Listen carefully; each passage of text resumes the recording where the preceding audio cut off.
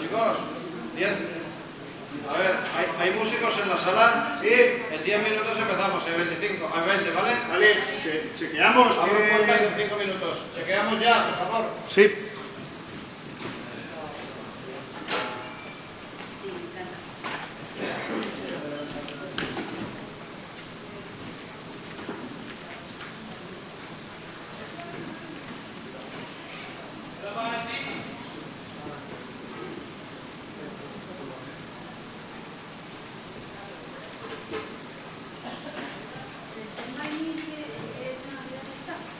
La 2. Sol. Vale, ¿queréis hacerla luego?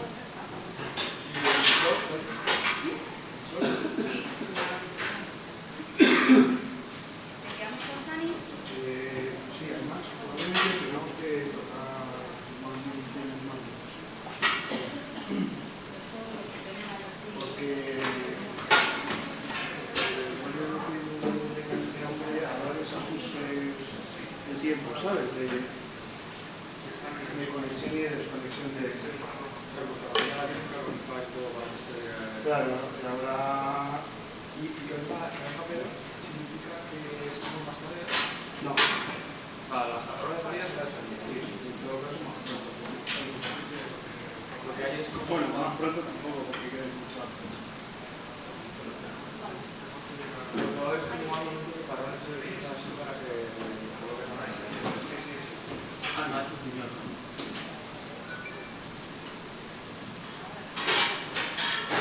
Tenéis cargador de hiporea, de así llamado. Mira.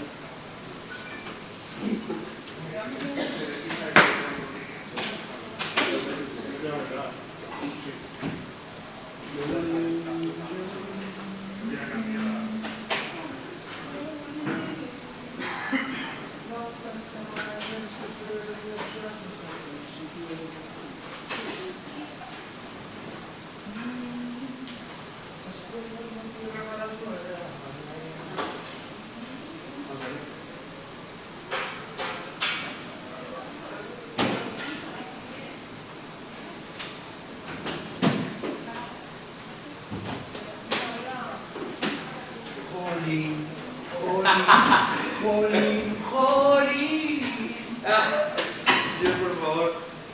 Es la versión de que video.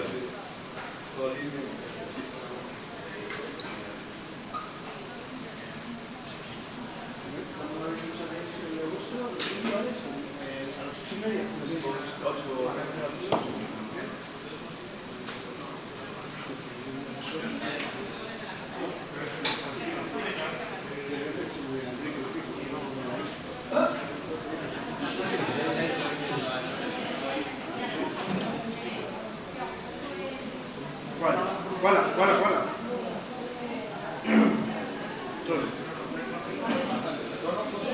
No lo sé, yo la tengo aquí, sí, es el original.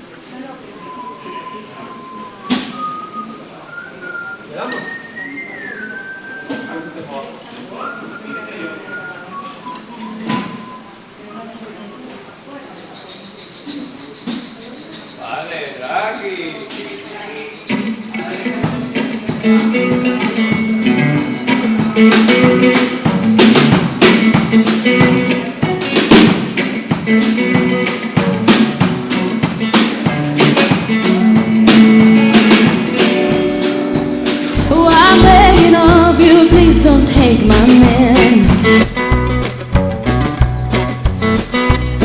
Jolene, Jolene, Jolene, Jolene. Please don't take him even though you can.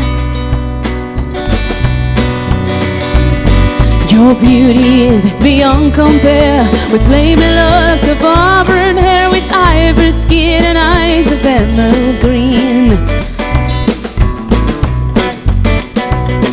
Your smile is like a breath of spring, your skin is soft like summer rain, and I cannot compete with you, Jolene. And I can easily understand how you could easily take my man, but you don't know what it means to me, Jolene. He talks about you in his sleep. There's nothing I can do to keep from crying when he calls your name, Jolene. Jolene, Jolene, Jolene, Jolene. Oh, I'm begging of you, please don't take my man. Jolene, Jolene, Jolene, Jolene. Please don't take him even though you can. I had to have this talk with you. My happiness depends on you, and whatever you decide to do, Jolene. And you could have your choice of man, but I could never love again. He's the only one for me, Jolene. Jolene, Jolene, Jolene, Jolene. Oh, I'm begging of you, please don't take my man. Jolene, Jolene, Jolene, Jolene. Oh, please don't take him even though you can.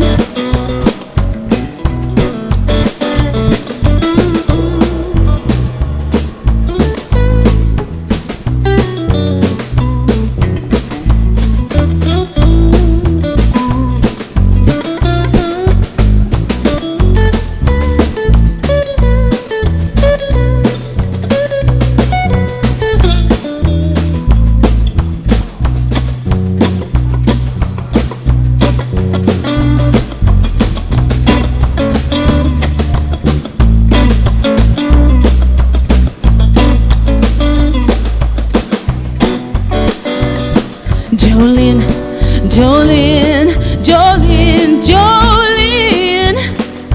Oh, I'm begging of you, please don't take my man. Jolene, Jolene, Jolene, Jolene. Please don't take him even though you can.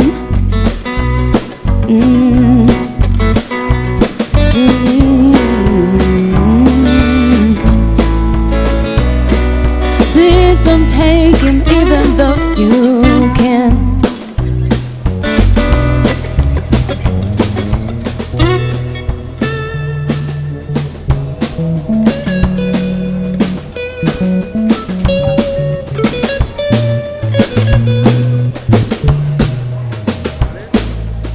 Vale, la guardamos para después. ¿Probamos un Stand By Me? ¿Probamos un Stand By Me? Pues eso. ¿Stand By Me? Sol. El domingo, sí, a las 12.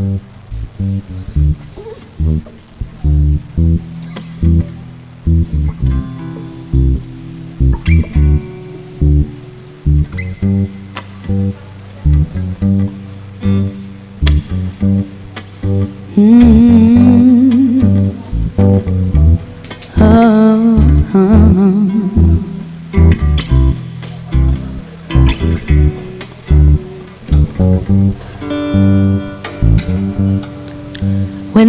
night has come and the land is dark and the moon is the only light we'll see. No, I won't be afraid. No, I won't be afraid. Just as long as you stand by me. So darling, darling, stand by me. Oh, stand by me. Oh, stand now. Stand by me. Stand by me. If the sky that we'll look upon should tumble and fall, or the mountain should crumble to the sea, I won't cry, I won't cry, no, I won't shed a tear. Just as long as you stand by me, oh yes. So darling, darling, stand by me. Oh, stand by me. Oh, stand now. Oh, stand by me. Stand by me. Wherever I'm in trouble, will you stand by me? Oh, stand by me, yeah, yeah. Oh, stand now. Stand by me, stand by me.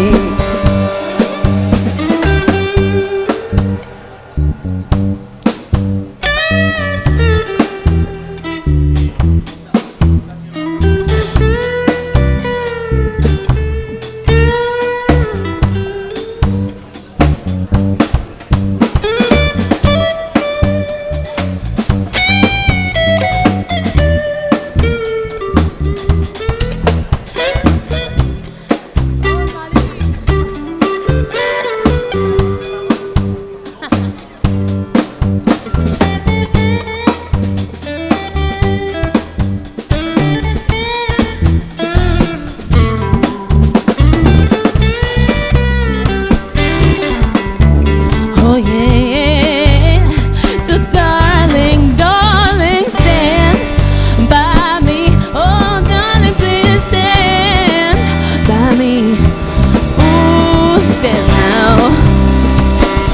Stand by me, stand by me. Whenever you're in trouble, will you stand by me? No, no, no, no, no, stand, yeah, by me. Oh, stand now. Stand by me, stand by me.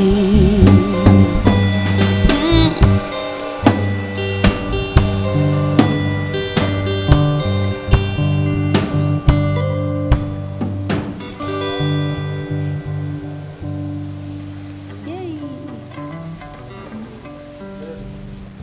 Vale. Hacemos back to black para quitarnos las lentes. Sí, bueno. Como luego tendremos que hacer.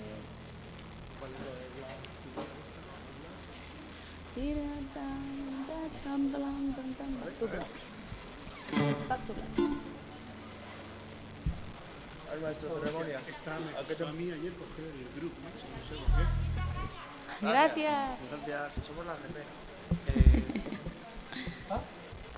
Back to black.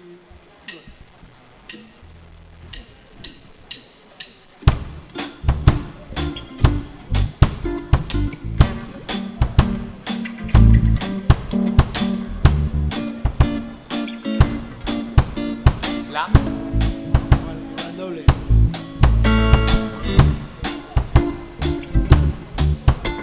Sol. Si bemol.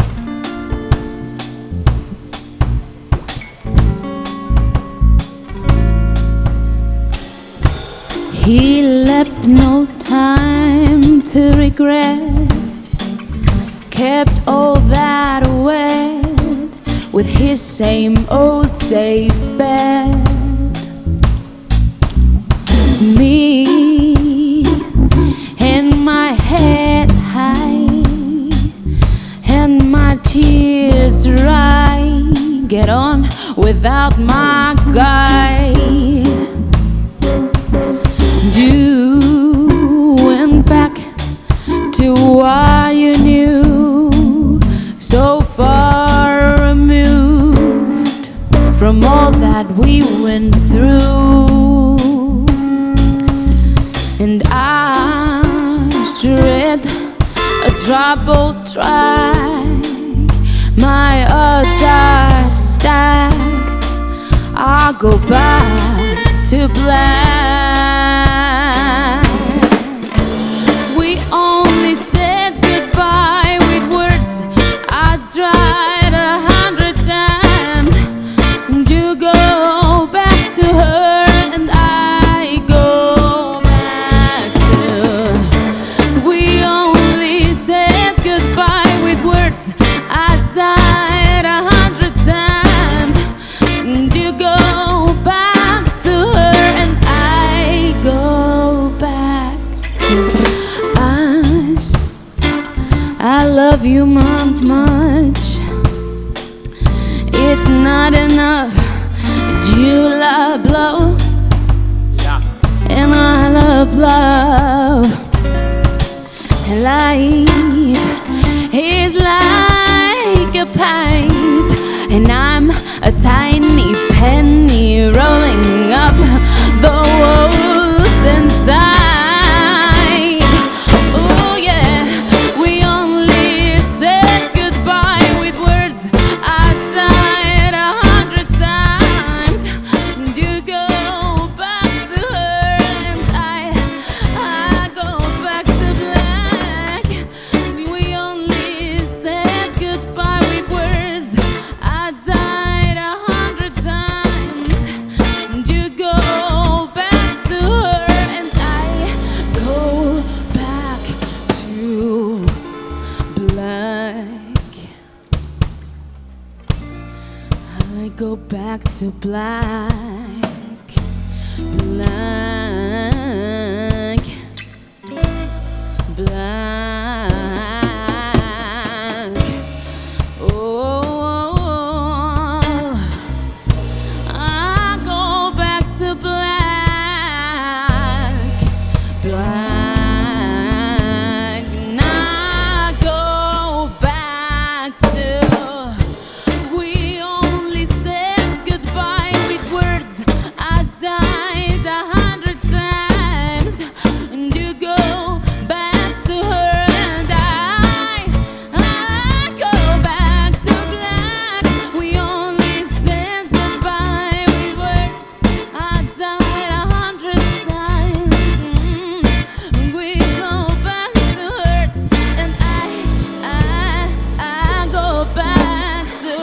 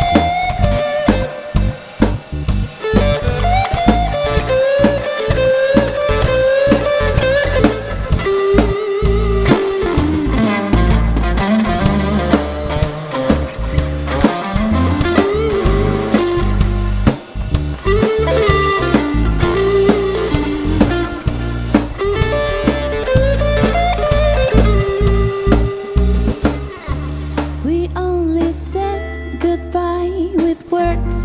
I died 100 times. You go back to her, and I go back to black.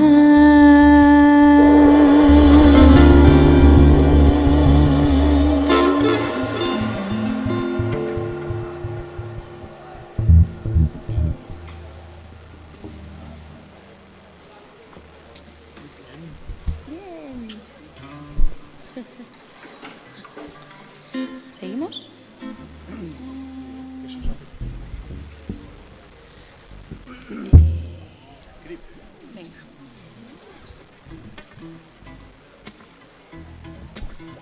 ¿En qué tono? ¿En do? ¿En do?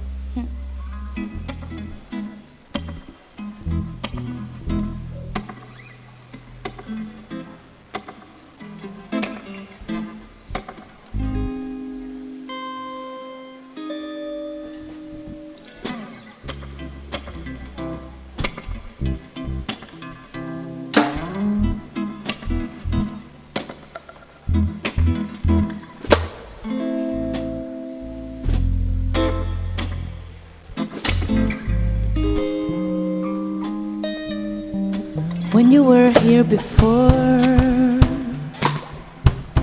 couldn't look you in the eye. You're just like an angel. Your skin makes me cry. You fly like a feather in a beautiful world. I was special. You're so fucking special. But I'm a creep. I'm a weirdo. What the hell am I doing here? I don't belong here. I don't care if it hurts. I wanna have control.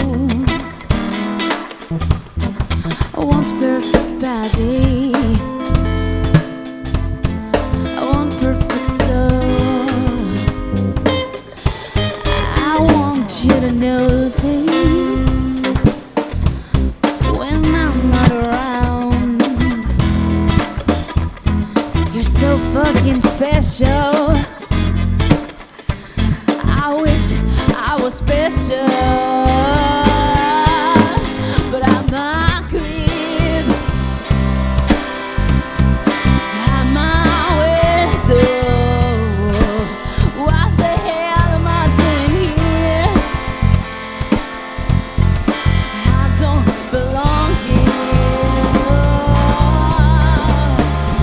She's running out the door.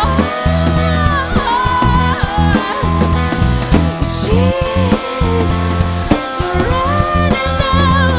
She run, run, run,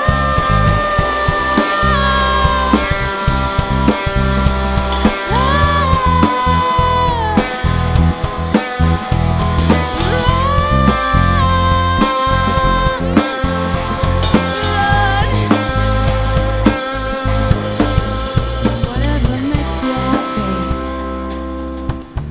whatever you want. You're so fucking special. I wish I was special, but I'm a creep. I'm a weirdo. What the hell am I doing here? I don't belong here. Oh, but I'm a creep. I'm a weirdo. What the hell am I doing here? I don't belong here. I don't belong here. I don't belong here. Oh, I don't belong here.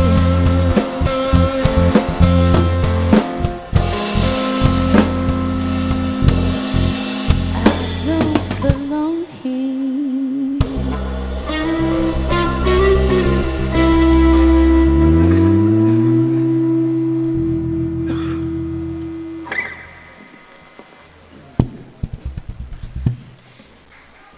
Gracias.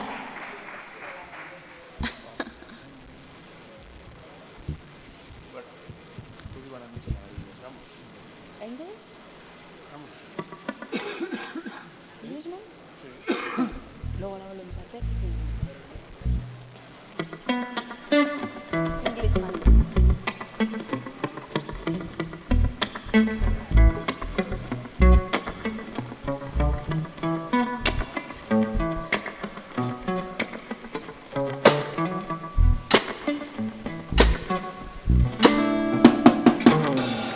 Don't take coffee, I take tea, my dear. I like my toast done on one side. And you can hear it in my accent when I talk. I'm an Englishman in New York. See me walking down Fifth Avenue, a walking cane here at my side.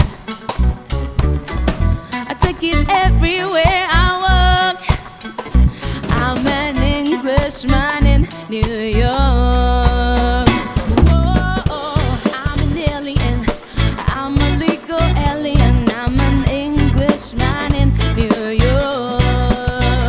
Whoa, I'm an alien. I'm a legal alien. I'm an Englishman in New York. If manners maketh men, as someone said, he is the hero of this day. It takes a man to suffer ignorance and smile. Be yourself, and no matter what they say. Good morning guys, good to see you again. I just love this whole soundtrack. It was made for my generation. It's super awesome, thanks guys. Good morning South Summit, thank you so much for being here with us. Feel free to come on into Arena, plenty seats here at the front. It's an early start. It's been a busy 3 days, networking, from the early morning breakfast meetings all the way through to the after midnight cocktail meetings and a couple of gin and tonics here and there, but that's what it's all about, right? This is a platform for getting people together, making connections and doing business and accelerating innovation. And on that track, we are going to kick off a very, very ambitious and exciting program we have all this morning here on Arena and all of our other stages as well throughout the morning, so don't miss it. But here we're going to kick off with a super exciting conversation. We're going to dive into an industry that really was one of the first to experience digital transformation almost 20, 30 years ago at this point. One of the first industries that really had to understand what was happening from a technological perspective and totally transform how they were reaching their audience, reaching their market, and transforming their business models in the process. And this conversation's a first-timer to South Summit. We're excited to have one of these individuals, and of course, our global partners are participating as well in this conversation. So please give a big, warm welcome to the stage for Pepita Marin, CEO and co-founder at We Are Knitters, Carlos Munoz, the president at Prisa Group, Marina Specht, CEO at McCann Worldwide, and Fuencisla Clemares, the country manager at Google for Spain and Portugal. Pepita, thank you for being here.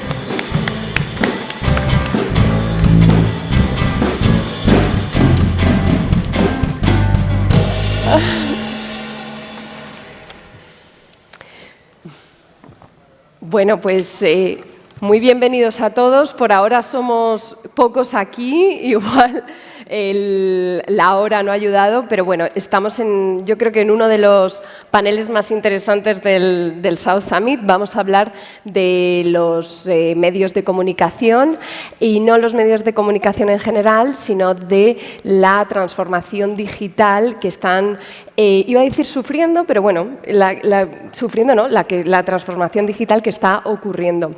La manera, todos lo sabemos, la manera que consumimos la información está cambiando a unos ritmos vertiginosos entre el audio, el móvil y sobre todo bueno, las Big Tech. Todos lo estamos viviendo y por tanto las empresas tienen que gestionarlo. Y para ello tenemos aquí lo mejor de lo mejor para poder hablar. Tenemos a un representante de una Big Tech, de Google, tenemos a Fuencisla Clemares, yo creo que la conocéis todos, es Country Manager de Google España y Portugal.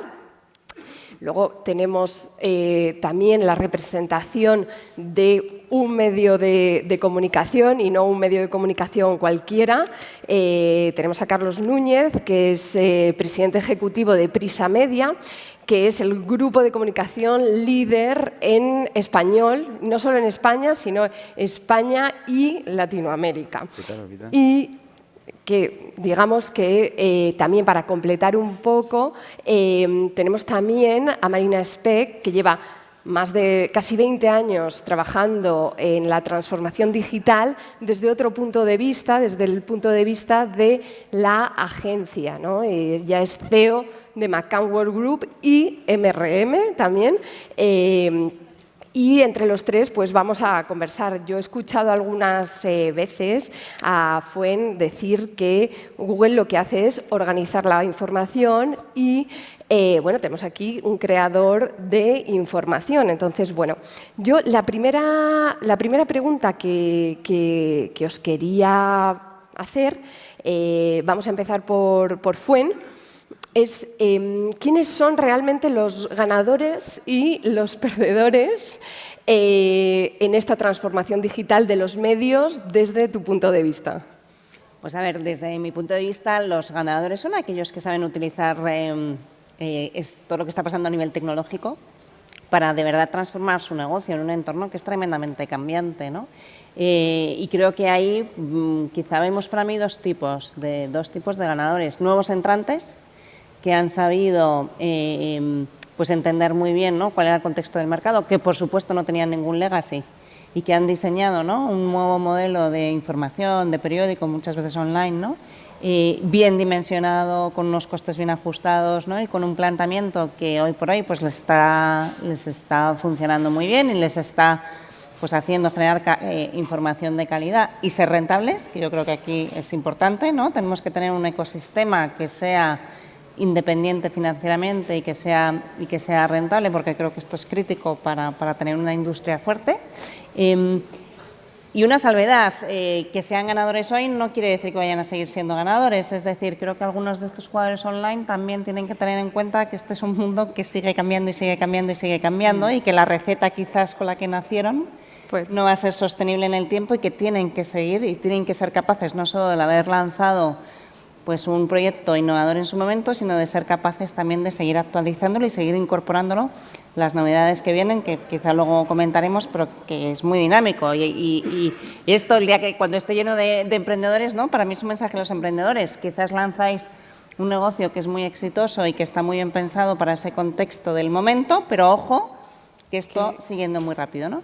Y los otros ganadores, pues creo que dentro de este mundo de los medios tradicionales todos vemos empresas que abrazan la tecnología, la entienden y son capaces de verdad transformar su negocio más rápido, ¿no? Y creo que los retos que está teniendo este sector son muchos, porque es que les ha cambiado todo.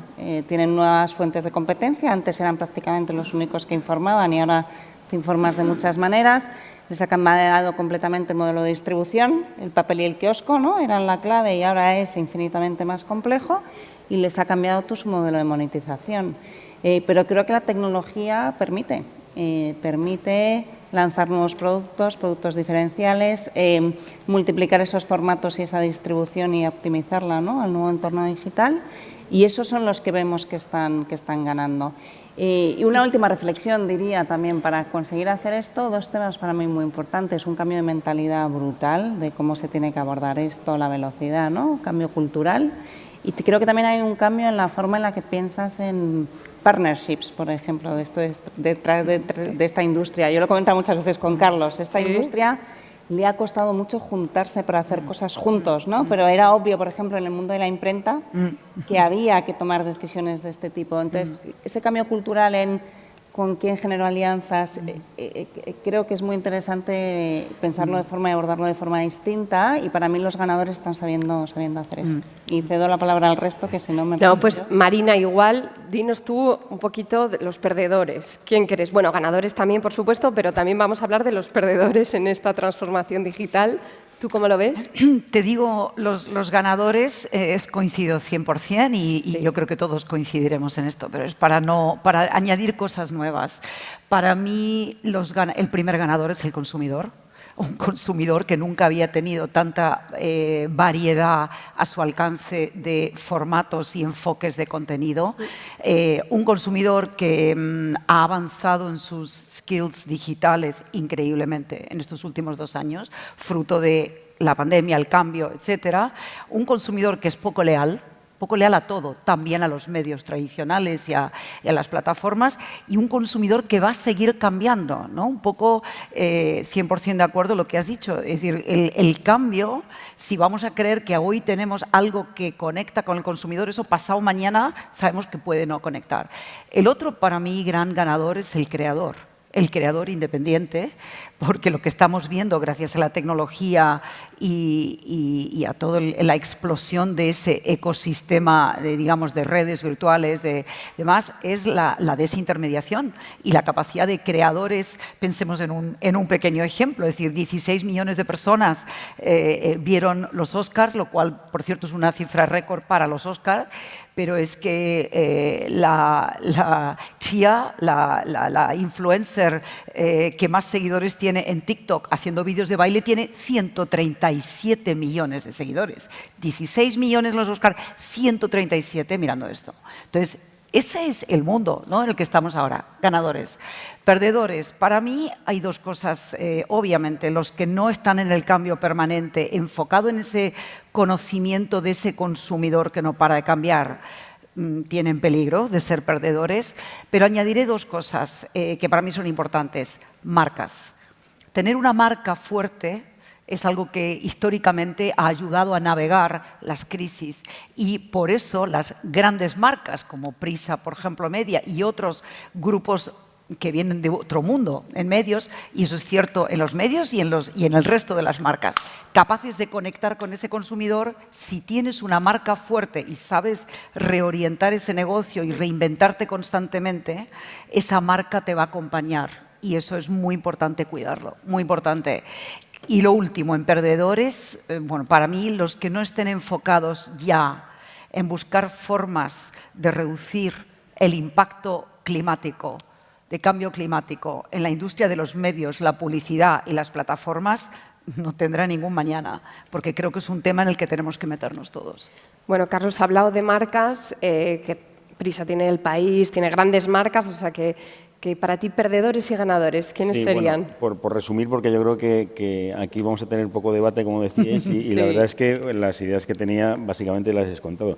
Por resumir, y ahora desde el punto de vista de lo que es un medio de comunicación, nosotros tenemos tanto periódicos como radios, 3 grandes, y efectivamente en el mundo digital una de las grandes ventajas que hay es las barreras de entrada son muy pequeñas, con lo cual pues aparecen ya muchos jugadores y como dices, pues unos ganan y otros pierden.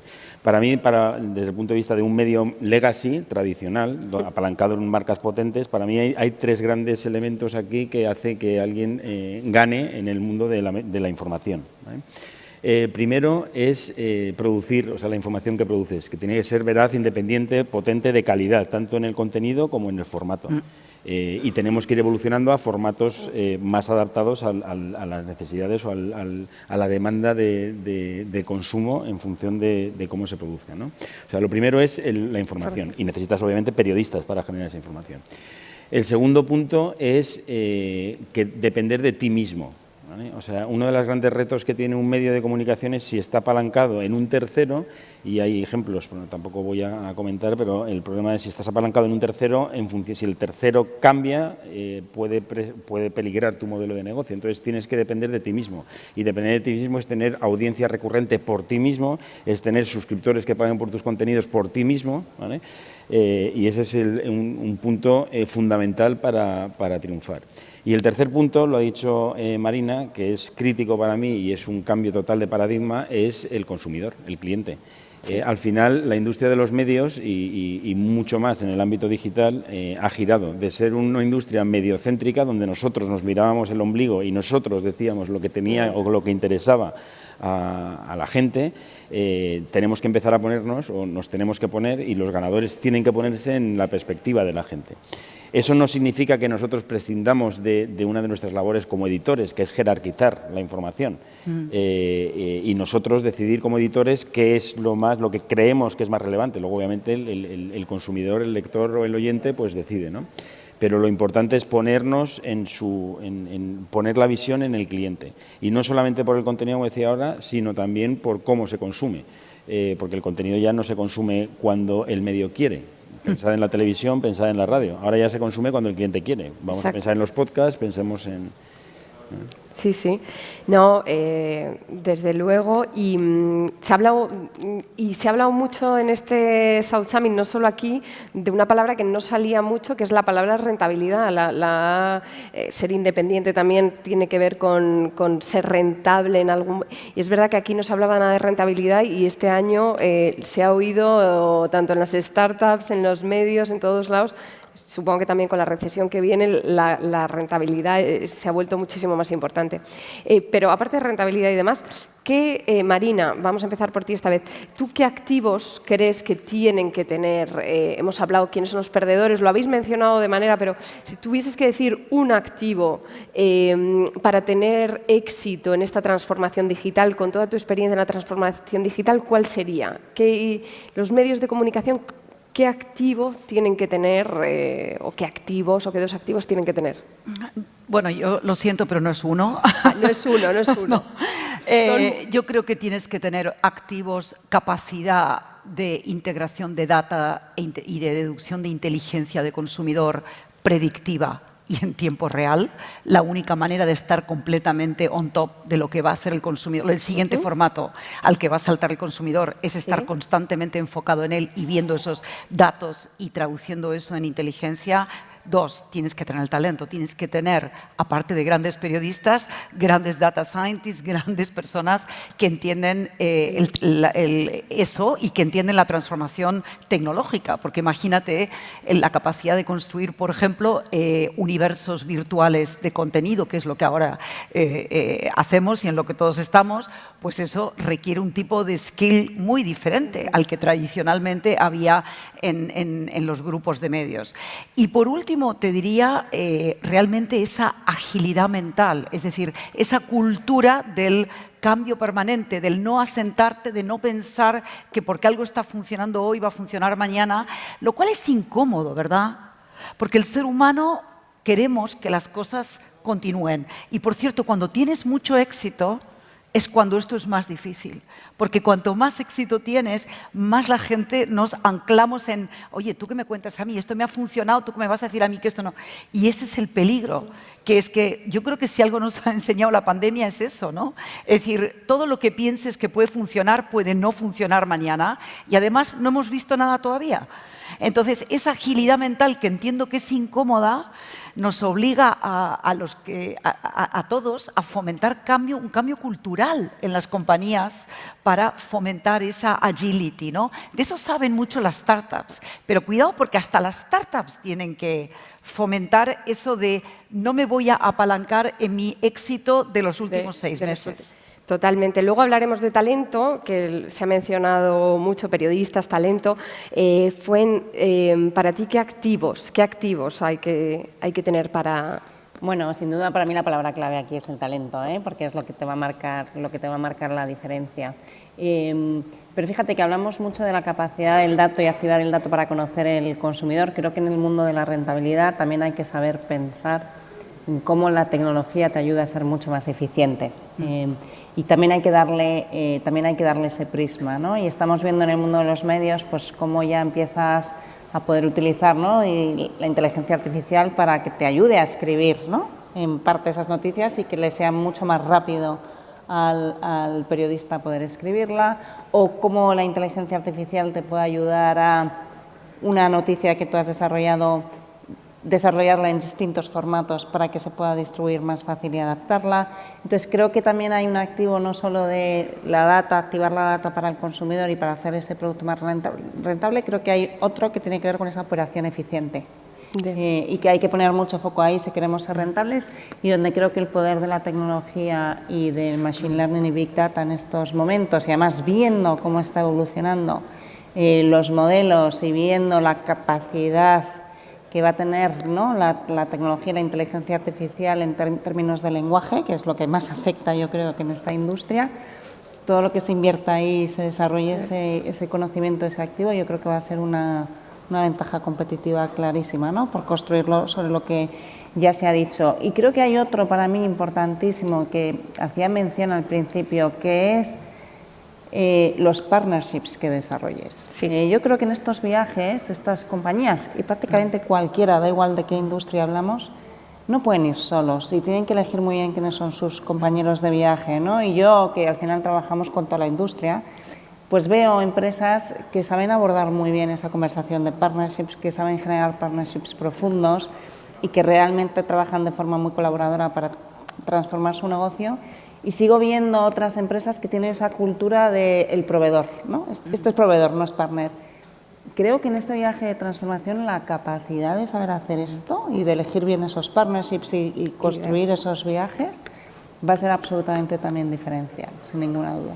Y Carlos, tú, aparte de la pregunta general, porque habláis mucho de partnerships, a Google, ¿cómo lo veis? ¿Cómo lo vemos? ¿Como un partner, como un proveedor, como un competidor? Ya le has metido un aprieto. No. Digo, ya que ha salido el tema... Google al final es un partner. Es un partner. Obviamente, y en ese ámbito trabajamos. No, pero desde el punto de vista de los activos que para un medio de comunicación tiene que tener para triunfar en esa transformación digital, para mí hay 3 claves, y un poco también por resumir un poco lo que estamos diciendo, que coincidimos bastante. La verdad es que ahí no hay mucho debate, ¿no? Primero, escala, ¿vale? Sí. Es fundamental tener escala para triunfar en el ámbito digital, ¿vale?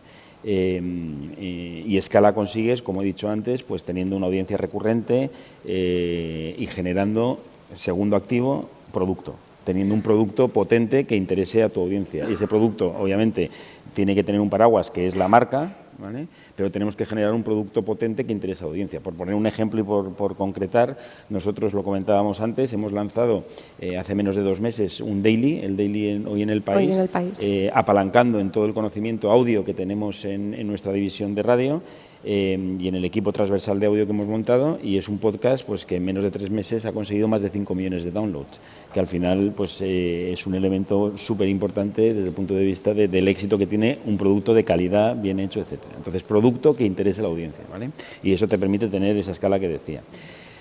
Tercero, ya se ha mencionado, y yo creo que es casi no-brainer, talento. O sea, necesitas equipo. No solamente para generar contenidos, necesitas para analizar datos, para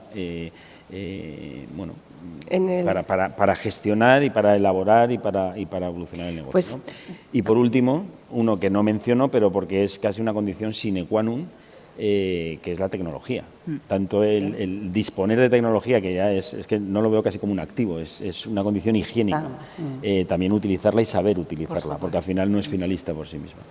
La combinación de esos 4 factores es la que te da sí o sí el éxito. Si no tienes esos 4 factores, al final pues puedes hacer, como decía, barreras de entrada son muy pequeñas, puedes lanzar algo, pero desde luego no será sostenible en el tiempo. Vamos a enlazar con la última pregunta que tenía, que porque lo habéis mencionado en todas las preguntas, es el talento, los periodistas, los creadores de contenido, el propio consumidor que crea, a su vez, como decía Marina, el contenido. Tú llegaste hace un año a Prisa Media y antes también trabajabas en otro medio de comunicación. ¿Cómo has gestionado o cómo crees que se debe gestionar el talento a la hora de hacer una transformación tecnológica? Por el anglicismo, que es el upscaling de la gente, ¿cómo se gestiona? Eso es muy importante y también se ha mencionado un poco, pero por resumir, lo ha comentado Marina, porque estoy muy de acuerdo en un poco lo que decías, desde el punto de vista de la transformación digital al final de las personas. Al final no estamos hablando solamente de skills, es decir, de hacer un curso de formación de determinadas tecnologías o para aprender a programar en Python, o porque hoy es Python y mañana será otra cosa. Aquí la clave es el mindset, es la mentalidad. Al final el ámbito digital evoluciona continuamente y de forma exponencial, de manera que lo que estamos viendo hoy va a ser distinto sí o sí, seguro, a lo que podemos ver dentro de un año. Por lo tanto, tenemos que tener, o la gente tiene que tener mentalidad de salir, de no estar en una zona de confort, de querer aprender continuamente, mucho autodidactismo, porque aquí vamos aprendiendo todos a medida que vamos haciendo. Y al final es un entorno, si quieres, más, entre comillas, más hostil a lo que el ser humano realmente está preparado, porque al final lo que estamos... más rápido de lo Por eso que... al final, y decía, está muy bien visto, al final el ambiente emprendedor de startups al final es un caldo de cultivo muy bueno, porque al final estás justo en ese entorno, donde al final estás en continuos picos y valles, donde bueno, tienes que estar preparado para estar en, como digo, en aprendizaje continuo y sobre todo en trabajar pensando en que dentro de X meses o incluso menos tiempo, pues las cosas van a cambiar. Sí, Fuen lo apuntaba desde el principio, que no hay que conformarse porque lo que hoy, digamos, te sirve dentro de 6 meses puede estar completamente fuera del mercado. Fuen, tú, además de lo que apuntabas antes, a nivel de gestión del talento y cómo gente de dentro, gente de fuera, comprar startups... A ver, yo estoy de acuerdo que al final aquí hablamos del talento, porque en el fondo es la gestión de un profundo cambio cultural, ¿no?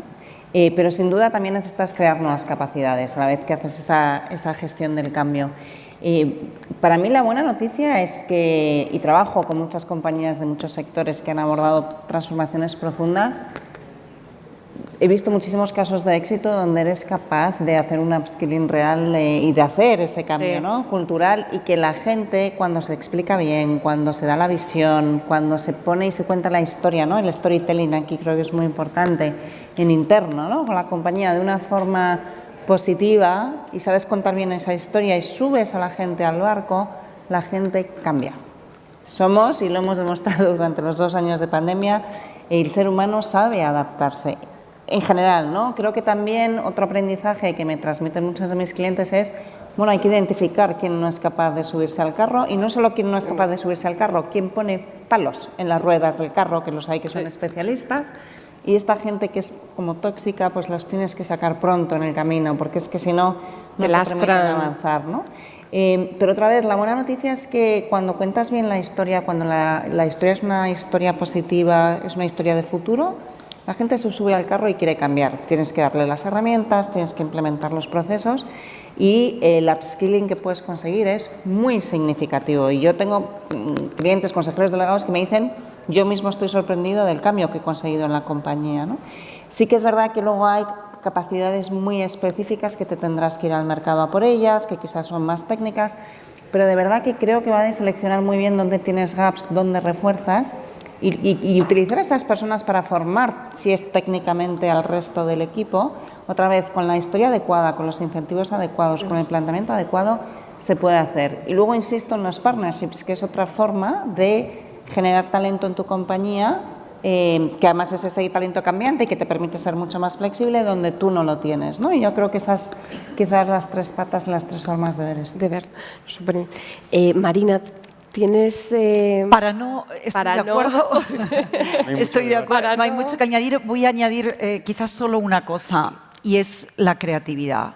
Es decir, en el talento. Nosotros somos la mayor compañía creativa de este país. Tenías que ser tú, claro. Hombre, y una de las grandes compañías creativas del mundo, y si creo humildemente algo sabemos es gestionar talento creativo. Por cierto, es lo único que tenemos. Nosotros no tenemos fábricas, no tenemos imprentas, bueno, vosotros casi tampoco. Exacto. Bueno, alguna hay todavía. La gestión del talento creativo es algo que está en nuestro DNA. Entonces, creo que es una de las partes más importantes de la transformación. Es decir, el generar un entorno donde en un constante autoformación, no olvidemos una cosa, el ser humano aprende fundamentalmente haciendo. Esto lo dicen todas las estadísticas. Aprendemos haciendo, no escuchando a otros que nos cuenten lo que hay que hacer. Con lo cual, lo mejor que puedes hacer es crear equipos híbridos, agencia, cliente, startup, partner tecnológico, medio. Los medios tienen una influencia y son partners fundamentales nuestros. Entonces, equipos híbridos, entorno cultural abierto y mindset de cambio, y dejar que la gente haga y dejar que la gente se equivoque.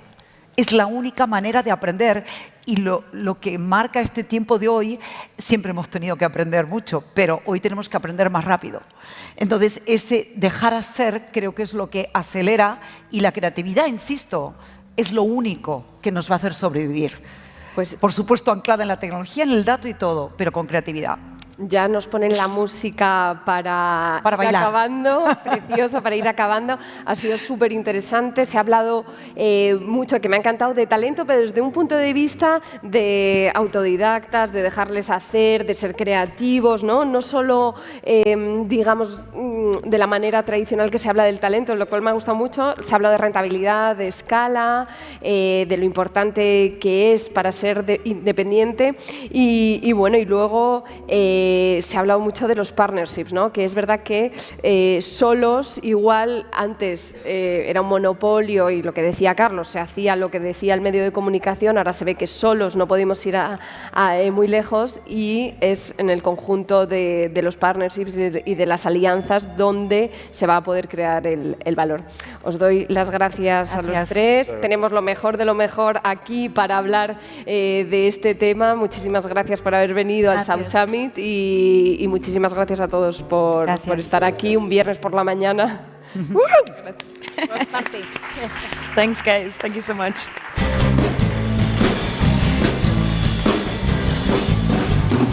Woo! Let's go. And moving swiftly along, thank you so much, Pepita and team. What an incredible, interesting conversation. It's amazing to see how the media industry has totally transformed in recent years. And moving swiftly along, all this transformation and innovation needs fuel to power the change and the disruption and the scale and bringing these new companies to life. And this next panel is going to talk all about that. We have 4 of the biggest VC firms in the world from both sides of the Atlantic operating globally here with us this morning, and we're so thrilled to have him. So please welcome to the stage José Manuel Carol. He's the Operations Director of B Startup at Banco Sabadell. Lucille Cornet, who's a partner at 8 Roads. Jackie Abitbol, who's Managing Director at Cathay Innovation. Ricardo Schaefer, who's the partner at Target Global. And Michael Calfayan, who's partner at TCV. Let's go, guys. Wow. Thank you.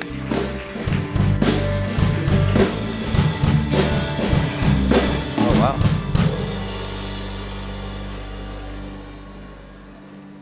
Hi, good morning to everyone. Well, for me, it's a pleasure to be here today with such an interesting investment panel with so many good investors. I want to make a short introduction. I have Lucille from 8 Roads, Jackie from Cathay, Ricardo from Target Global, and Mike from TCV. If you can make like a really short introduction of who you are and which is the fund that you have behind, or the fund that you are partners, please. I don't mind who is going to start. I'm going to ask all the questions like this, and I can start. The order. Okay, perfect. Hi, I'm Lucille. I'm a partner at 8 Roads. We're a global fund, and we invest mostly in scale-ups. Happy investors in a number of Spanish startups like Wallapop, Fever, and Redpoint. Hello, everyone. My name is Jackie. I'm managing partner at Cathay Innovation. So Cathay Innovation is a global platform investing in Europe, US, China, and Southeast Asia. And in Spain, we're investors in companies such as Glovo or Wallbox, just to mention a few of them. Hi, I'm Rick, a partner at Target Global. We're a pan-European kind of venture firm investing early stage in growth. Very excited to be here. I'm Mike Calfayan. I'm a partner at TCV in London. We're a global growth equity firm, and we focus on typically later stage technology companies around the world. Okay, great. Thank you. Well, sorry, I'm José Carol. I'm operating director at B Startup. At B Startup, we do financial services for startups and also investment. We have B Startup 10 from Series Investment, and then we have Sabadell Venture Capital, where we invest in pre-Series A and Series A. Okay, so I don't know if you have the same feeling, but you have been here for 3 days. We have all, I suppose, been speaking with quite a lot of entrepreneurs, and I don't know if you have the same feeling, but I have a feeling that there is quite a lot of people that it's a bit like, I don't know if the word's worry, but wants to know what is going to happen with the economy. No? We are not now, we don't know exactly what is going to happen, and I want, if you can give your view about what is happening with economy, how it's this thing that is going to happen, it's affecting to your startups that you have on portfolio, of your investment thesis. If we can chat about this a bit, please. You want to start? Yeah, happy to go. I mean, I think you're right, I think, and also we see it also in the boardrooms. It's probably a conversation that is happening everywhere. And we try to have a fairly measured approach. So to some extent, you want to acknowledge and obviously look at external markets. On the other hand, we invest, and I think same for entrepreneurs, like our horizon is typically 10 years. And so obviously what's happening today on the NASDAQ doesn't necessarily have an impact on, what a business is going to become. And so for us, we're trying to see what companies could become and what the world could become, not necessarily like what it is today. So trying to keep that balance is important. But talking about the day-to-day impacts for entrepreneurs, obviously, I think a lot of the conversations around extending runways, so making sure that you have a bit more time to deliver, execute before fundraising again. So obviously, some of those conversations are happening. I mean, just came back from an offsite with the team last week in southern France, and we had a team from the US, team from Asia, and team from Europe. And basically everybody shared their views. I mean, the same way that Jose, you're asking the question. And reality is that what we're seeing today is like maybe regions are becoming a bit more local, which means that sometimes you expect international funds to come into your region because as opposed to last year, so they were much more opportunistic, and now it's like they're focusing in their portfolio, they're focusing in their markets, and at the same time, I mean, it's of course about the messages about extending the runway, cutting costs, etc. And what we are seeing in every stage and in every geography is really process of fundraising are becoming a little bit longer. Okay, and therefore, if you have limited runway, just try to forecast a little bit or try to extend it, so that whenever you go to the market and fundraise, you have time, and you have also in a cash position that will not put you at risk. And then on the investment side, what we're looking at for new investment is really also the possibility of with a fundraise to have a clear path toward profitability, as opposed maybe to previous years. I mean, you asked about the economy, right? Yeah. So, look, I mean, obviously, at the moment, we have like full employment around the globe. Companies are well capitalized, and kind of at first glance, everything's actually fine, right? Then, of course, and I'm not an economist, but I think all signs indicate that we're going to go probably into a recession, and times will change, right? Or almost kind of normalize if you take the last 2 years as an outlier. So we definitely see kind of multiples coming back to kind of more normalized levels. I mean, I do early stage, so kind of we're less worried. I agree with you, right? I mean, it's like a 10-year horizon, and kind of valuations are almost decoupled a bit from public markets at that stage because they're more driven by, say, kind of competitive dynamics of the round. So in a way, it's business as usual, but kind of aware that global economy might kind of, or growth will probably change over the next half year, 2 years. Let's see how inflation maps out. Yeah, I mean, I think it's, for us as well, it's business as usual. Many of the greatest technology companies of the last 25 years have been born out of times with economic dislocation. So, it's the kind of the cultures and teams that are forged during slightly adverse times that are often the ones that go on to win. Secondly, the talent markets have been very tight over the last few years, and there is an upside scenario over the next couple of years where things get a little bit easier from the perspective of retaining and acquiring talent for your companies. But look, economic cycles are normal. The benefit that we have and that all of you have is that the secular trends behind your companies are much longer. To Lucille's point, these cycles are typically kind of shorter. They're normal. They're a normal part of life we have to live with. But technological secular trends are long and present massive opportunities, and nothing changes in that regard. Okay, so it's interesting. So you are saying that business as usual, but what kind of, you were saying that maybe companies have to try to maximize the runway that they have, but what kind of errors can you think that now entrepreneurs have to avoid because of the moment that we are living, that no one has the crystal ball, so we are not going to, anyone knows what is going to happen, but what kind of errors do you think that people should avoid in a moment like now, which is like uncertain? Running out of cash to start with. This is for sure.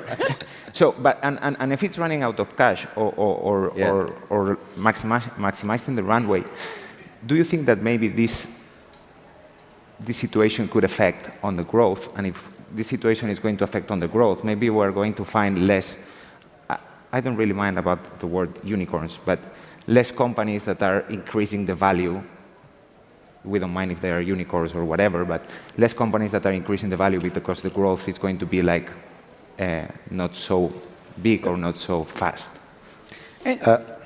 Yeah, no, for me, 2 errors I can think of. So the first one I would say is, I always say, and even before economic questions, like really invest in your finance team, because those are times where you really want to be able to be good at reforecasting, having different scenarios, and suddenly I think like finance team have always been like the the overlooked function, right? Where you invest in product, you invest in go-to-market, and I see counter of companies even at Series B that either don't have a CFO or have an externalized CFO, and I think that would always be my advice, like try to have someone good in place that's going to help you run those scenarios, have a good understanding of your business so you can flex how much I spend, to your point, like do we invest in growth, do we invest in profitability, how much of a runway do we have, what are the levers, and the other thing is there are multiple sources of funding, right? So VC, obviously all of us, but now I think there's a lot of different colors of funding, so you have venture debt, revenue-based finance, and so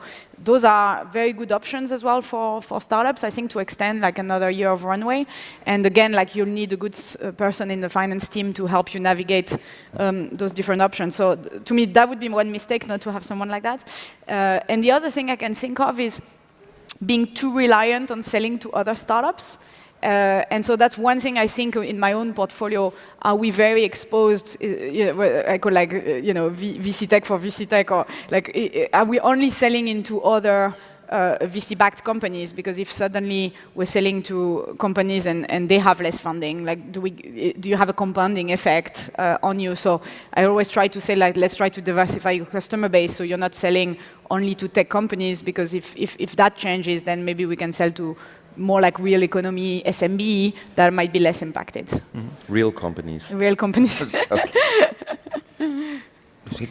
I mean, you touched a couple of interesting points. One is the growth. Okay, before, I mean, companies was just pouring an amount of money into growth, and relying on raising another round. Okay, that was the model. To show like 2, 3, 4, 5x. Okay, so to be able to be attractive enough to raise additional money. This is not the case. So what we're looking at, I was mentioning that a bit earlier on, is really having like a model where actually the company, with a couple of rounds, I mean, depending of the stage of the company, you can, I would say, even like control your own destiny. Because, as I said, so the market, there is money. I mean, definitely, it's not that there's no money, but there is a time where there is a correction about valuation, there is a correction about I mean, some business models as well. And if you look at what we've been through with the COVID at the beginning, I mean, the first 2 months, everybody like paused because nobody really knew what would be the impact of the COVID in the economy. What we saw is, of course, digitalization was, actually help the companies, I mean, the economies to survive. Here, as opposed to maybe 2, 3 years ago, I think it's going to last a little bit more. Okay, it will not last forever. So, I mean, our guess is again maybe something within 18 months. So having that in mind, that within 18 months it's going to be tough. It's going to be much more challenging to raise money, and therefore you can adjust the spending. You can adjust the hiring. You can adjust the runway, and so forth. And don't be scared by showing a smaller growth than what VCs like. I mean, VCs today are more into, okay, is your company sustainable? Is your model, can grow, can expand, and can become, a company that will be financed in the shorter time than before? So, I mean, you asked about questions from kind of mistakes to avoid, right? So, I think obviously the last 2 years, particularly, there was a lot of money around, and there was almost like a tendency to kind of maximize for valuation, and kind of, I think, it depends what stage you're at, right? But if you're kind of raising, I'd say kind of instead of again maximizing for valuation, maybe look more for kind of who's the right partner for you at that stage, even if it comes at a kind of at a lower valuation expectation that you might have had, and just, I mean, I think in the past we were kind of giving the advice to at least have always kind of 12 to 16 months. Now probably it's more prudent to plan for 24 months of runway, but kind of, yeah, don't get carried away with kind of unicorn or whatever kind of titles and maximizing valuation, but more just make sure you have the right partner who's kind of can add value, and that can also, by the way, fund you through different cycles, right? And not just for that round. So, yeah, I think a couple of things I'd add is always better to make hard decisions sooner rather than later. A lot of those decisions we don't like to make, but it's the hallmark of a great founder that can kind of be decisive about what needs to be done, and really lead about making those hard decisions. And a lot of that is going to be kind of reframing the objectives over the next couple of years to focus on some combination of growth and efficiency. So whereas the last couple of years it's been far more indexed towards growth, or growth at all costs, people would say. Now it is much more important to reach some combination. People are much more interested in pathway to break even, or cash runway, or gross margin profile, or the economics on sales. These are the sorts of things that VCs will be looking for, and ultimately I think it's the companies that focus on that combination and hunker down are going to be the ones that survive. And I think in this environment, survival is one of the things that actually ultimately enables you to win in multiple years' time. Okay, great. And what about sectors? What do you think that could be the hot sectors for investing in the next, 12 to 24 months? Which are the hot sectors that you are putting now more focus on it? Can we change? We switch. Okay, Mike, if you want to start, then we change. Sure. You going to go? Or am I going? Please. Okay. Look, there is a lot going on in the technology world, and that's what makes it really exciting. For us, we're seeing a lot of innovation emerge in, the sorts of areas that you'd expect, right? AI, climate.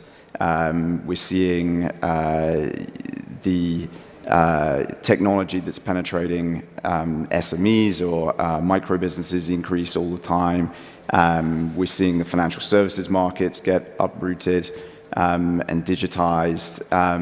So there is there really is kind of, we spend a lot of time here talking about the negative sides of what's going on in the macro, but the reality is that we're at kind of a convergence point, whereas there's a bunch of technological trends which are changing the world, and there's been no better time really to be an entrepreneur and be a VC. So that's a kind of a long-winded way of saying that there is a lot of sectors that I think would be interesting.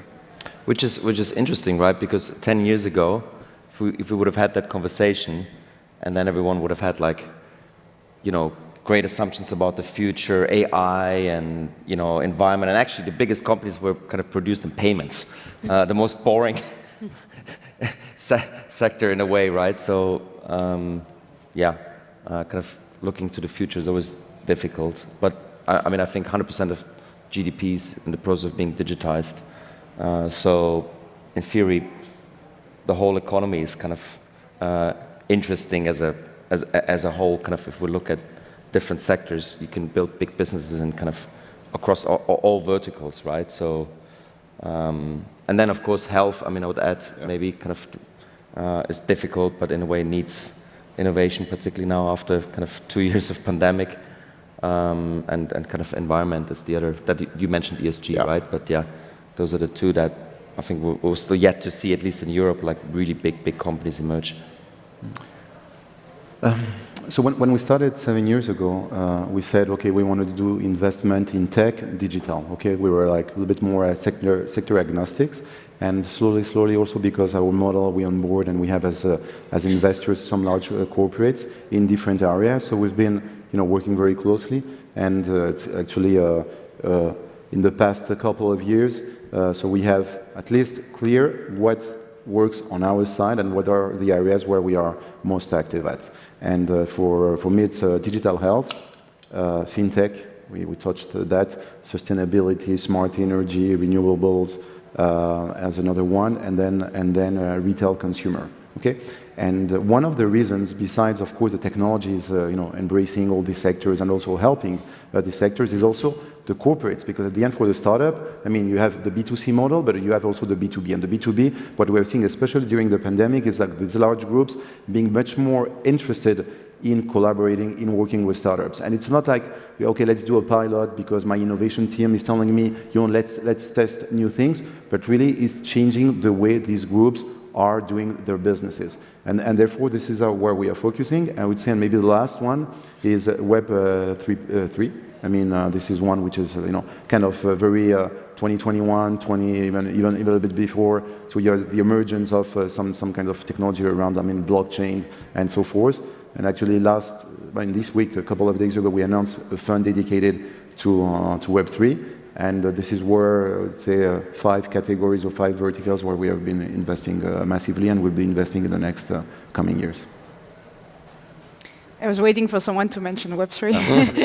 I mean, lots of areas we're excited about. Maybe 2 to pick some of ones that get me excited. We've seen a lot in the HR space. I think Mike mentioned it's been big war for talent. But more generally, I think the relationship employee-employer has changed a lot. And so we've seen a lot, we're already investors in spend management, HRIS companies, but we're seeing a lot around retention, how to assess employees, how to have, better benefits. And so that's a space I still continue to think is very interesting. And maybe another one is we're big investors in travel tech. And Spain has been a great country, obviously. Travel is finally back. I think they had obviously a very tricky couple of years, but that's another area that's very large. And I think when you see the experience in a hotel, on a flight, you think like there is way more space to digitalize and improve those experiences. So another area which I personally like. Shout out to TravelPerk. Sorry, shameless plug. On that note. Yeah, we're also, it's an area that we really like. We have some good investments there, like Exotic and so on. Before we finish, because we only have 2 minutes remaining, time has really fly. I would like if you can finish with trying to give one piece of advice to entrepreneurs. I don't mind on whatever do you really want, but if you just can give one piece of advice to an entrepreneur in these moments, what it would be.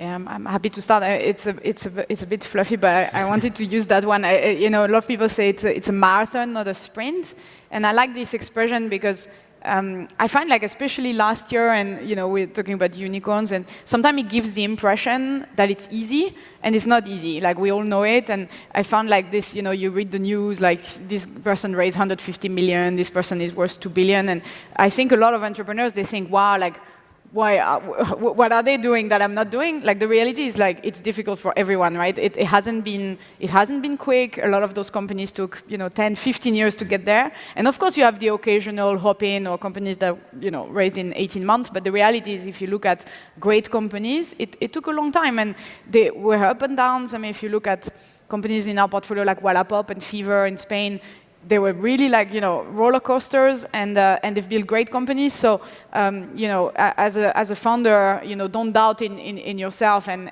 optimize for the journey. Okay. I would say don't panic first, okay? Because I know that there's a kind of a sense of pessimism lately. Okay, so we talked. I mean, some of the questions were okay, extend the runway, cut costs, etc. Yes, I mean you should do it because you should manage your company in a more efficient way than it was done before. This is the first thing. And the second one was touched a little bit by Ricardo, is the sense of don't think only about valuation, which means that if you have the opportunity to take some money, whether it's equity, whether it's debt, whether it's just take it, because 12, 18-month situation will be better. But in the meantime, you need to continue your to fund and to the business of your company. So don't try. I mean, I know that the name of this panel is Sunicorn. Okay, so it means already we are giving you some kind of indication where you should head up. But it's more okay. Build something which is sustainable in the time, and also if peaks like this ones where situations are a bit more tense. I mean, it will go back to a better situation in the coming months. So on the founder level, I'd say sleep well, eat well, exercise. 8 hours, we talked about this before, 8 hours. Good, respect your bedtime. And then, of course, at the end of the day, I mean, on a company level, hire the best people and build a product people, give a shit about, right? And pay for and really care. So kind of build good products and hire the best people. Easily said. Yeah. More easily said than done. Easy said, and a lot of good advice there. So hard to add incrementally, but look, I think I'm always a fan of when entrepreneurs are paranoid. I don't want to be negative about it, but I think that it is, it's a founder's job to be thinking around corners and.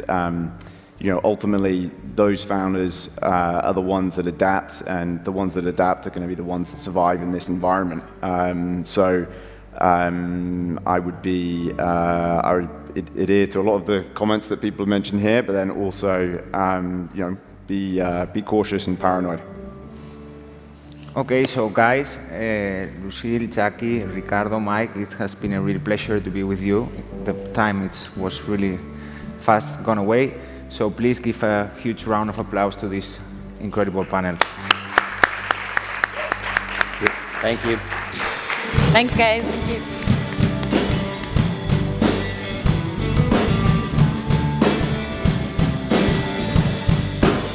Amazing. Thank you so much. I love that creativity, agility, but look after yourself, right?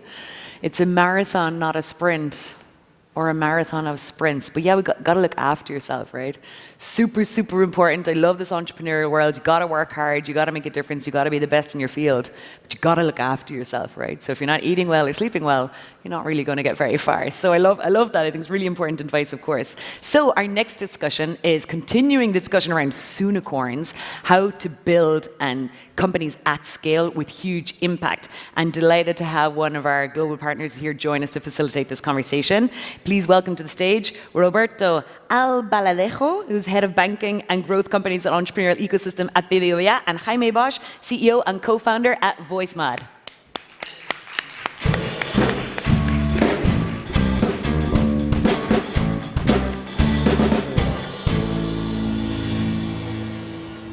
Wow, great band. So hi everyone, I'm Roberto from BBVA. Here with me, Jaime from VoiceMod. Hi, thanks for having me. So Jaime, why don't we, I guess like everybody, like most people may know about BBVA a little bit, and even though we're going to talk about how we can help high impact companies like yourselves grow, why don't we begin with you telling us a little bit more about VoiceMod, about the history of the company and how you made it through here? Well, at VoiceMod, we help people express themselves through sound in the digital spaces. So we have a voice augmentation technology that allows people customize the way they talk, customize the way they sound on the digital spaces. You can sound with an amplified version of your voice, a beautified version of your voice, or even a different version of your voice. And as of today, we have a software that has more than 30 million downloads over the world, and we are also opening our B2B lines recently. And this was really a long story. So VoiceMod started as a side project of one of my former companies back in 2009. So VoiceMod is really the first project that we did when we had the first iPhone in our hands back in 2009. So when we got the first iPhone, and back in the day we were doing developer for software, websites, and this kind of things, technology. And the first thing that we noticed is that this device will enable people to have small pieces of software that can be used everywhere. That was really changing the way we consume software. So we really understood that from the very beginning. And I co-founded this company with two of my brothers, and the three of us, we are musicians, we love technology. And so we decided we were going to do a fun project to learn how to do mobile apps. So the first project that we did was a voice changer that was running in real time on this first iPhone. And we really spent a lot of time on building this technology and building this experience back in the day. We launched this product in 2010, so we really were one of the early iOS applications in the store.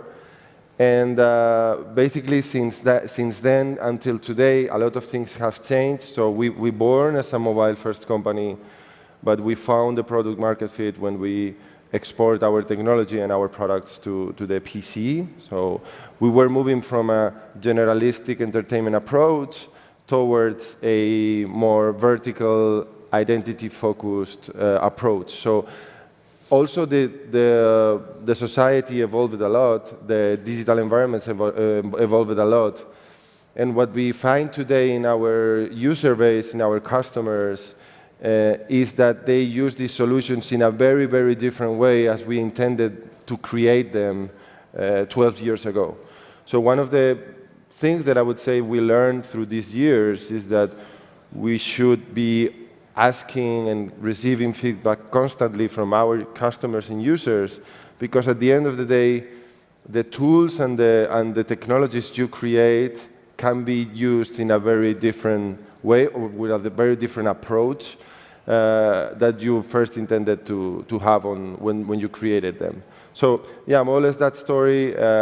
We went from mobile to the PC, and when we went on the PC, we find out that as the PC as an open platform, you can basically connect to whatever you want, this software. So we went from, I have a single application that I can have my experience, and then I can share whatever audios that I created with this on social media, from a live, real-time experience, because I can connect VoiceMod as of today to any Hangouts, Discord, Fortnite, whatever game, communication app, or whatever software I'm using to communicate with others. And that gives me the ability to have a consistent identity through different digital spaces. So really the magic of what we are building and on the strategy that we're crafting, as you know, on going also B2B is precisely to have this interoperability of the identities through different spaces, so I can have consistency on what is my digital identity over devices and over OSs. Yeah, I think when I listen to your story, that's pretty amazing what you built. I think you're already have like what it is, 10 million revenues, more than that even. So you basically build that from scratch, which is quite impressive. And you're moving from the B2C to the B2B, which is a huge challenge. So I wanted to get your thoughts maybe on what are the challenges you had as you were scaling up your company, obviously financially in terms of support, but also more like in culture and values, and how the company changes and you adapt to it. Well, I think during this whole roller coaster story of many years, we faced different challenges depending on the stage. So I would say on this lately on this growth stage that we've been for the last 2-3 years, we went from 30 people in the company to more than 150. We went for single office to fully remote all over the world. We even went from official language being Spanish, official language being English. So we went with a whole transformation, not only on how we do things, but also how we approach things, how we make processes, how we make everything basically on the company. So with it, we needed to rethink every single thing that we do. So one of the challenges, I guess, from the founder's perspective is also that when your company is growing super fast, you as a founder has to be on the same pace. You have to grow at the same pace that your company is growing, and that's not always easy. I think that one of the advices that I will give to every entrepreneur that is on this process or that is going to be over this process is like, you always have to be surrounded by the best team, and you always have to ask for help. Like, it's okay not to know something. It's like, it's not that I don't know, it's that I will know. But the fact that you are facing all of these things so fast is not easy to embrace them on a pace. So for example, having help like coaching, helping on coaching on you, helping on, as I mentioned, on investing on a very senior, very powerful team that you can trust. I think for me, this has been one of the keys. And I would say the other main challenge for us this is because of the nature of our company, I guess, because the founders, we are 3 brothers. Obviously, we were born and raised under the same roof. So we share a lot of values, even though we are very different persons at the end of the day, but we share a lot of values and we share the core values. And so for us, it's really important not only what we do, but how we do it, and what's the actual DNA of our company, and how we take decisions, and how we make policies. And all of that, at the end of the day, is culture and values of the company. And that when you are in an environment of 20, 30 people that is still a micromanaged company, you know end-to-end what is happening on every single spot of the company. That's relatively easy because you are basically present all over the place, and culture and values are things that you can say, but if you really want to create or make them stand, it's something that you see. It's like something that you see on people, how people behave, how people take decisions. It's something that you have to show. We are the leaders of the organizations. We are mirrors, and people need to look at us and see the values and see the culture. So when you are small, it's relatively easy if you are your values. But one of the challenges for us was how we really scale these values, how we really hire all this top talent, but at the same time we make sure they fit into these values and this culture.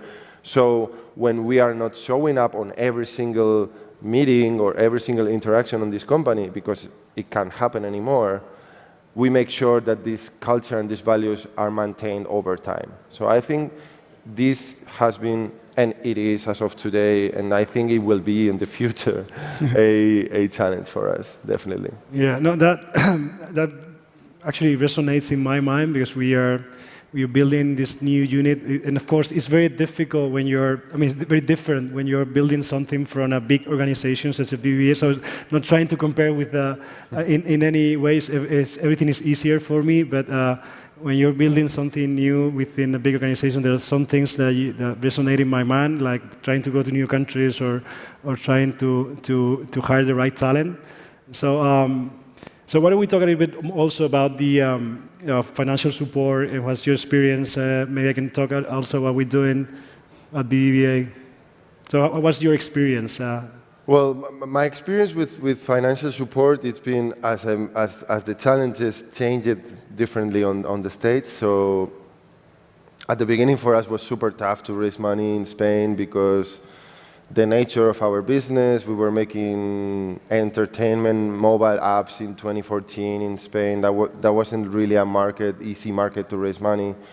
So we've been kind of underfunded for most of our path. And I think that was, at the end of the day, good, and that's easy to say now, but at that time wasn't easy to live. But because that makes us bootstrap, that made us smart, that made us be hungry, be looking for ways to growth hack everything, basically. And then when we went on a more growth stage, we've been having a lot of support from government loans, also from VCs. We have Bigcraft as main investor, and also from banks. So we are having support. We luckily had a sustainable business that was growing really fast, but we take the advantage of this support on the financial side to invest in the future. So I always say that we have a business that has more or less half of our headcount, and the other half is investing in the future. We are investing in what is coming, and the new products, in the new technology. One of the, I think, cool things about my company is that we are basically an innovators and pioneers on the space. So our company has a lot of components of R&D, of testing new technologies, new products, and basically enabling users to have new experiences that they didn't experience before. So for that, you need to invest in R&D, and for that purpose, finance help is always needed. Yeah, I think that's a great point, and that's what we're trying also to achieve at BBVA is that we think that we need to be close to the pioneers, as you call them, the innovators, because this is how the world is moving that way, and there's no way back. I think, and there are companies like yours, but there are going to be many more in the future. So when I think about this, there are different ways we can work with high growth companies, that's how we call them, or tech companies in general. One is helping you work with the bank. And the case for VoiceMod is not maybe as obvious, but for many companies it is. We have like millions of clients that we can give you access to, and that's really powerful if we do it the right way. And even if companies that is not so obvious, we still can do it. And through open innovation initiatives, we can invest in equity, we can be the bank. So we at BBVA, we've been, I think the open innovation piece, we've been doing it for years, and it worked well, and we have a track record on that. The investment piece, we kind of reinforcing it. We used to have well, we still have our venture capital fund we are the single LP, actually is an independent fund. It's called Propel in the US, but we're reinforcing that strategy, and we are investing in new funds. We invested in Litwin, you know them very well. We invested in Lower Carbon in the US, which is a green tech fund. We invested in Pantera, that is a crypto fund in the US, so we have to be on top of what's going on, and we're doing it through an LP way. And then you talk about credit, about banks, and we need to be there to support the companies at every stage. So it doesn't matter as a bank. We've been very good looking backwards, but in terms of credit, and we need to look forward and to understand what's going on, understand the investments you need to, like for yourself, like going from B2C to B2B, if that makes sense, we have to do it. But not only a VoiceMod, which is a very advanced stage, and it's probably a bankable, like you said, it's really a bankable company already. We have to go early on. There are companies that, like VoiceMod, when you started, and you probably got like a request from the bank to get personal guarantees and all that stuff. So we have to fix that. We have to offer something that is simpler, that is faster, that doesn't require these personal guarantees, that can really help you. And I think in the current environment is really a huge opportunity. And I know this has been the topic throughout the week, throughout South Summit for sure, and everybody talks about it, but the environment is complex. And when we think about banking and building long-term relationships, it is now more than ever that we have to be there, and I think it's a huge opportunity for us to help companies like Voicemod. Yeah, I think as you mentioned, now is the time to stand. I personally feel very positive about what can happen or what is going to happen, or I know there's a lot of catastrophic type of predictions of what is going to happen, and I guess a lot of talks during these days were about this topic.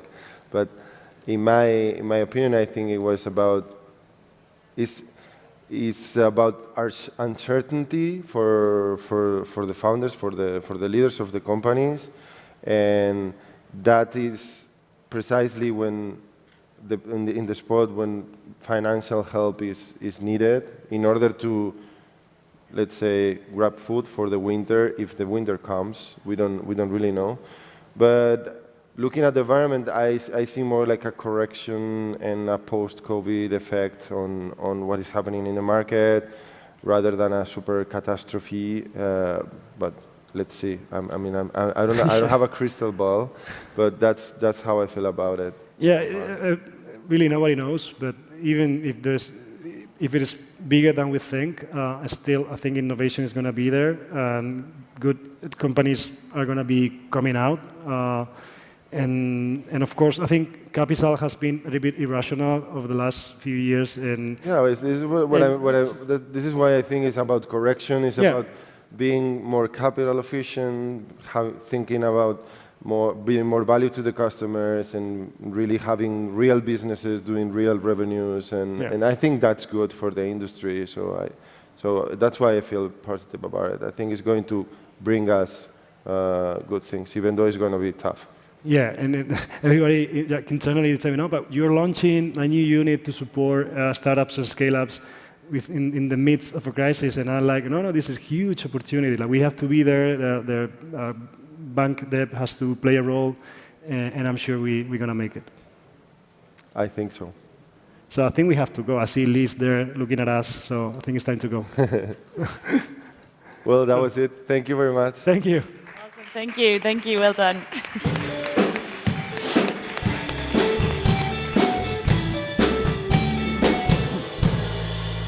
Wow, super exciting to see the trajectory of these companies and how they grow so fast and the impact that they can make.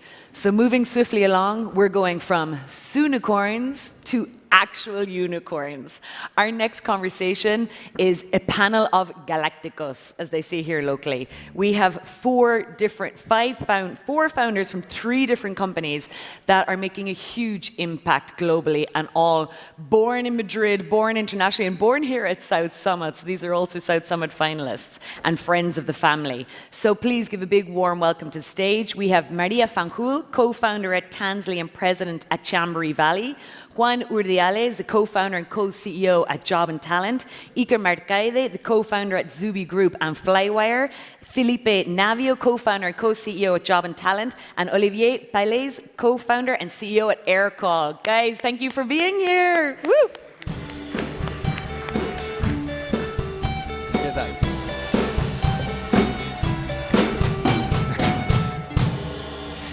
So, Liz just said Galacticos, so expectations are quite high.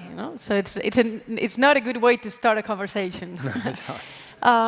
So I would ask you very briefly to introduce a little bit yourself, to talk a little bit about your company real quickly, and let's go to the conversation. So Juan, please. Yes, I'm Juan Urdiales, co-founder of Job and Talent. We're a workforce marketplace connecting workers with companies with the aim of providing job security to the temporary workers at the same time that we provide more committed and productive and efficient workforce for companies.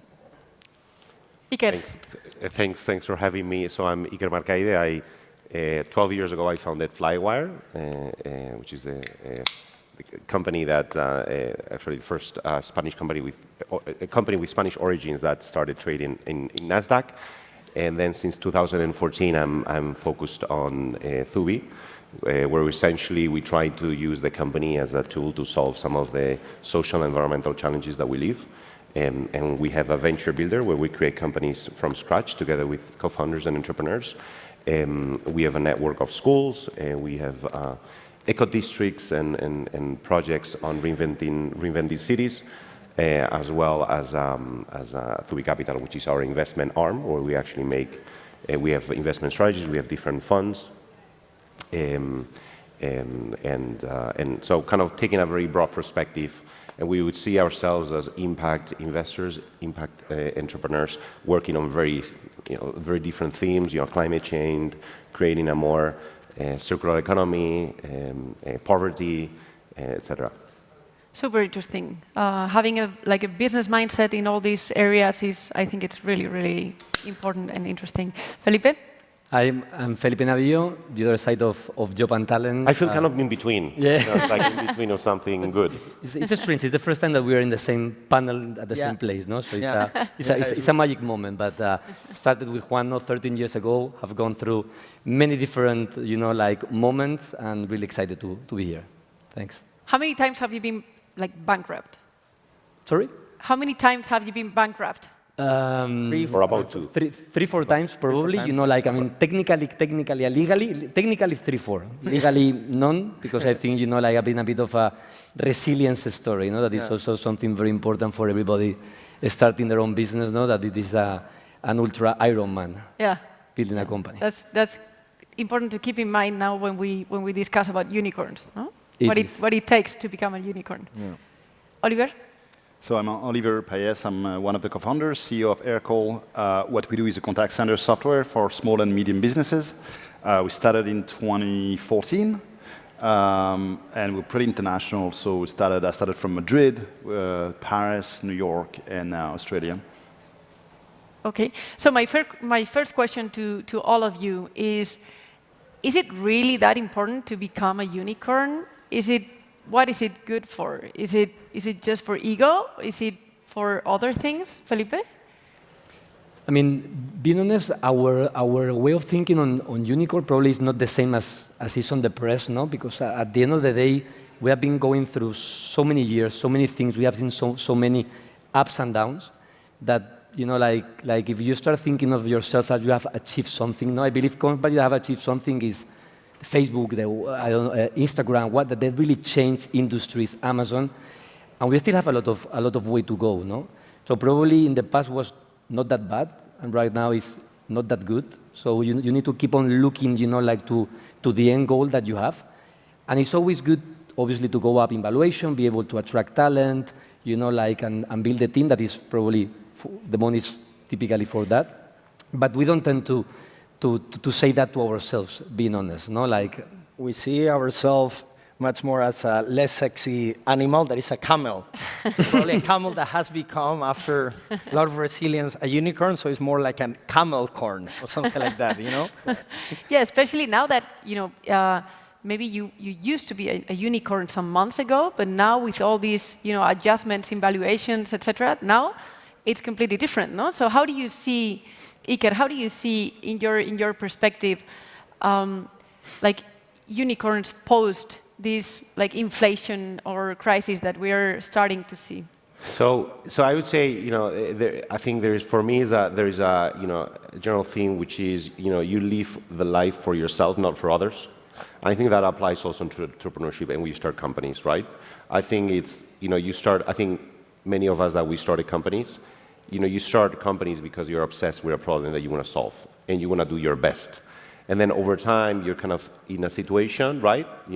I have a lot of respect for entrepreneurs because, like any company after, looking backwards, it seems it was very easy and it was really a roller coaster, right? And there were several times that you're about to shut down, that you had, big issues and, you had a miracle and, you went ahead.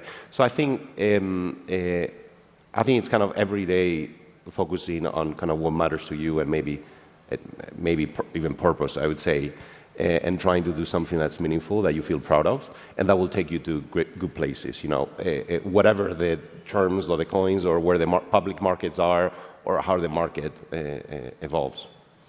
And elaborating a little bit on that, I think I personally feel a lot of respect for what you are doing because you're building it's not a company, it's like a, I don't know, like a way of doing things, no? Like trying to do things that have a positive impact in society, in the environment, etc., but with the mindset of an entrepreneur and a businessman. No?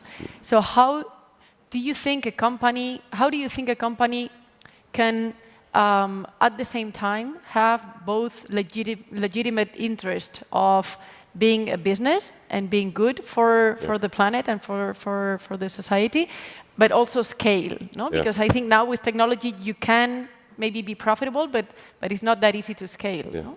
Yeah, we like to work in that intersection of where we create financial value, social value, and environmental value. So when we look at new models, we need those three pieces, right? So it could be great financial opportunities, but we don't feel that there is, additionality and a contribution on the social and environmental side.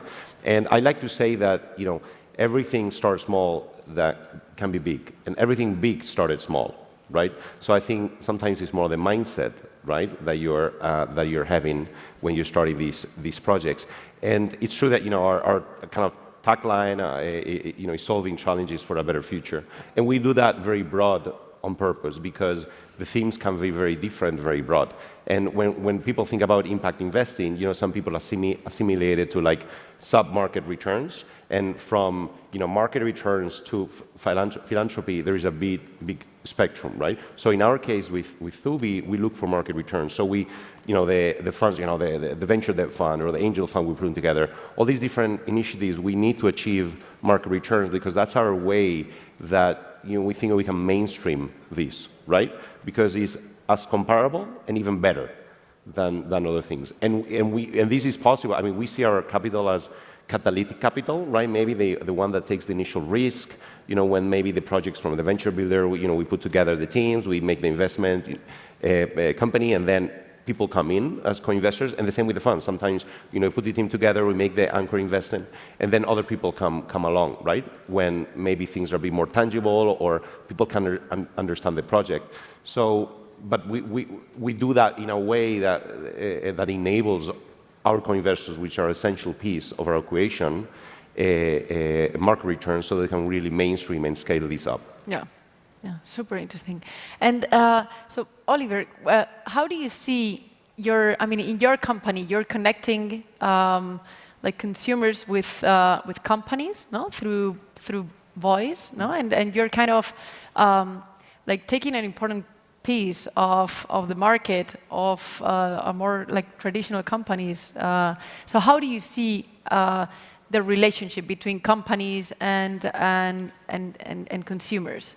Yeah, if you think about it, I mean, voice sucks, right? I mean, nobody wants to talk to anybody, right? You want to send text and that's it. Even when you date someone, you want to date or break up with someone by text, right? But it's still what's getting very interesting is, and especially since COVID, actually customers engage with brands in multiple channels, right? So you will, say you want to buy something or you want to take information about something, you're going to send a chat, you're going to send an email, you're going to put a ticket, and you're going to make a phone call sometime, right? Or you're going to go to the store as well. And so where voice is very interesting is it's super interactive.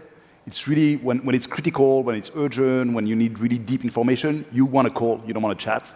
And so what's very interesting is to build kind of a 360 view. What we see a lot of companies doing is approaching all the channels, whether offline, online, whether voice, text, or in person, trying to think, how do I consolidate the information so that the next time you'll contact us, Maria, well, I'll know what you told someone else. I know what you sent as a message. I know what you said over the phone. And so I'm going to delight you better. I think what's key for the brand is using every interaction to have great experience, because people don't come to the retail anymore. I mean, they come less, right? So every time you talk, even over the phone, how do you create a great experience? And to do that, you need to gather the data to anticipate the needs of the customers. And how do you see that has changed in the past, I don't know, 5, 10 years? Because, at least in my opinion, no, I think consumer internet has clearly. There are some countries, obviously, that are more innovative, no? And in my opinion, China is definitely, in terms of consumer internet, they go like way ahead. In China, that was the first time I saw someone paying with a cell phone or someone sending a voice message. How do you see how fast and what has changed in the past 5 years, and what do you think is going to happen in the next? I think what has changed is historically you would approach like customer conversations in a very industrial way. In a sense, you have to minimize the cost and you have to it just has to work. But it was, let's say, it has changed to how do we create value for the customers? How do we create memorable moments for the customers, right? Not only, okay, answering the question, but creating a moment where it's going to build up the brand in the mind of the customers. So this is really has become, much more important for brands, especially since COVID again, right? And you can use a lot of the technology. I mean, the technologies have come together, all the integrations, all the what you're mentioning, right? The fact that you can connect all the channels. This is now very easy to deploy, very easy to integrate all the data, all the AI that comes into conversations, right? What we do now is, transcribing conversations, surfacing insights to understand, the tone, the sentiment of the customers. All that becomes now available. Yeah, and everything is more exposed, no? And do you guys want to add anything to what Oliver just said? Okay. No? Okay. It seems Oliver is the expert. He's going to say yes. It's like no, but we are happy customers. I can say that. So we live in a world where everything is more exposed, no? So consumers have much more power, and in your case, Felipe and Juan, you're doing something really interesting, which is working with especially the kind of workers that maybe it's a lower level of qualification, etc. Thank you. How do you see the trends? Well, what do you think is going to happen in the next 5-10 years? Especially what's starting to happen in the United States and Europe, with, for example, companies like Amazon and the employees starting to unionize in that way.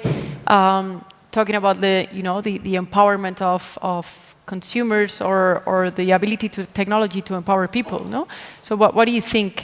What's your opinion on that? Yeah, I mean, I think coming back to the trend that you mentioned, like in the last 4 or 5 years, probably what we have seen, 5 years ago, everybody was talking about the Uberization of labor, no? And everything was going to be independent contractor. It was about flexibility, no? And companies need flexibility, and people, to some degree, they need flexibility, no? But in the last 4 or 5 years, it has become more visible that people need stability, and they need to be able to pay for the rent, to pay for their bills, for the family, no? And actually, what we have been seeing in the last 4 or 5 years, and COVID has also helped on that, is more right to the workers, more, getting back some of the things that they have lost, because somehow they were a bit treated of industrialized workforce, minimizing cost. And then especially with COVID, people realized that the technology is great, but, we needed the people. Now, the frontline workers have been the key during the pandemic. So at the end of the day, I think that the next 4 or 5 years probably is going to be a reshape of how the blue-collar population works. And it's going to improve, like the same Google improved a lot the way white collars work. It's going to be a massive change on the way those people are treated, the opportunities, financial inclusion, benefits, perks. So I believe that's going to change massively. And Iker, in your case, but you have, part of your goal is the integration in many sense, like different income, trying to stabilize the different income sources or nationalities. So what's your opinion on that? So, it's funny, I think it was like a few months back that Felipe and I had, breakfast together. And for me, it's, and it's really interesting how Job and Talent has kind of, is evolving, because for me, it's how to give better opportunities for people. Yep. And kind of raise in that ladder of, progression, with your job, with your education, with your opportunities. And for us, for example, kind of thinking on models that you can, enable anyone to have a decent life for themselves and their loved ones. I think it's fundamental, right? So for me, when I started Zuby, and initially it was called Zuby Labs because it was more focused on creating companies, right? And when we kind of got to COVID, we realized that, we needed to contribute to our purpose by investing in other companies, not, because many were suffering. But for me, what I realized is that, when I came back to Valencia, so Flywire was between Boston and Valencia, and then Maybe it was, with 30 years old, figuring out, it was the first time in my life really figuring out what I wanted to do with my life. Maybe until that point, it was like, there's always a next thing to be done. And what I realized when I had my first child is that his well-being, it was going to be directly correlated to the well-being of others and of the planet, right? So, my son's life would not be better by having more money. Probably is by the rest of the people having more money, because then you have more, safer cities, more social cohesion, et cetera, right? So, and that's kind of where I committed to, I want to devote my energy, my resources in tackling some of these issues. And, it's very exciting seeing, a Job and Talent taking some angles there on, how do I help, it's not just employers, but how do I help them as human beings in progressing, right, further in their lives for their loved ones. Yeah, and I think it's fantastic when you give opportunities to people, and then you realize how people react. No, it's all about having the opportunities. No, and some people are so lucky that they do have the opportunity because of their personal conditions, but others it's not that easy. No, so I think you three guys are doing something really. I think we were talking before about, we mentioned about purpose-driven organizations. And I think that in the future, honestly, seeing the new talent that is going out of universities, I think is dramatically different than from we were out of universities. I remember years ago, everyone wanted to be Gordon Gekko. They wanted to work for Goldman Sachs, for the big banks. They wanted to be brokers, Wolf of Wall Street. That is not anymore the trend. The trend is to be like Gandhi, actually, in universities. So they want to do more NGOs. They want to join a company where they actually feel identified with the purpose of the company. And this is a game of talent.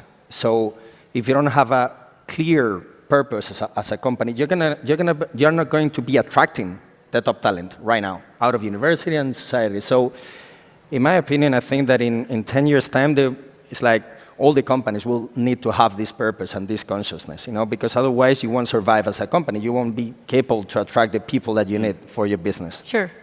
And I think references have changed, no? Because maybe, as you were saying, no, in the past it was like the financial sector and all these, but now I think younger generations may think, I don't want to work in the industry my father used to work because that industry destroyed the planet, no? Mm-hmm. Or maybe I don't want to spend as much time as my parents were spending working because, I want to work from home, I want to commute less, I want to spend more time with my kids, no? So all these references have also changed, no?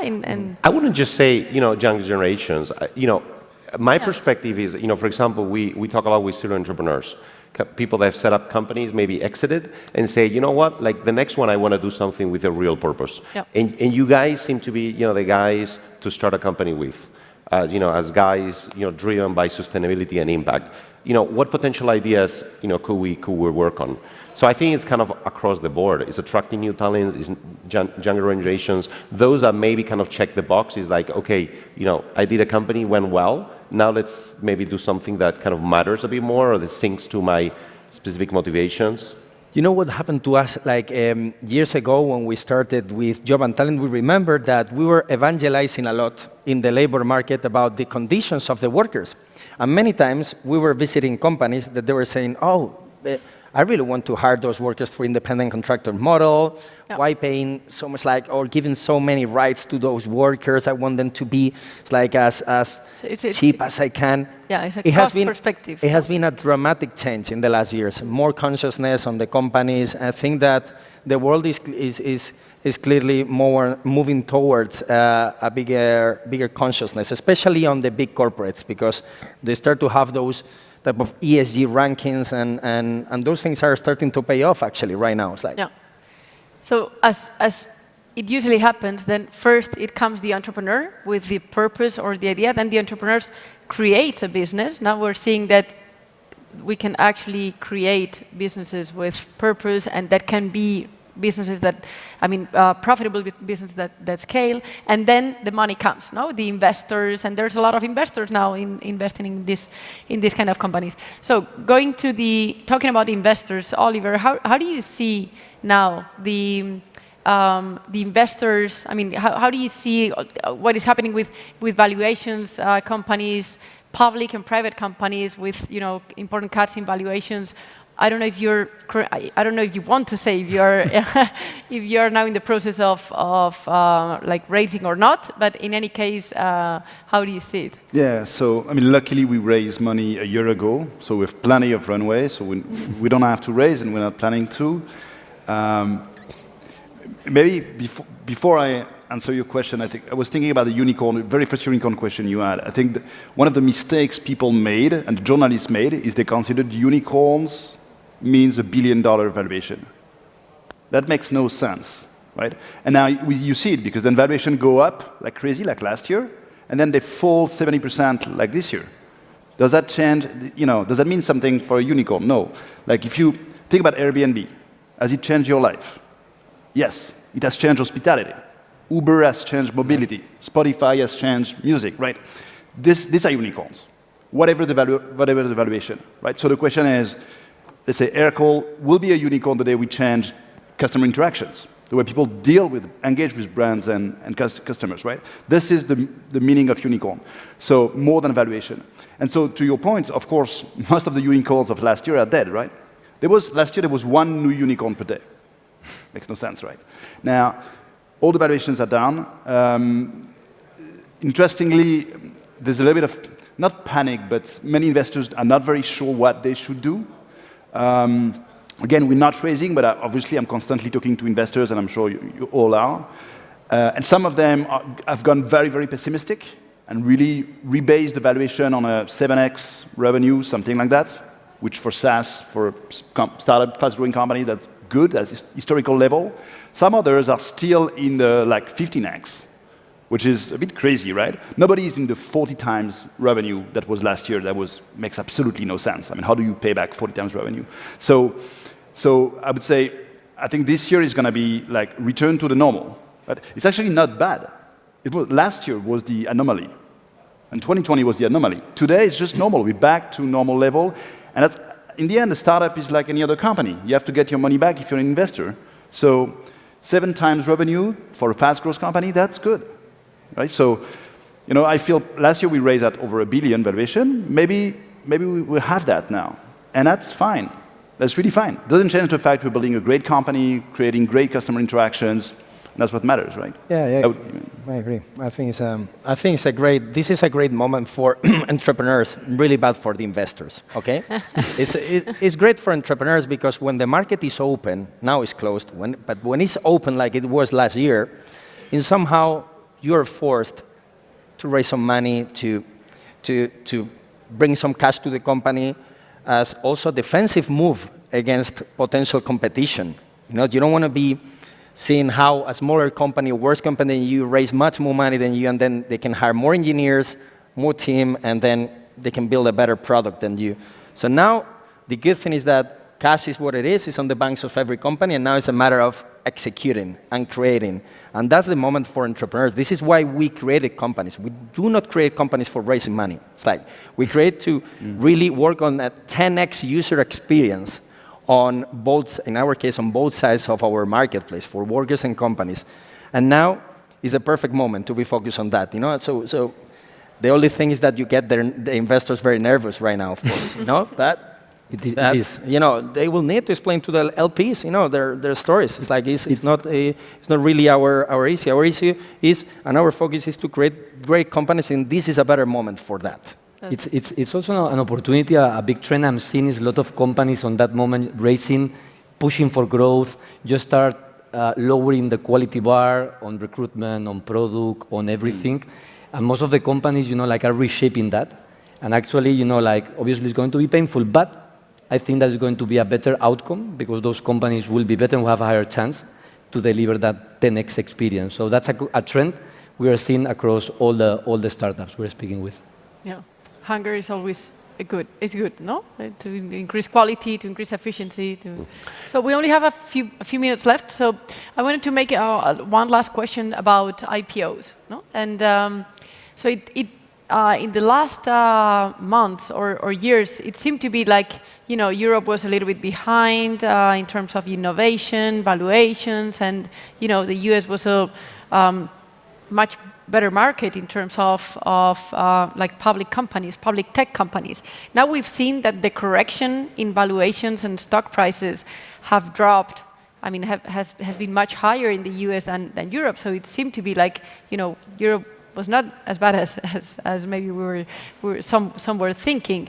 So if you happen to think about an IPO now, or Iker, in your experience about like IPOing in the past, where should you do it?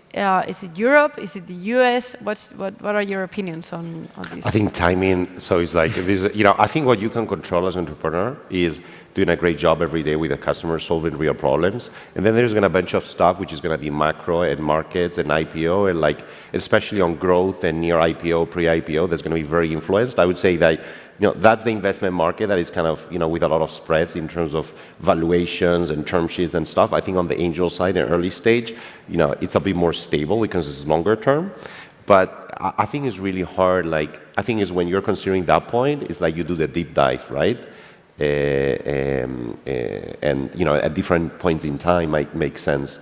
I think some markets, others, or you know, it was always kind of M&A or IPO, kind of the two paths. And if I can tell you a simple story. When we started the company in 2013, then we said, okay, let's incorporate the company, right? We want to, at some point, you know, invoice our customers. And my co-founders are French, and so we had the first team in Paris, and I thought, let's create a French company, right? A French limited society. And actually, a friend of mine told me, no, you just create a US company because you're going to end up in the New York Stock Exchange. And I was like, come on, we have no product, no team, no customer, nothing, no funding, nothing. Yeah, come on. This is going to end up in the NASDAQ. And funnily, so Aircall is a Delaware C Corp. It's a US company. It was very easy. I did that online, free trial almost, free, okay. Because at the time, that was 8 years ago, that was obvious, right? There was no way you would go on the stock exchange in Amsterdam or wherever in Europe, right? Now, this has changed a lot. And now we're typically 2-3 years away from IPO. We're thinking about it, getting in shape, all the processes, the CPQ, all that, whatever, for the IPO. And my CFO, my finance director, often tells me, I'm not sure we should go to the US. I mean, okay, the US is a very big market for us, but Europe has become a huge market. You can really build huge companies out of Europe. Really, you have huge companies only focused on Europe. 2, the US is painful. You have the SEC is super painful, SOX is super painful, it costs millions. I mean, you know that at Flywire, it's a nightmare. And finally, the investors are the same. I mean, the US investors, they come to Europe because there's so many scale-ups in Europe that they have to be here. So we moved. I'm not sure where we're going to IPO, if we ever IPO, but that's the plan. But now we're really rebalancing and thinking maybe Europe is actually not a bad place. So we might end up having a US company getting quoted in Europe. So. Juan, real quick. I have a more positive view on the US, not for Job and Talent, but honestly, I think the US is still many years ahead of Europe. You mentioned that there has been a huge correction on European tech companies too, you know, during this period, even stronger than in the main companies in Europe. Not in the whole stock exchange, but in particular in tech, it has been even broader. And the focused on tech funds have suffered more in Europe than in the US. And honestly, there is much more money in the US still, and much more knowledge of investors on technology. It's like, so the question is more about if you can really list there, because you have business and you're prepared as a business to handle all the requirements and everything. But honestly, I think this is still the best place for any company to list, you know. And in our case, we don't yet have any plans of IPO or anything. But if they ever come, we'll consider both the US and Europe, because I think we are forced to consider that as the key market. Mm-hmm. Okay, well, that's fair. Thank you so much to all of you. Really interesting. It's super it's great to see that level of ambition and quality. So congratulations to all of you. Thank you so much. Thank you. Thank you. Thanks, guys. Thank you so much. Thank you. Thank you. Thank you. Thank you.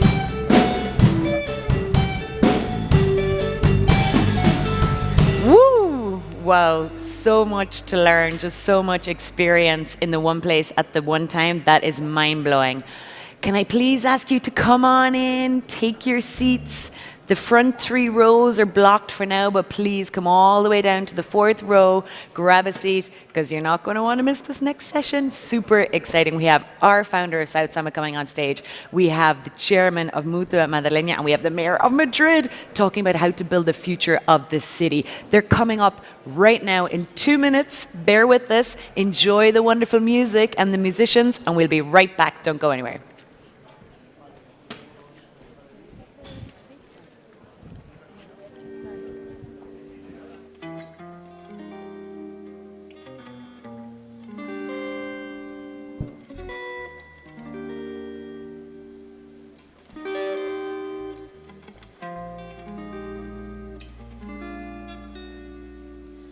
Well, sometimes I go out by myself and I look across the water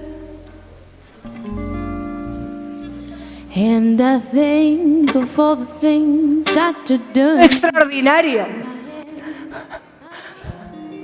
No, al revés, continúa. Lo que decía es que estamos con la mejor música, venimos en unos minutos muy poquitos. Y ya veréis cómo es de extraordinario.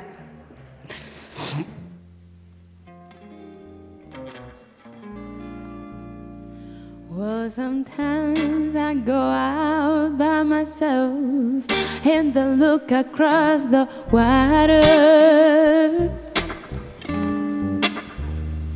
and I think of all the things that you're doing.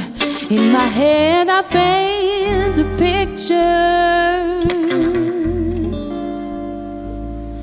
'cause since I've come home, well, my body's been a mess, and I've missed your ginger hair and the way you like to dress. Won't you coming over? Stop making a fool out of me. Why don't you come on over, Valerie? Valerie, Valerie, Valerie. Did you have to go to jail? Put your house up for sale? Did you get a good lawyer? I hope you didn't count to 10. I hope you find the right man who'll fix it for you. Are you shopping anywhere? Change the color of your hair. Are you busy? And did you have to pay that fine that you were dodging all the time? Are you still easy? 'Cause since I've come home, well, my body's been a mess, and I missed your ginger hair and the way you'd like to dress. Won't you coming over? Stop making a fool out of me. Why don't you coming over, Valerie? Valerie, Valerie,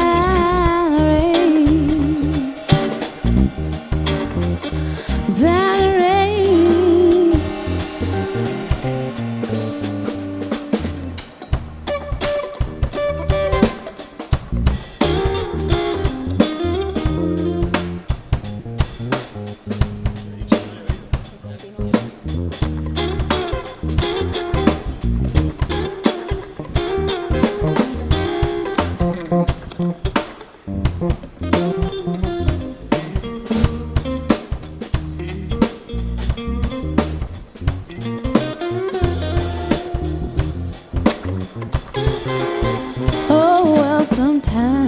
as I go out by myself and I look across the water.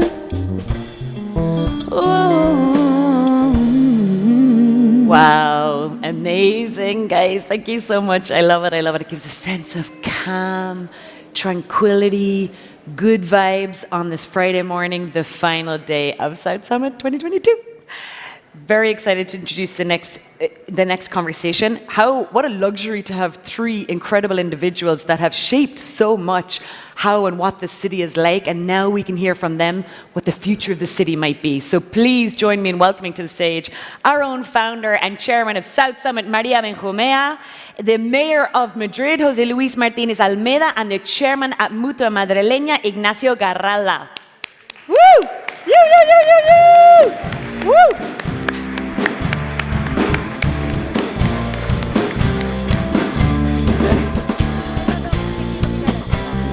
Gracias. Gracias, alcalde. Chao, José Luis. Bueno, muy buenas a todos. Ya veréis cómo se ha merecido la pena esta música, que ha sido espectacular, y estos minutillos, porque es que venimos con la mejor conversación, la mejor. La conversación de nuestro querido alcalde, José Luis Martínez Almeida, y de nuestro querido presidente de Mutua Madrileña, Ignacio Garralda. Me habéis oído hablar hasta la saciedad, pero es que seguiré hablando, os vais a aguantar un poquito, porque es que gracias a Ignacio, gracias a la Mutua Madrileña, South Summit realmente pudo arrancar. Sin ellos no lo hubiésemos hecho. Entonces yo, alcalde, ¿tú me permites que haga una primera pregunta al presidente, a Ignacio? Te lo agradecería mucho que arrancáramos. ¿Tú crees que debo, verdad? Deberías. Pues te lo agradezco, porque, como os he dicho siempre, el apoyo fue incondicional. Pero a mí me gustaría saber, aparte de porque es muy simpático y además quiere apoyar las causas, ¿cuáles fueron las razones que tú intuiste, que tenías mérito, que había que apoyar esta causa? Bueno, la verdad es que la primera edición del South Summit era en una fecha cuando lo hicimos en junio del 2012. O sea, era la peor época de España. Recordar todos que fue julio del 2012 cuando Draghi dijo sus palabras mágicas del whatever it takes, y entonces cambió todo el mundo. Y ya la cosa se pacificó, los mercados financieros se pacificaron y empezó a resurgir y salimos de la crisis. Pero en junio del 2012 España estaba al borde de salir de la Unión Europea. Una situación. Y la verdad es que cuando viniste a verme y me contaste el proyecto, primero dije, María, tan valiente como siempre. Me pareció, y estábamos todos ahí refugiados en los cuarteles de invierno a hacer esto, pero después me di cuenta que era el momento que había que hacerlo y que, por supuesto, con el empeño y la voluntad y el entusiasmo que tú transmites era lo ideal, y por eso básicamente lo hicimos. Y ha salido fenomenal. Lo hicimos al principio, las dos primeras ediciones, en la propia sede castellana de la Mutua, me acuerdo con buen tiempo y con la presencia de los príncipes en aquella época. Y después hemos seguido apoyando todo lo que está relacionado con el Venture Capital. Nosotros, aparte de apoyar, por supuesto, todas las ediciones tuyas, hemos hecho inversiones en Venture Capital. Ahora mismo, en aquella época, no teníamos prácticamente nada y ahora tenemos en inversiones alternativas unos 500 millones de euros. Una parte asignada a Venture Capital, como es todo lo relacionado con Kibo y Antai, que son dos empresas que todos conocéis, y que vamos ahora a reforzar claramente con un fondo interno corporativo de unos 30 millones de euros dirigidos exclusivamente a Venture Capital, y que esperamos que en esta edición logremos identificar 2, 3 o 4 oportunidades para invertir con ese fondo. Me encanta oírte, Ignacio.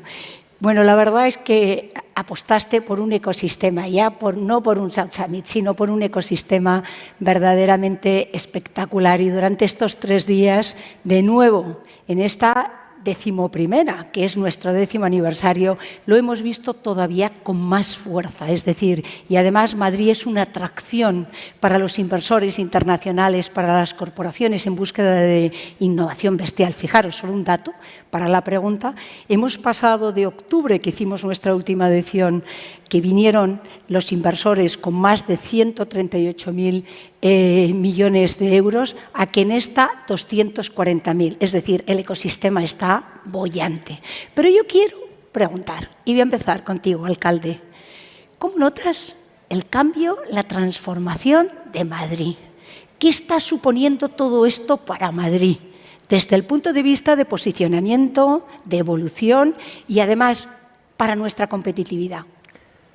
Pues si echamos la vista hacia atrás, efectivamente, hacia 10 años, cuando se crea o cuando creas South Summit, lo que es obvio es que para que se pueda crear un ecosistema necesitamos también hitos fundacionales o símbolos. Y en ese sentido yo creo que la creación hace 10 años de South Summit, en medio de esa crisis económica importante que vivía España, pero que también eligierais que Madrid fuera la sede, pues para nosotros fue un espaldarazo importante, como digo, para comenzar efectivamente a generar esa imagen de Madrid, no solo aquí en el ámbito nacional, sino también en el ámbito internacional, como una ciudad adecuada. Y luego, cuando estamos hablando de que en el siglo XXI estamos en el siglo de las grandes ciudades y que cada vez vamos a ir adquiriendo más importancia, parece claro que el elemento determinante que puede decantar la balanza entre una u otra gran ciudad para el progreso de la sociedad es, sin lugar a dudas, el talento y la innovación. Creo que de eso tenemos muy pocas dudas, ¿no? Al final, detrás del éxito de una ciudad, detrás del éxito en general de una sociedad, a pesar de toda la transformación digital, de toda la transformación tecnológica, de la capacidad que tenemos de seguir progresando, obedece a un factor determinante, que es el factor humano. Y nosotros, en ese sentido, lo que queremos es generar una ciudad en la que el factor humano, en la que, por tanto, el talento se reconozca y en la que el talento entienda que tiene todas las oportunidades aquí para poder seguir progresando. Estamos trabajando muy duro en ello. Yo creo que hemos pasado tiempos muy difíciles, que la imagen de Madrid en el ámbito internacional se ha visto reforzada después de la gestión de la pandemia, que tenemos condiciones absolutamente ideales para cualquier persona que quiera venir a vivir a esta ciudad y, por tanto, que estamos trabajando en que todo aquel que tenga un sueño sepa que lo puede hacer realidad aquí. Y así es, porque este año, de los 4.300 millones que se han invertido en España, que ya es cantidad, 2.600 han venido a Madrid. Ignacio, me interesa muchísimo conocer tu opinión sobre este tema. Bueno, yo ratifico totalmente las palabras del alcalde. Yo creo que se han hecho unos trabajos magníficos, todos orientados primero a tener un marco regulatorio que sea amigable con las empresas y con el emprendimiento, y eso yo creo que lo tenemos, se puede mejorar siempre. Fiscalmente también tenemos un estatus fiscal que yo creo que también es amigable, pero también se puede mejorar clarísimamente. Y después tener unas instituciones culturales de deporte que sean atractivas, además del mundo empresarial, porque la gente ya cada vez quiere conciliar más su proyecto vital con su proyecto profesional, que sea agradable vivir en Madrid, ¿no? Y yo creo que los gobiernos han actuado muy bien, tanto el ayuntamiento como la comunidad y a ciertos niveles también el central, y la verdad es que la atracción de talento tiene que ser la premisa, ¿no? Hay un dicho oriental que dice que se gobierna bien cuando los que están cerca están contentos y los que están lejos se sienten atraídos. Y es esencial que los que estén lejos se sientan atraídos por Madrid. Total, eso es importantísimo. Habéis mencionado dos temas que son claves, que desde luego para South Summit son determinantes. El talento fundamental y la movilidad. Vamos a centrarnos en el talento. Y dentro del talento, claro, en este mundo en donde hoy no sé si es igual tener 110 años que si la mente la tenemos joven, seguimos siendo jóvenes, ¿cómo integramos a todas estas personas ya de mayor edad? ¿Cómo podemos hacer con toda esta, hemos oído tantas veces en estos últimos tiempos, lo de soy mayor, pero os lo dejo para vosotros? ¿Cómo los integramos en toda esta transformación digital? ¿Empiezas, alcalde? Sí, por supuesto. Es cierto, en primer lugar, que yo creo que siempre hay que hacer un marco general, ¿no? Y yo creo que en España todos tenemos una deuda de gratitud con nuestros mayores, ¿no? Yo creo que si echamos la vista atrás somos conscientes de que nuestra historia contemporánea no ha sido precisamente fácil, pero que también hemos dado un salto cualitativo extraordinariamente importante y que apenas hace 45 años era difícil imaginar que España se pudiera encontrar en esta situación, desde todos los puntos de vista, institucional, social, cultural, en términos de democracia, en términos de estado de bienestar. Y por tanto eso es en gran medida gracias a nuestros mayores, con lo cual además, dado que en la pandemia ha sido el colectivo que más ha sufrido, yo creo que eso nos obliga a todos, no solo a las instituciones, sino a todos los que estamos aquí, a redoblar nuestros esfuerzos para que desde luego se sientan queridos, acogidos y comprendidos. Y una parte muy importante es precisamente cuando estamos hablando de la transformación digital. Yo creo que el ejemplo que se ha dado recientemente con las entidades bancarias y las protestas que surgieron lo explica bien. Y explica bien, en primer lugar, que no se les puede dejar aparte, pero explica bien, en segundo lugar, también que si nos ponemos a ello, también hay medios para que los mayores se puedan sentir integrados y que no necesariamente siempre tengan que optar, digamos, por la tradicional atención presencial o telefónica, sino que también se sienten integrados para optar por otro tipo de atenciones más modernas, entre comillas. Por eso yo creo que tenemos que aprender esas dos lecciones. Por un lado, que no se pueden sentir excluidos del proceso de transformación y de avance de la sociedad. En segundo lugar, que si se generan las políticas y la actividad suficiente, ellos van a culminar ese proceso de integración. Nosotros, en ese sentido, desde el Ayuntamiento, la verdad es que tenemos programas que son muy interesantes. El otro día estuve precisamente en un centro de mayores de la ciudad de Madrid explicándole las bondades de una aplicación que se llama Madrid Te Acompaña, mediante la cual ellos, con unos simples pasos que tienen que dar y que les estuvimos explicando en profundidad, pues oye, van a tener, por ejemplo, paliar los efectos de la soledad no deseada, que es un problema muy importante que tenemos en la Ciudad de Madrid, o al mismo tiempo todos somos conscientes de que ahora muchas veces ya no pueden ir a la compra por sí solos o simplemente que quieren ir a dar un paseo con alguien.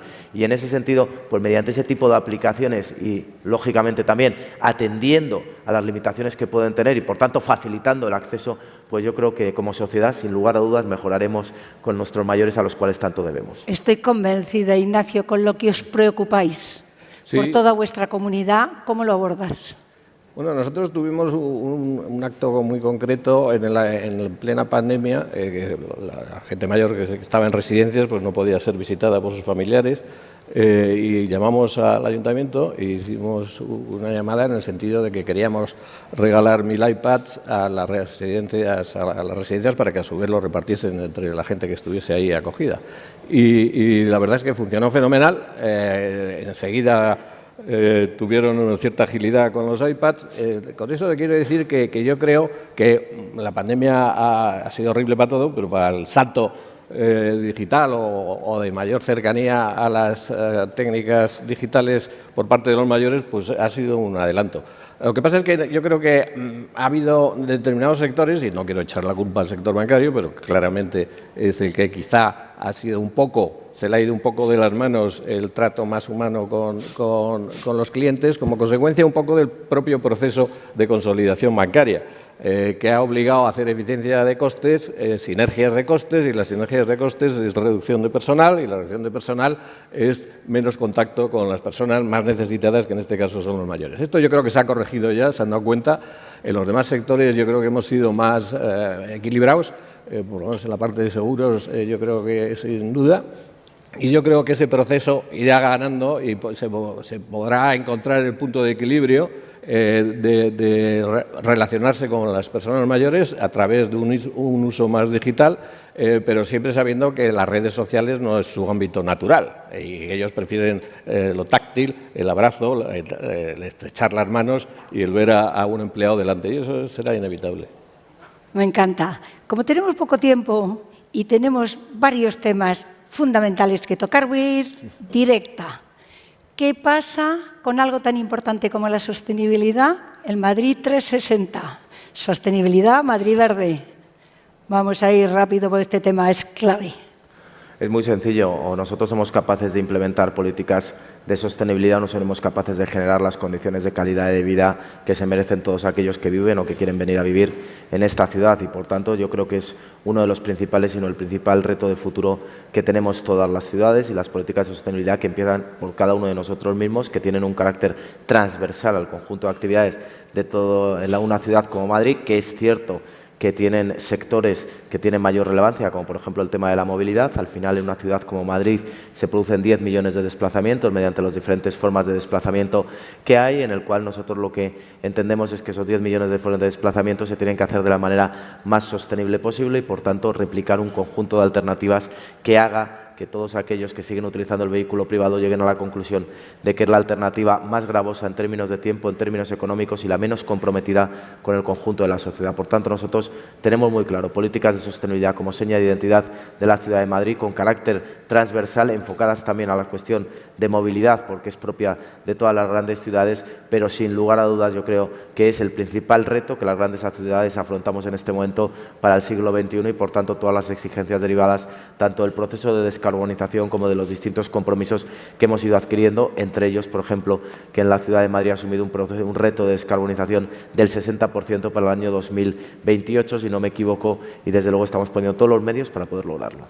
Me encanta. Y te voy a unir además para que me puedas contestar esta, pero poniéndote por delante otro tema. Vosotros aseguráis al 40% de los coches que se mueven en Madrid.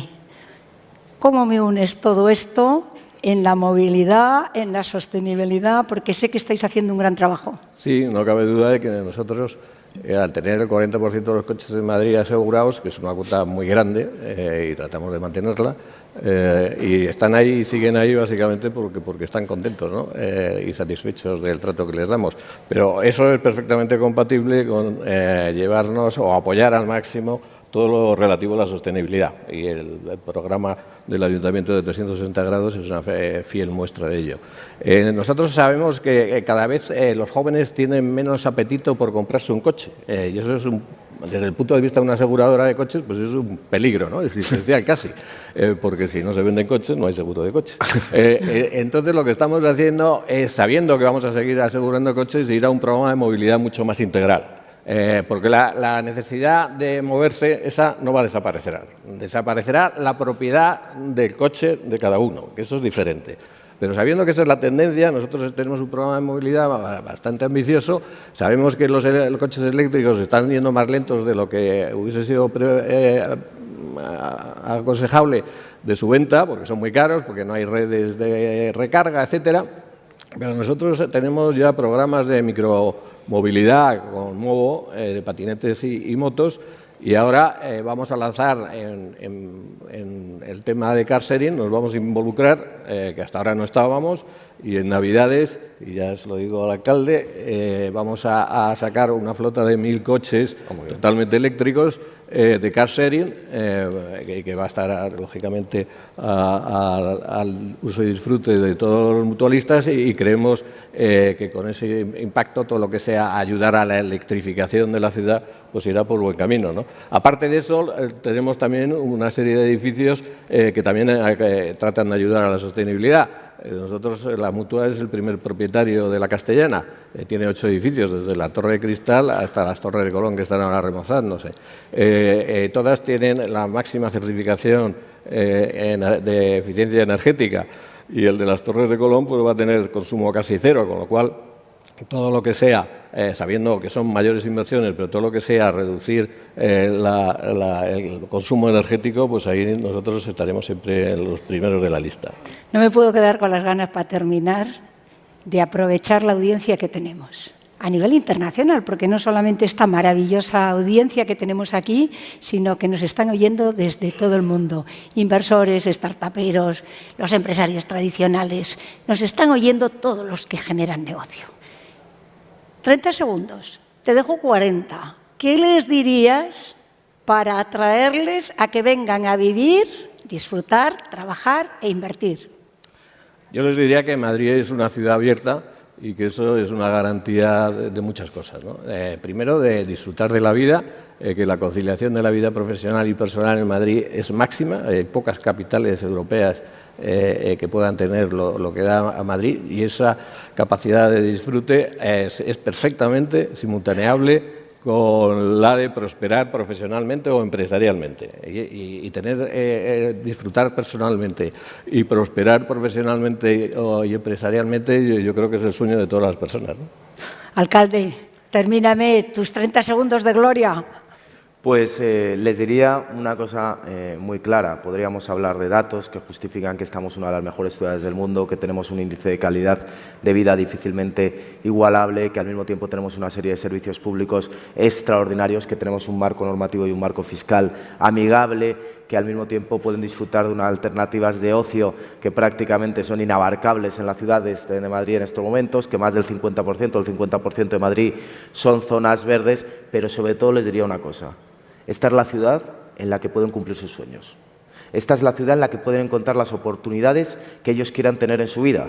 Y esta es la ciudad que les habilita para que sean ellos los que tomen sus decisiones. Nosotros no queremos tomar las decisiones, nosotros no queremos cumplir sus sueños, nosotros no queremos tener sus oportunidades, queremos que sean ellos, todos los que quieran venir a vivir a Madrid o los que vivan en Madrid, los que quieran cumplir sus sueños, los que puedan tener sus oportunidades. El resto está ahí. El resto ya está puesto. Lo único que necesitamos es que ellos vengan y que tengan sueños que quieran conseguir. Muchísimas gracias a los dos, muchísimas gracias Ignacio, muchísimas gracias alcalde. Un gran aplauso. Muchas gracias.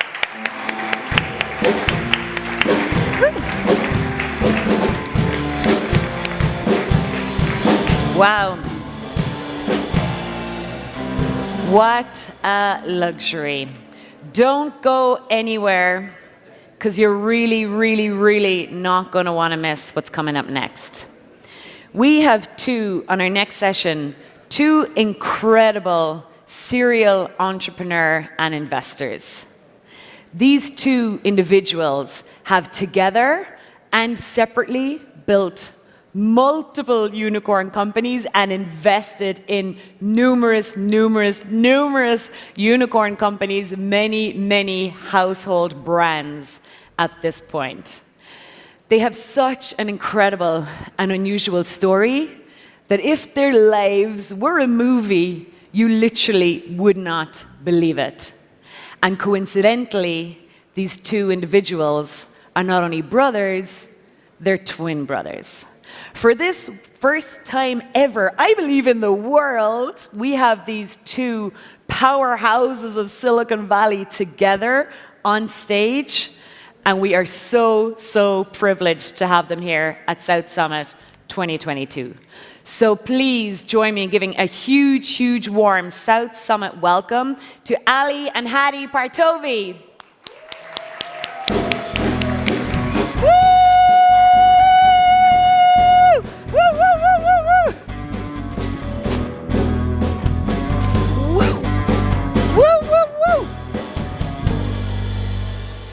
Oh my God. I can't believe it. You're here in the flesh. Yes. Thank you so much. It is such a long trip. You guys are the busiest guys I've ever met. Thank you so much for making the trip. Thank you. It is an absolute pleasure to have you guys here. It's great to be here. Just to give a little bit of background, and you guys can tell the story better than anyone.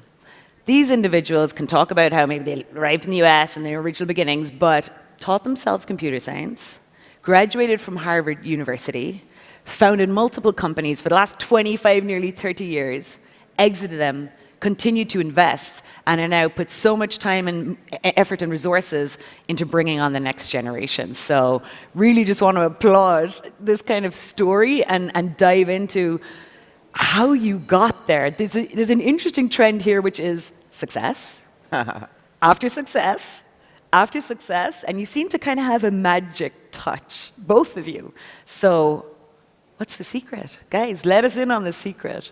If you try enough times, you can have successes and hide the failures in between with enough shots at doing it. But I think I think one thing that's shared in terms of both of our experiences is investing in fantastic people and great people. And Ali has actually really made this his personal effort now in life. Do you want to talk about it? I'd say for me, if there was a secret to my success, and I think Hadi would agree, is betting on incredible people. And when I was a founder at age 23 or 24 is when I learned what was at the time for me a very surprising thing. And I think I realized that the incredible potential impact of a single individual. And you might sometimes look at large organizations and think, oh, these are huge, well-run, enormous corporations operating as a group, but very often all of the innovation can be traced back to a single individual. And in particular with computer science, with the ability to code, one brilliant individual can have leverage, can create something that reaches 1 billion people.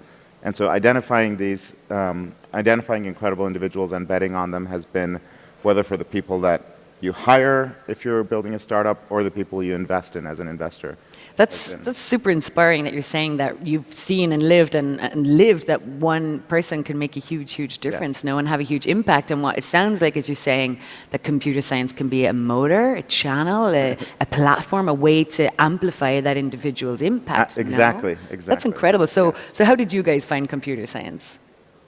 When did you start? How did you get exposed? Our life story is we were born in Tehran, Iran, and we lived in Iran during the 1980s when there was an Islamic revolution and the country was invaded by the neighboring country of Iraq. It was a pretty terrible place to raise a child. We spent hundreds of nights in the basement while there was bombs coming in the neighborhood, and it was a police state by day and bombings by night. And our parents brought home a Commodore 64 computer, and this had no games, no apps, no software, but they gave us a book, an introduction to basic programming. So we started learning computer programming, living in Iran while the neighborhood was getting bombed. But then when we came to the United States as immigrants, our family had left everything behind, but we learned early on that if you had technical skills, they were in hot demand. So even when we were 15 years old was when we had our first summer internship, and we started working at tech companies quite early to help pay for our own expenses. And then we majored in computer science. We both went to the same university and studied the same major, which is kind of funny. But the early start we had a lot to do with growing up in a war and being immigrants in the United States. That's incredible. It's just mind-blowing, really, when you think about the adversity that's been overcome. And there was no exposure from family, from parents, or anything in terms of how you got into computer science. Actually, to clarify, I'd say we had a privilege, which was that our father was a physics professor, and our mom had a master's in computer science. So both our parents were very smart. They knew which direction to point us in. Yeah. Wow, that's amazing. And actually, this is it's truly inspiring, because if you think now about code.org and what two of you guys are doing, you are enabling kids all over the world, giving them some of the opportunities that you had, I guess, even from such complicated circumstances. So tell us a little bit about that before we go back again into kind of some of your career and successful background stories from the companies you invested in, companies you built. But tell us why you started code.org and what was the vision around that. Well, I have to give the disclaimer that code.org is very much Hadi's thing. I helped launch it. I helped a lot in the first year, but it's now, is it in its 10th year? And yeah, the 10 years already. Wow. Yeah, and the impact is, like I said earlier, secret of success for me has been betting on great people. This organization wouldn't be what it is without Hadi running it, and he's run it like a unicorn essentially, except in the nonprofit world. That's awesome. So Hadi, tell us the story. What for the audience? What is Code.org and how did it come about? Well, Code.org is a nonprofit organization with the vision that every student in every school should have the opportunity to learn computer science. The vision is because not every student has a father who's a physics professor or a mother who's a computer scientist, and parents send their children to school expecting that school will teach them what they need to learn. You don't teach your kid how to read and write alone. You expect the school to do that. You don't teach your kids biology or chemistry or algebra. You expect school teaches them what they need to learn. But schools don't teach computer science because the curriculum in our schools was designed 200 years ago by Great Britain in the 1800s. And every country in the world is still repeating the same curriculum from 200 years ago. From Africa to South America to East Asia, the curriculum in schools is teaching reading, writing, math. Those are super important. But nobody's asking what is the new thing that we need to be teaching. And it's very clear if you look at where the world is heading that technology and computer science are changing everything. And our view is that computer science should be taught as a basic skill in schools. Now, this is an obvious idea for improving opportunity, gender equality, racial inequality, income inequality. It's also much better for just engaging students. Because if students do not love school because school is too much memorization and learning the past, they love creativity. What's incredible about Code.org is not just that it's a great idea, it's had massive impact at scale. We've had 70 countries announce national plans for computer science. On our own platform, we've had over 1 billion hours of code done. There's 70 million students and 2 million teachers on our platform. We're one of the largest education platforms in the world. And among schools that do teach computer science, we're by far the largest platform for schools to teach computer science. And all that has been an amazing Wow, ride. I'm kind of blown away. I just got really stuck on the billion hours of code, which is insane. And by the way, there's an hour of code happening right here, right now, outside on the corner stage. So you have to check this out right after. And you've touched on so many things there that I want to jump into, but give me a chance to digest. You're talking about curriculums that are 200 years old, right? So talk about trying to disrupt something that's so rigid. I guess you guys have a lot of experience in disrupting that, but I guess what helps is maybe demand. How are you convincing educators to move away from something that's been so deeply ingrained? And also, can you talk to us a little bit about the market opportunity for these kids? Do we have any idea of what future demand is for kind of programmers and people related to technology? Because I guess it's enormous, but we're in our little bubble of tech ecosystem, so we kind of feel like, oh, of course, everybody's studying computer science. No, it seems natural, but we're very narrow view in that sense. Well, when we started Code.org, computer science was actually declining. Every year, fewer people studying computer science, which is just mind-blowing. In 2013, there were fewer students in computer science than in 2005.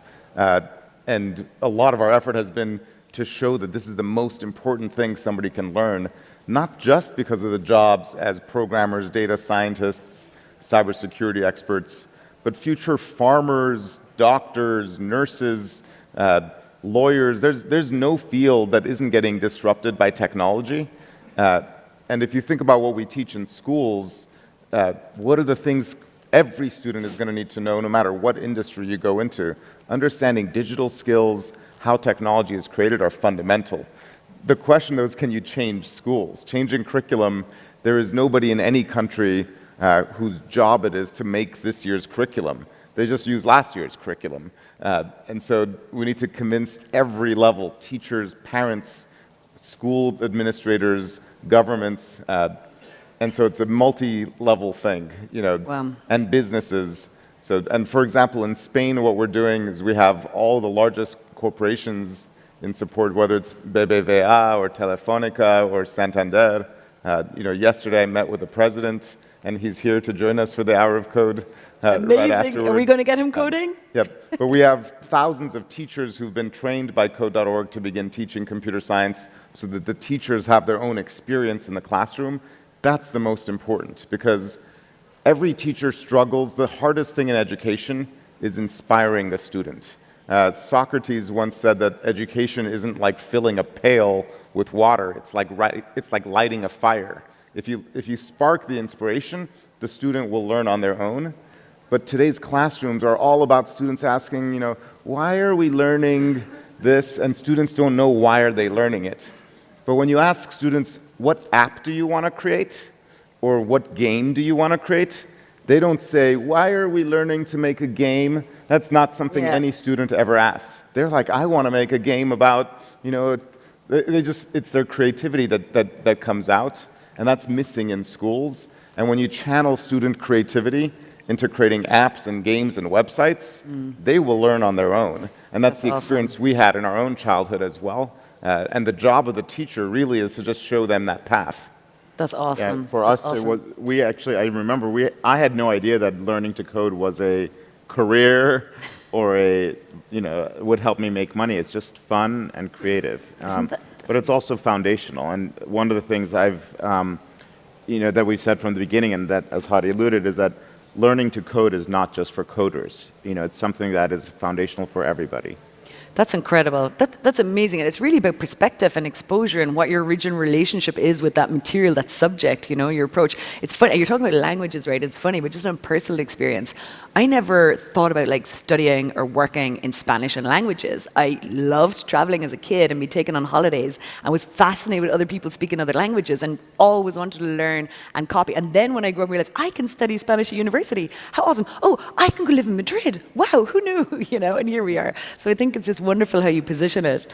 Ali, I want to dive in a little bit. I've been dying to hear more about Neo, right? So again, just to kind of commend you two guys, right? Because you've done a lot of stuff. You could be in the Bahamas, you know, and just at your prime of your lives that you're dedicating so much time and effort into just empowering the next generation, be it through code.org or through Neo. I find that totally admirable and really inspiring for everyone, right? Because a lot of the trend of this conference, all the 3 days, is about building stuff with impact, right? We're really trying to just push impact straight into the mainstream, right? There shouldn't be any subsection of, it should be sustainability over there, values over there, impact here, and now business. No, it's the same thing. There's no company on earth today that shouldn't be having a positive impact. Otherwise, why are you building it? I don't care if you want to be a local business or a huge unicorn or whatever.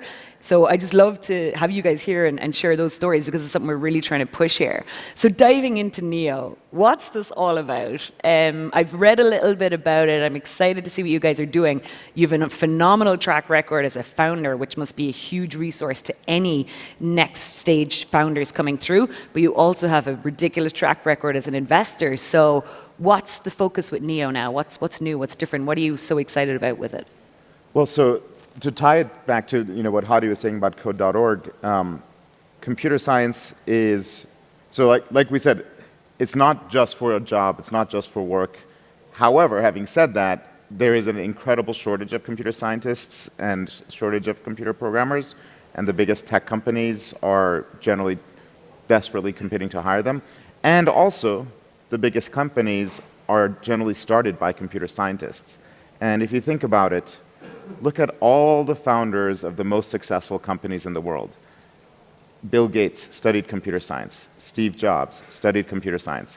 Mark Zuckerberg studied computer science. Larry Ellison of Oracle studied computer science. Reed Hastings of Netflix studied computer science. Jeff Bezos studied computer science. Patrick and John Collison of Stripe studied computer science. It's an incredible honor. Ali Partovi studied computer science, and Adi Partovi studied computer science. But Elon also. Elon. Actually, I thought he was physics. No. Well, he also studied physics and computer science. Nice mix. Now, these also all happen to be men, but that's changing, and we can talk about that in a bit. But it's a remarkable thing that all of the most valuable companies in the world today were started by people who studied the same thing in college. And it's also, if you had looked at the top companies in the world, 30, 40 years ago, it was basically oil and gas or other companies that dealt with physical stuff and were very capital intensive. Today's biggest companies were not capital intensive, and it's just using what's in your head, you can create value and create, enormous companies with this skill. So what Neo is an effort to do what Hadi and I have done throughout our career, which is find incredibly promising junior engineers, people who are at the beginning of their career in computer science, and bet on them and inspire them to dream bigger and inspire them to aim higher. And so there's some similarities to what Y Combinator used to be. I'm sure everyone here is familiar with Y Combinator, but you may not realize how much it has changed. It used to be a small, selective, and elite type of accelerator. It's now very large. It graduates maybe 2,000 people a year, and the world has also changed since Y Combinator was started 15 years ago. And so some of the strongest founders are no longer going to Y Combinator or to any accelerator. And so Neo is creating an accelerator that is smaller, and it's for the top computer science graduates who are not going to any other accelerator. Wow, so that's pretty exciting. That's actually strangely feels fresh, but going back to the roots, right? Yes, it is. So you guys have a little bit of experience investing in young graduates coming out of computer science. Can you tell us a little bit about your investing experience? And just because they're extremely models, just to clarify, companies included in their portfolio are companies like Facebook, Dropbox, Airbnb, Uber. You know, I could go on and on and on and on, but you guys have been spotting talent for a long, long time. So can you maybe anecdotally tell us a little bit about, you know, what are you replicating now in Neo that you experienced in investing in those founders at such an early stage? Dropbox, for example, I believe you went in really early with those guys, or how did you come across those guys? Or give us a little bit of an example. Well, the Dropbox story is really Hadi's. I'll let him say it, but the, you know, where it's relevant to what Neo does is we bet on amazing young founders, and then we help them build legendary engineering teams. We help them a lot with recruiting. Wow. And in some ways, Hadi's work, Hadi and I were already in Facebook, and Hadi helped Facebook with recruiting, and that's also how he discovered Dropbox. Maybe you can share the story. Sure. And for both Facebook and Dropbox, we were lucky to get involved when the founders were 21 years old, which is pretty great luck. Actually is a big part of it. I don't want to suggest that there's anything that, you know, luck plays a huge role in success as well. In the case of Facebook, I had just been introduced that you need to meet this Mark Zuckerberg guy. This company is, you know, 9 people, but they're doing magical things. And the luck that enough people told me to meet with him was a big part of it. But I also, when I met with him, my immediate reaction was, I've never met somebody who reminds me more of Bill Gates in his mannerisms and in his focus and drive. He did not care about how much funding they raised. He did not care about how, like, all these college students cared about. I mean, his vision when he was 21 was so much bigger than what he had already built with, I think, 10 million student users. And lots of people were telling me at the time that this is like, why are you investing in a social network? It's like you're trying to go back to college and go to fraternity parties. I was one of these people. Yeah, Ali I was like, this is not a good idea. You know, I love it. And Hadi said it's not about the idea, it's about the person. And that was... In the case of Dropbox, actually the reason we met with them is I was trying to recruit somebody who was an MIT student who he basically decided he wanted to go to Facebook instead. And I actually, once I realized he had an offer, I encouraged him to go to Facebook. But I said, tell me the smartest guy you know from your graduating class at MIT. And he introduced me to Arash Ferdowsi, and I was trying to recruit Arash. And he said, actually, I'm starting a startup instead. So I said, tell me about the startup then. And he and Drew Houston flew out to Seattle to meet with me. And I did the exact same interview process I would do if I was hiring them. So instead of asking about their idea, I said, whatever idea you're doing, I want to know if you're good enough to actually accomplish it. So I actually gave them coding exercises. Basically, I sent one into the other room while I gave one a coding interview, and then they swapped, and I said, now the next interview. And based on whether they were good software engineers, that was my filter on whether to invest in this company. I already understood the sort of file storage cloud stuff, but there was dozens of companies doing that. Box.net already existed. Both Microsoft and Google had file storage in the cloud. The question was, did these guys have the talents to outperform all of them? Hadi's not taking enough credit that since I think several years before, he and I had been talking, and he was the one really driving it, that somebody needs to build a consumer-friendly cloud storage, storage service that ordinary people could use. It makes no sense if you lose your laptop that you lost your, all of your data, and that surely in the future that's not going to be the way things work. And so we were almost looking for the right team to do an idea. Right, but ideas are plenty. The people is what's hard to find. That wasn't a new idea. Amazing. And this actually goes back to what at Neo, I'd say in some ways we're building something that is like the old Y Combinator, but it's different in several key ways. The most important of which is that Y Combinator bets on ideas, we bet on people. And so our whole effort is built around systematically trying to identify promising people when they're younger and cultivating relationships with them while they're just entering college. And so that's one big difference. Another big difference, as I mentioned earlier, is that it's much smaller. It's 20 companies a year. Another difference is the culmination of our program. All accelerators culminate in a demo day where the next stage is to raise money. Ours is different. Ours culminates in a final day that's more like a career fair, where instead of pitching a room full of investors, you're pitching a room full of rock star engineers and hope to hire some of your founding engineers from that day. So it's rather than helping with fundraising, helping with hiring.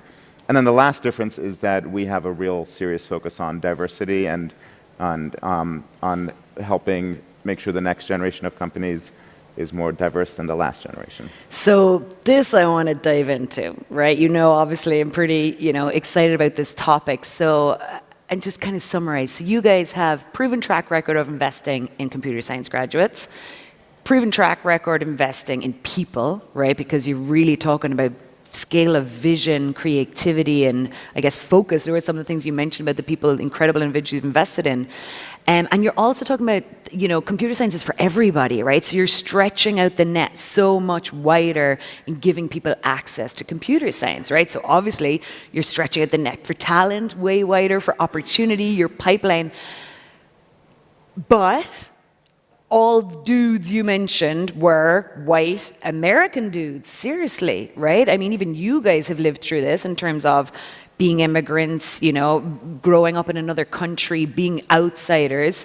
I genuinely, personally used to, I would say, block the fact that there weren't a lot of women in tech. I never used to let it affect me personally. And now I just feel the more mature I get, I'm like, fuck that shit. What's the story?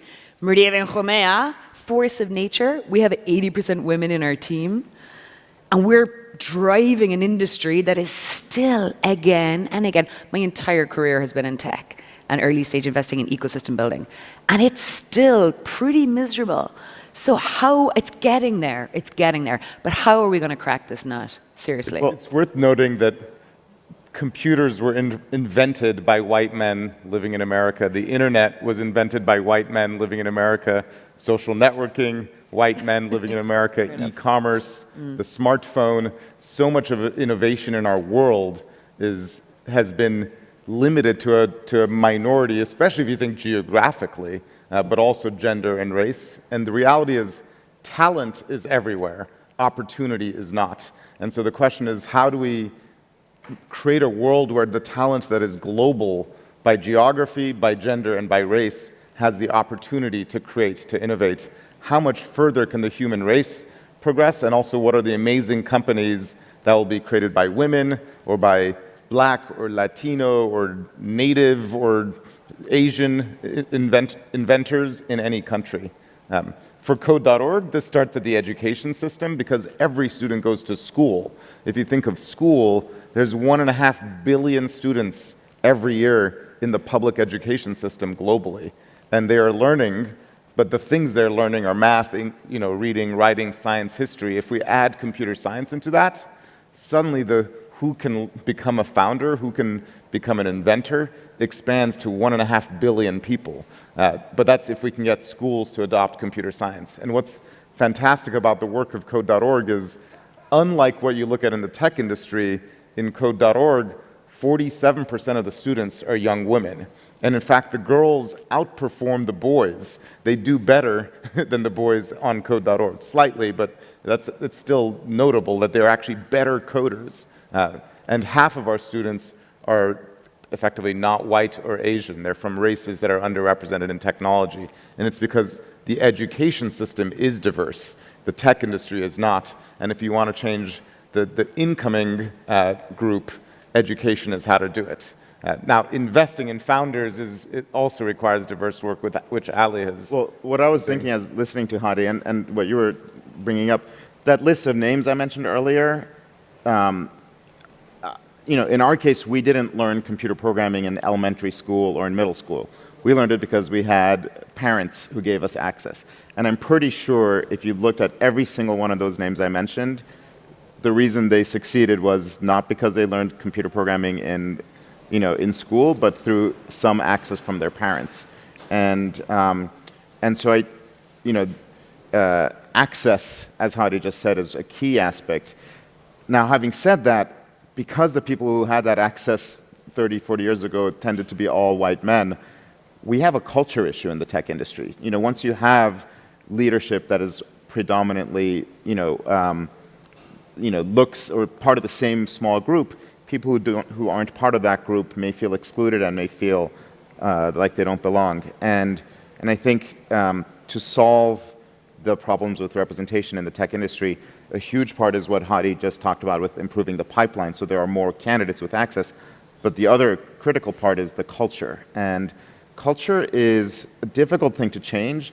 It's very easy to write some values and say this is our culture, but that doesn't mean you actually change your culture. I think culture really comes from role models. It really comes from how people at the top conduct themselves and who are the people at the top. And so, and if a leader exemplifies that culture, then that becomes the culture. So, this is all difficult to change. It's easy to talk about. The things we're doing in this realm, first I'll share our results. So far, we've raised $250 million.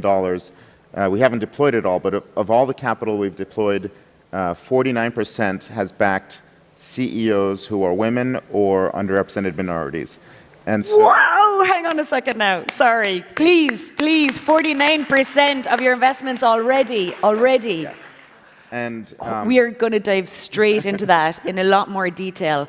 Please excuse me, and please excuse me. I need to ask Hadi to slip away because we're going to ask you to leave the stage because you have an appointment with somebody who's pretty important and really wants to see the hour of code with the president? You got a date with the president, man. You got to teach him how to code.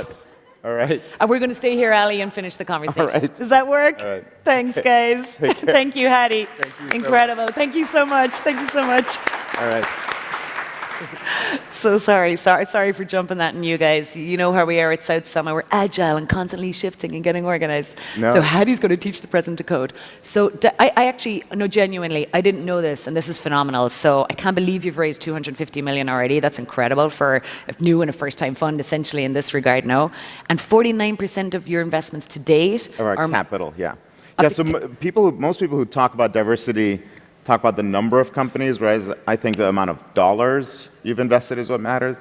And then the other thing is that we're talking about the CEOs. It's a lot easier to say, oh, this company has a co-founder who is female or so on. Whereas the CEO actually is, like I said earlier, is what matters more than anything in terms of role model. And so in our case, it's 49% of our capital deployed in CEOs who are women or underrepresented minorities.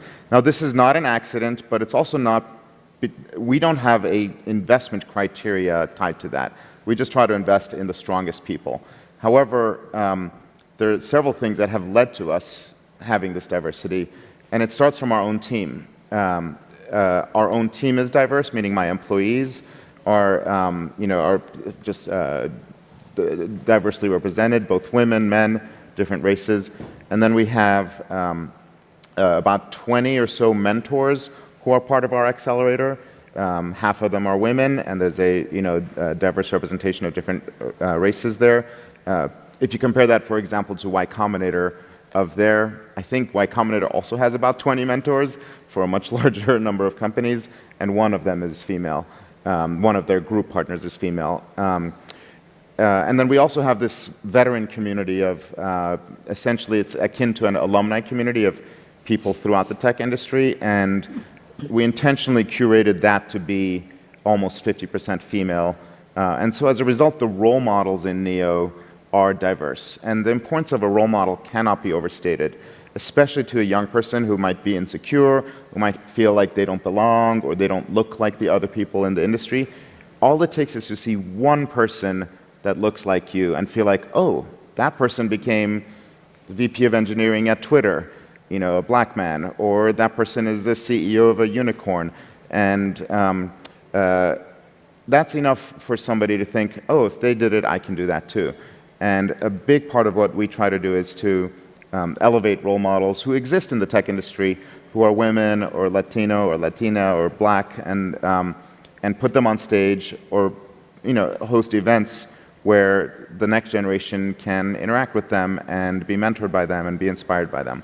So, and for our investing, this process is also what leads to inbound deal flow that's more diverse and also easier for us to close deals with somebody who feels like they'll have a home in Neo rather than feeling like they won't belong.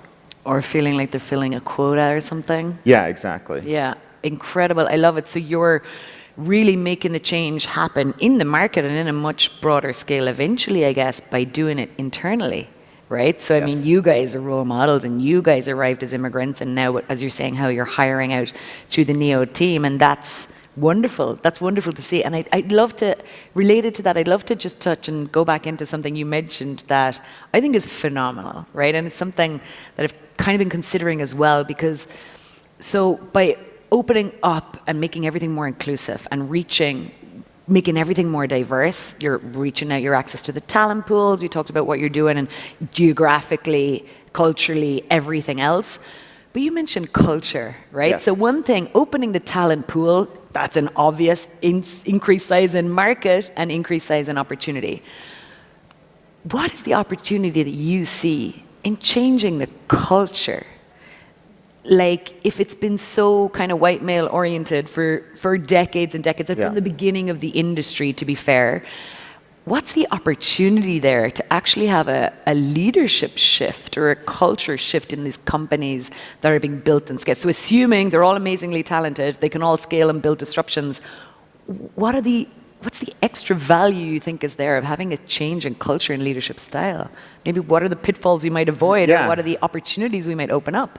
Well, I think quantitatively, you just have better retention of employees, you know, and by the way, to be clear, you know, while the tech industry might have its certain skew, other places that have a different skew also have issues. You know, I often talk about this topic with students, and I asked students to share situations where they felt underrepresented or felt like an imposter. And I remember this Stanford student who was one of the top computer scientists, Asian guy, was saying how all through school he was the best basketball player and he thought he was great at basketball, but then as he got older, he started realizing he was the only Asian person who was good and all the other ones were not Asian, and gradually he just felt like, I don't belong here, you know, and I don't want to go too much into this one person's story, but if you feel like you don't belong, you won't aim as high. You won't feel like I'm capable of doing the best, and you might limit your own potential. And eventually you might feel, you know, excluded or, you know, like unwanted and leave. This particular person didn't continue basketball in college. And that's what happens to a lot of women in tech, is they might be amazing programmers, but they show up and they're the only programmer on a team of all men, and they feel perhaps I'm not wanted or don't belong, or they may not aim as high because they might doubt themselves. If you can change that, you can retain more people. So once you've recruited somebody who's underrepresented, it's still a challenge to retain them. But I think the other thing that's less quantitative is just that it's more pleasant. You know, people prefer to be in groups that are different from each other, and it helps you expand the ideas you consider and be more creative and, you know, and learn more from people different from yourself. Wow. Incredible. I'm just blown away. I love it. I just adore these guys, their leadership style. You're so unique. They're so outrageously successful, but so incredibly humble, totally under the radar. I think a movie of your lives would be far more interesting, right? And it's just such an honor and a privilege to have you guys here. I think you are genuinely changing the world. We can see that impact happen. Ali was with us at the very first edition in 2012. I'm so happy you're back. He was back again in 2013. He's a regular to Madrid. It's been an absolute pleasure, and I can just only thank you from the bottom of my heart for being here. Thank you. Thank you so much. Thank you. Amazing. Thank you so much. Amazing. I got to stay on stage. Thank you.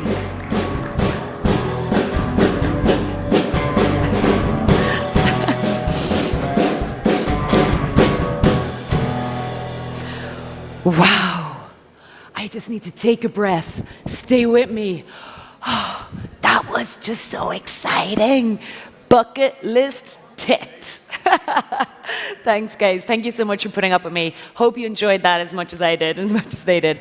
And just incredible privilege to have both Partobis here together, sharing their experience and their stories. But it doesn't end there. Our final engagement before our closing and awards ceremony is an extremely exciting conversation. And again, running through the full theme of South Summit here this year and every year is about building stuff that makes a difference, that really has an impact globally, but is genuinely improving people's lives. This is a first-time speaker to the South Summit stage. We are so thrilled he's been able to make the trip. And the next conversation will be facilitated by our wonderful partner in crime. It's Lee Newman from the Dean of IE Business School, who will be interviewing. Please, a huge round of applause for Sal McCann, the founder and CEO of Khan Academy. Woo! Woo, woo, woo, woo, woo, woo, woo, woo, woo. Sal, welcome. Thank you so much for being here. Thank you. Thanks, Lee. Cheers.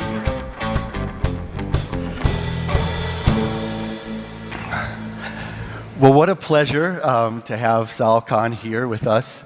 I've been in education personally for about 20 years, and I'm a huge fan, a big admirer. I would say you were one of the pioneers who kicked off this revolution of open access education. So welcome, and thank you for being with us. I thought for the audience today, maybe we would organize things, with your permission, around a little bit of past, a little bit of present, and some future from your perspective. How does that sound? Sounds good. Great. So we have a lot of entrepreneurs out there. Raise your hand if you're an entrepreneur, please. Okay, so we have a lot of entrepreneurs. So first, let's start with the past. You started Khan Academy. I'm guessing there were some ups and downs. Could you tell us a little bit about your entrepreneurial journey? Oh, yeah, and mine is a little bit unusual. A lot of folks might know, back in 2004, my day job, a year out of business school, I was an analyst at a hedge fund. But it just came out of conversation that my cousin, who lived 1,500 miles away in New Orleans, I was in Boston at the time, needed help with math. And so I offered to tutor her. I tutor her remotely, on the phone at the time, and instant messenger, whatever I could find. And slowly but surely, she learned her math, word spread in my family, free tutoring is going on. Before I knew it, I had 10, 15 cousins I was working with. And then I started writing software for them because I saw that they all had gaps. The reason they were struggling wasn't because they weren't bright, it wasn't because they didn't have good teachers, it was because they were in 9th grade and they had forgotten some material from 5th grade, their decimals or fractions. So, and my original background was in tech, so I started writing little software that would generate problems and I could keep track. And one of my friends said, "This software is cool, Sal." And it was a hobby. He's like, "But how are you scaling your actual lessons with your cousins?" And I said, "Yeah, it's hard to do with 15 cousins what I was originally doing with 1 or 2. And he says, "Why don't you record some of your lessons as videos for your family, put them on YouTube?" I said, "No, that's silly. YouTube is for cats playing piano. It is not for real math." But I got over the idea that it wasn't my idea. I gave it a shot. And my cousins famously said that they liked me better on YouTube than in person. And I believe what they were saying is they liked being able to access me whenever they want. Is pause, repeat. They didn't have to feel ashamed that they had to review something from a few years ago. And it was also a platform where people who are not my cousins were able to start leveraging, and I started getting letters from folks. This was all while I had the day job. So I was working as an investor, as an analyst at an investment company. And then you fast forward about 5 years from that first tutoring with Nadia to now 2009, and there are about 50 to 100,000 folks who are using these resources, the videos, the practice, every month. And I frankly had trouble focusing on my day job. We looked at our finances. We were saving some money for a down payment on a house. But it felt like the social impact on this could be just off the charts. So set it up as a not-for-profit, mission-free, world-class education for anyone, anywhere, and took the plunge. And I think anytime you do anything entrepreneurial, whether it's for-profit or non-profit, you almost have to start with that delusional optimism. You have to assume that the world will recognize that this is a project worth the resourcing. But as soon as you take the plunge, you realize that the world is maybe not as observant as it should be. So I think like a lot of folks, and my journey is a little unusual as being a not-for-profit journey versus a for-profit one, but that first year was incredibly tough. We were living off of savings, and our first child had just been born. But by the end of that year, I took the most naive approach possible. It was kind of like I put my head down and I kept working on it and building and hoping that someone would notice was really my approach, and eventually people did. So from hedge fund to purpose-driven entrepreneur in education, was there one major bump in the road where you would say was kind of a personal game-changing moment where maybe it was a dark time, a down period? Oh, well, I think that entire year, I mean, my wife and I looked at our finances and we kind of said, okay, maybe we can dig into our savings for about a year. After that point, it would no longer be a down payment on a house. And you can imagine around 9 months into that was the darkest period. Because you're starting to see, well, what am I going to do in 3 months? Will I even be able to get a job that I had before? Will I be able to do it? I had already blown through probably $50,000 or $60,000 in savings. I had gotten rejected by at least 20 or 30 philanthropists at that point. There were some venture capitalists who were interested, but just for what we wanted to do at Khan Academy, what I wanted to do at Khan Academy at the time, it just didn't feel exactly right. And it's sometimes, I guess when the story turns out, it's darkest right before the dawn, I often believe. And so it was right at that time that then all of a sudden a few people started to take notice. So that's a little bit of the past. Let's move to present. So for those of us interested in education, either entrepreneurs, people in education, what do you see as kind of key forces for change that are happening now or in the near future? I think a lot of people, obviously we're still kind of surfacing from the pandemic, and the pandemic introduced virtual, distance school, distance learning, et cetera, and I think everyone has had mixed feelings about all of it. But I think the really good thing about the pandemic is that it has introduced, it has put a focal point on this idea of how do you make sure that learning is not bound by time or space, and that how do you make sure that there's always an opportunity and an incentive for people to actually fill in whatever gaps they had. This is something that we at Khan Academy have talked about since the beginning. I saw this with my cousins, is that most kids struggle because they have gaps, and they never get to fill in those gaps. But if you actually allow them to fill in their gaps at their own time and pace, they can do anything they want. The pandemic has finally put a spotlight on that. The pandemic has finally shown people, we have to have a way for people to finish their unfinished learning, to fill in whatever gaps they might have. And one of the topics for today was on our list is decentralization. So was Khan Academy decentralization, centralization? I mean, how do you think about it? Well, education, a lot of people have gotten very cynical about education generally. They think, okay, it's been the same for the last 200 years, even over the last 30 or 40 years, there's been all of this desire to use technology. They'll put iPads in classrooms and they just cross their fingers and they hope that something good happens. And we haven't seen anything budge. So people have become very cynical of what's actually possible with education. I think we're in a mode right now where, right now there's 140 million registered users on Khan Academy. About 30 million come every month. About half of them are in schools, half of them are outside of schools. And so a lot of people are learning on a platform like this. I think the next phase is for them to be able to prove what they know on a platform like this. And so this is what we're working on right now. The pandemic has shown that you need to give people opportunity not just to learn, but also to prove what they know. So I'm hoping that we're going to be able to, we're already doing a pilot where students are getting mastery on Khan Academy, they're getting free college credit, they're getting free high school credit. So these things that traditionally cost thousands and thousands of dollars, I think the pandemic has opened people's minds to saying, hey, maybe there's ways to deliver it to people that's close to free. So one thing I'm wondering is if we go back to television, for example, when television arrived, people said, look, this is going to change everything. We're going to have shared information, democratization, all these kinds of things. You could argue there was some of that, but television has actually not fully delivered on that promise. Same thing with the internet, right? I mean, the internet was going to democratize everything. Everyone was going to be connected. And we are, but then we have big tech that are, a massive concentration of power and control. So what do you see happening in education? I mean, are there going to be dominant educational platforms? Are we going to have big ed?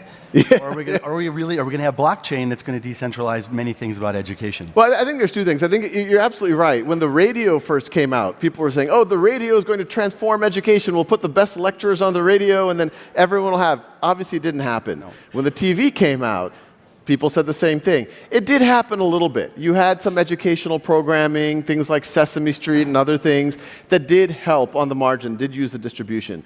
I think the mistake is that we all too often confuse education and information dissemination.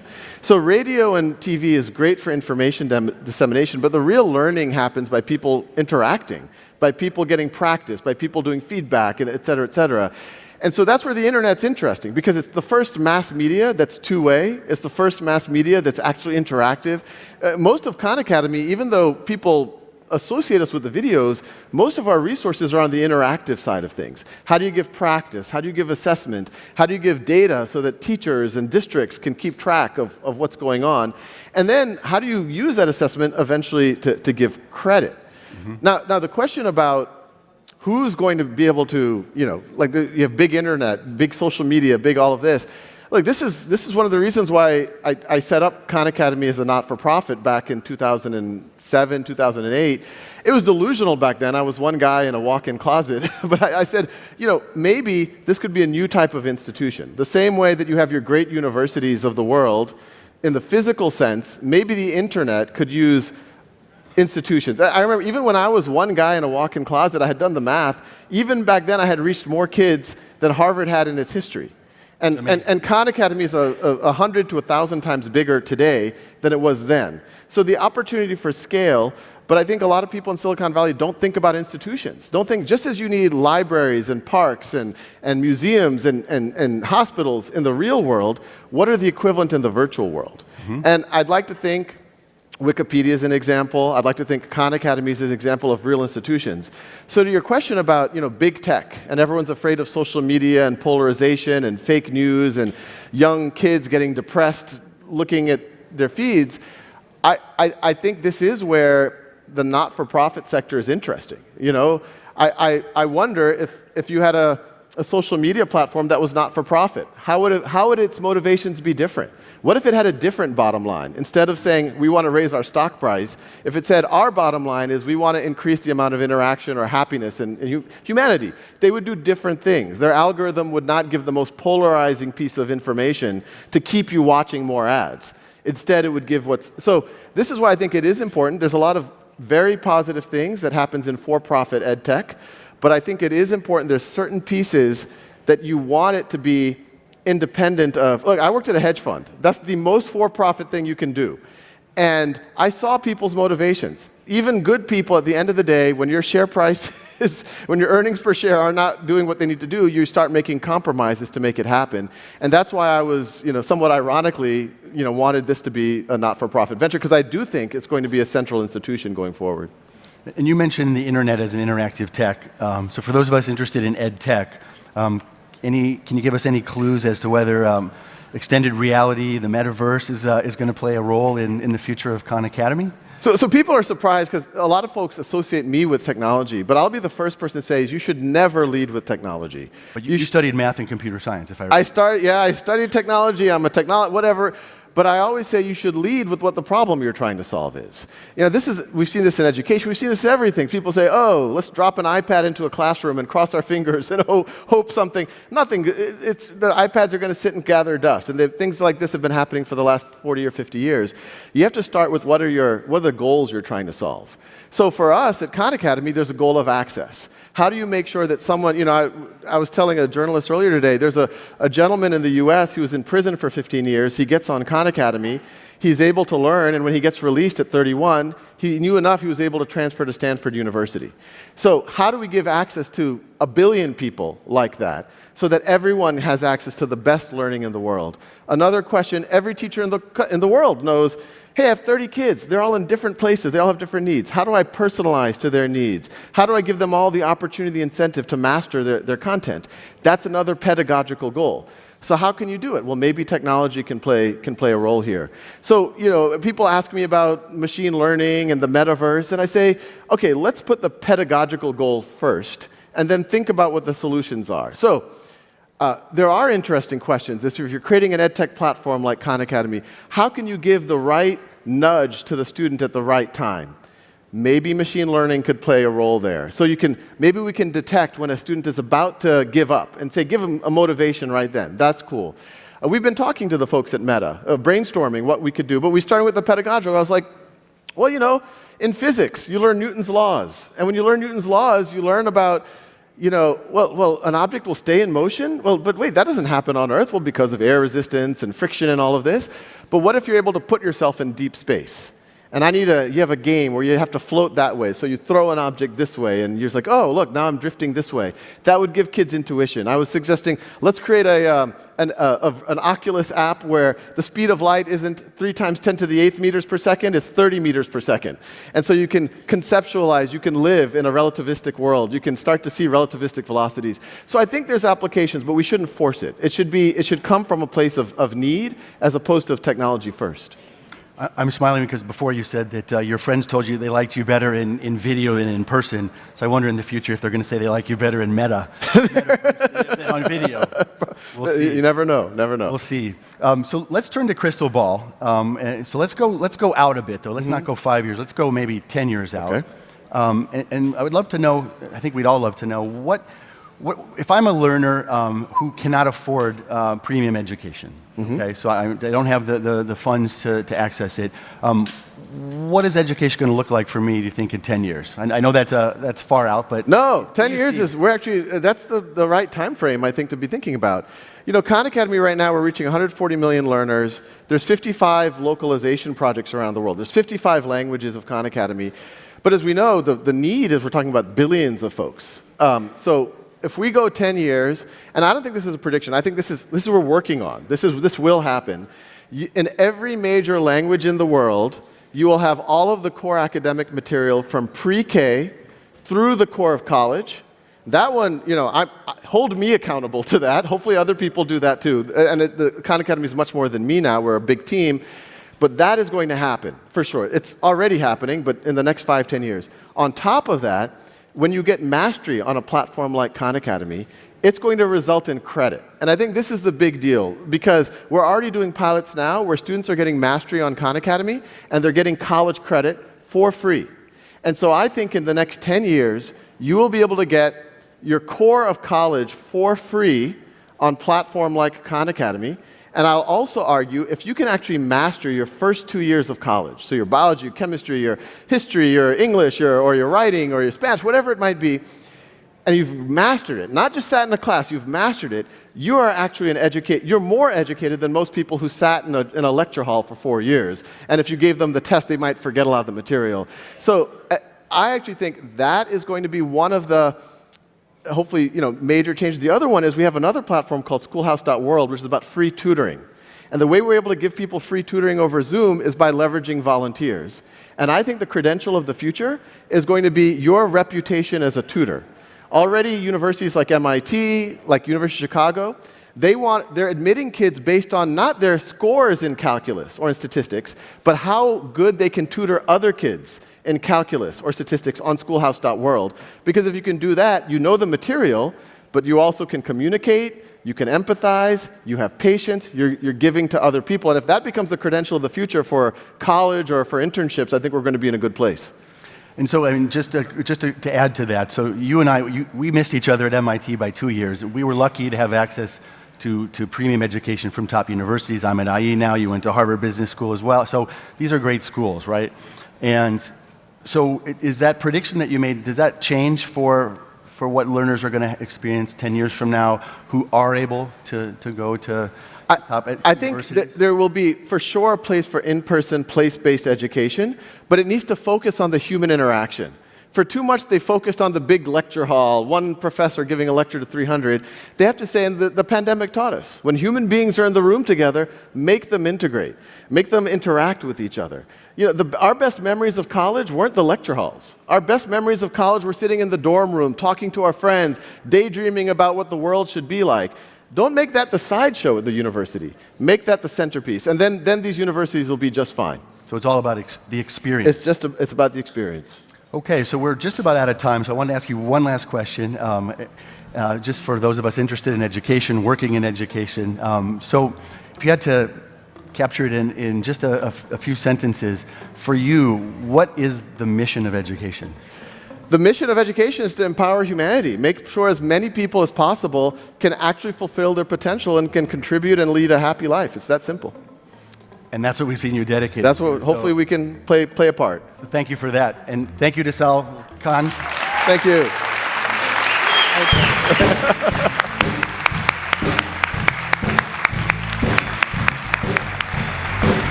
No llego.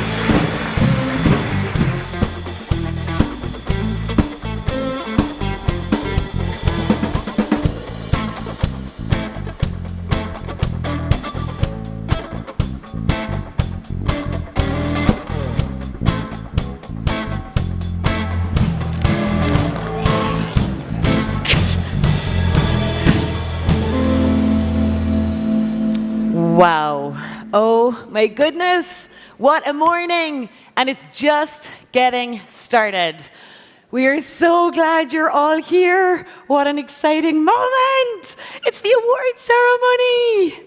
And we have had an incredible morning, going from Galáctico to Galáctico to Galáctico to más Galácticos.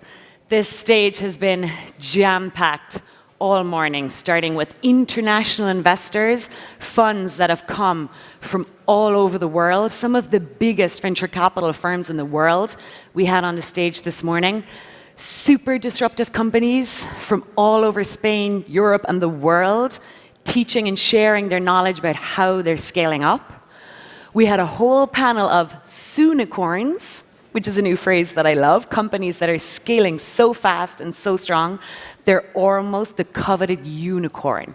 These companies that have north of $1 billion valuation. But not just that, companies that are making a real impact. We had a whole panel of previous South Summit winners.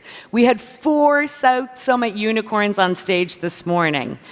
The South Summit finalists have 6 unicorns within their alumni. They have a 95% survival rate. Here we are tracking and identifying and rewarding and recognizing companies that are changing the world. And this morning, we're going to have a whole new flock of startups that are just incredible. So I can't wait for you guys to meet them. We then had some of the world's most accomplished founders. I'm still kind of speechless that we managed to get the 2 Partovi brothers here on stage at South Summit for a world-class premiere, essentially, because those 2 guys have never been on any stage in the world at the same place at the same time. So that was really a dream come true. Ali, of course, was with us in 2012 when we launched South Summit, and it's such a pleasure to have him back, and this time with his twin brother. And it's these individuals that we really want to highlight and showcase because they're the role models. They're the role models we need. Ali and Hadi started as immigrants, and they have built multiple billion-dollar companies and now reinvest in incredibly successful companies, and now are reaching out to the kids of the world, teaching them computer science, investing in graduates, and really pushing for diversity. And it's just incredible. And Salma Khan, oh my God, I'm shell-shocked. What a rock star. And again, the same thing. Making global impact, using talent, strength, creativity, and all their resources to change the world for the better. And that's why we're here, to inspire everybody to do this, because we got this and we can do it. Team, are we ready to go? Marga? Are we good? Good to go? Let's go. Please give a huge, huge, huge, huge South Summit welcome to our fearless leader, our founder and chairman, Marguerite Benjumea.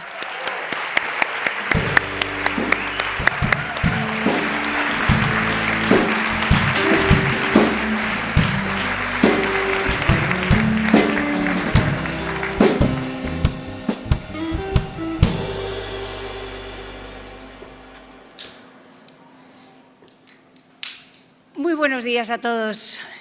Estamos en un momento muy especial, como es el cierre de esta 11ª edición de South Summit, nuestro 10º aniversario.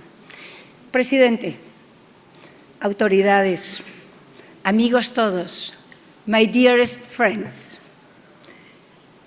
hemos dicho que este es nuestro 10º aniversario. Y creo que nos deberíamos de recrear un poquito en lo que ha sido la evolución de estos 10 años en lo que más nos importa, que es nuestro país y que es nuestra sociedad. El cambio, presidente, ha sido espectacular. Cuando nosotros nacimos, y no voy a repetirlo, nacimos en plena crisis en el año 2012. En ese momento el ecosistema tenía un valor de aproximadamente unos 4.000 millones. Este año vamos a terminar en 83.000 millones, el 18% del valor del IBEX.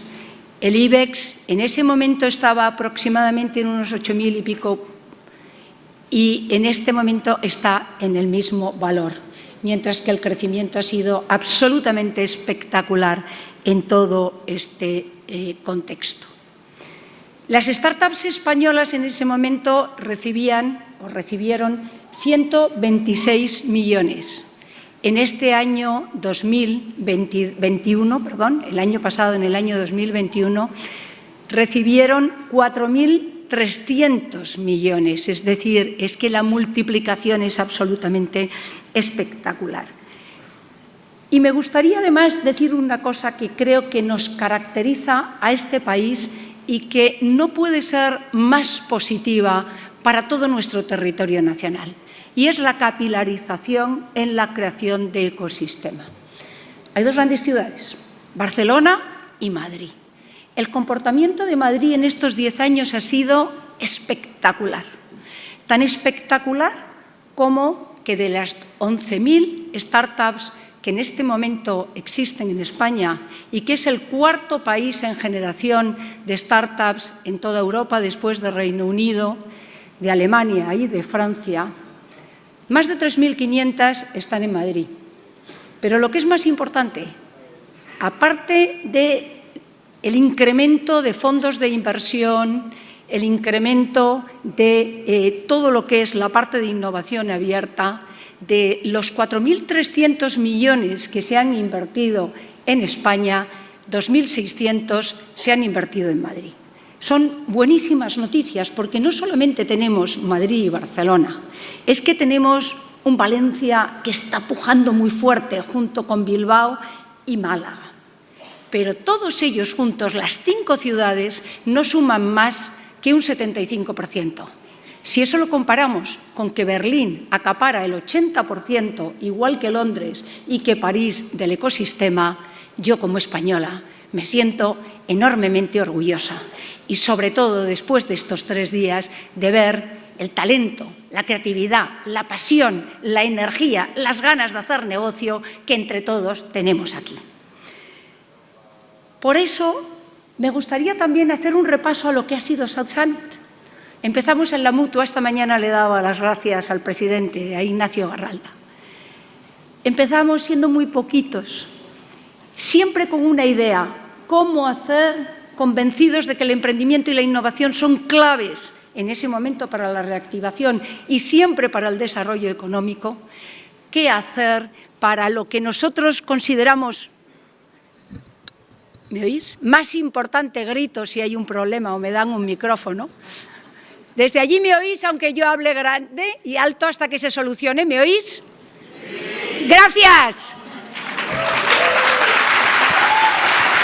Gracias. Sigo. Desde ese momento, muchísimas gracias. Estábamos hablando de South Summit desde que nacimos en ese 2012 en la Mutua. Gracias. Siempre hemos intentado, y la verdad es que con todos vosotros trabajando juntos lo hemos conseguido, trabajar para conseguir lo que consideramos que es más importante, y es el generar un network imposible más valioso para que de ahí surjan las mejores oportunidades para todos. Y una de los temas más importantes, aparte de todo el contenido de más 600 personas compartiendo en 8 escenarios, todavía lo más importante son nuestros 100 finalistas. Los 100 finalistas de los cuales hoy, en muy poquito tiempo, vamos a saber quién es el ganador. Pero desde aquí ya quiero darles la enhorabuena a todos, porque para mí y para todos nosotros ya son ganadores. Y os voy a decir por qué.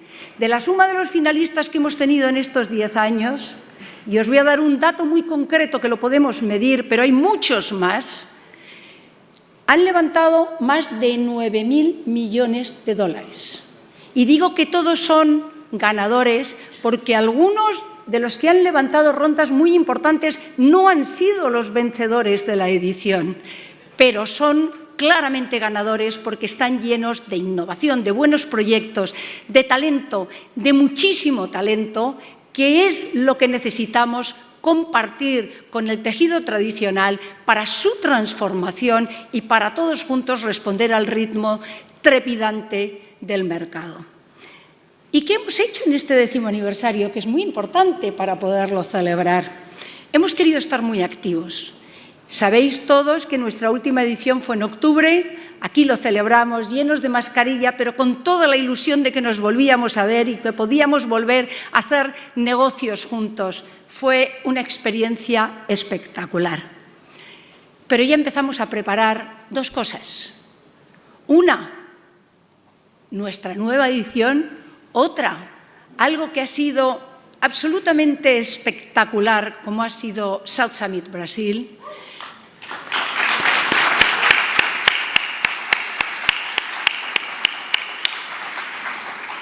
Ha sido absolutamente espectacular, porque es que hemos trabajado de nuevo todos juntos, todas las fuerzas vivas, todos los distintos gobiernos empujando para que eso fuera un éxito y un éxito para el país, con los mejores socios, siempre allí. Y realmente los resultados han sido espectaculares. Pero eso no ha sido solo, es que en el mes de noviembre, justo después del Summit, estuvimos haciendo nuestro primer vertical de Health and Wellbeing en Valencia, y ahora viene lo más bonito. Cumplimos 10 años. Este ecosistema cada vez es más grande, cada vez sois mejores, pero hay que abrir el cascarón y hay que ir a la calle, hay que hacer partícipe de esto a toda la ciudadanía, no solamente de los grandes avances, no.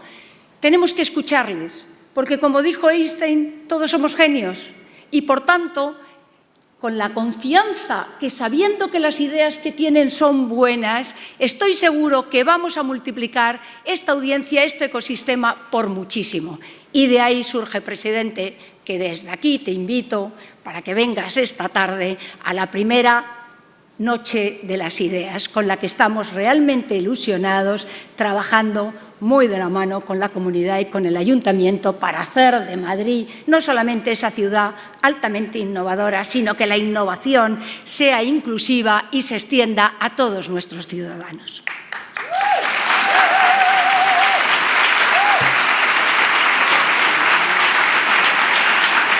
Presidente, tengo que darte unas gracias muy especiales.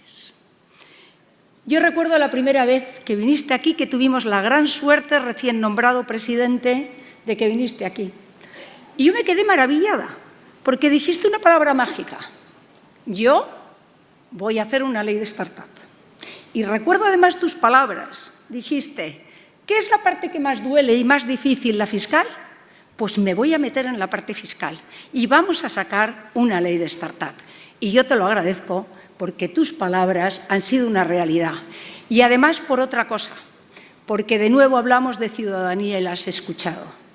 En el mes de julio se aprobó un primer anteproyecto de ley que no respondía, pero se revisó. Y lo más importante, quiero dar las gracias y extender porque tienes un equipo económico excepcional, desde la vicepresidenta primera, a la SEDIA, al alto comisionado, que sé que han trabajado para hacer, junto contigo, de esta ley una realidad, y la que aprobaste en el Consejo de Ministros realmente escucha al ecosistema.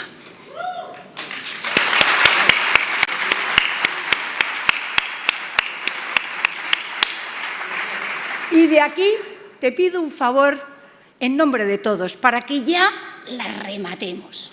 Y me tienes no solamente a mí, sino a todo el ecosistema contigo, porque hay una figura tan espectacular de esta nueva forma de hacer, que es el emprendedor en serie, que le tenemos que recoger. Y ahí lo trabajaremos en el Congreso, que estoy seguro que tanto el emprendedor en serie como alargar la vida de la startup va a ser una realidad. Y ahora sigo con los agradecimientos, pero de verdad muchas gracias, presidente, por cómo te importamos todo este ecosistema. Pero eso sí,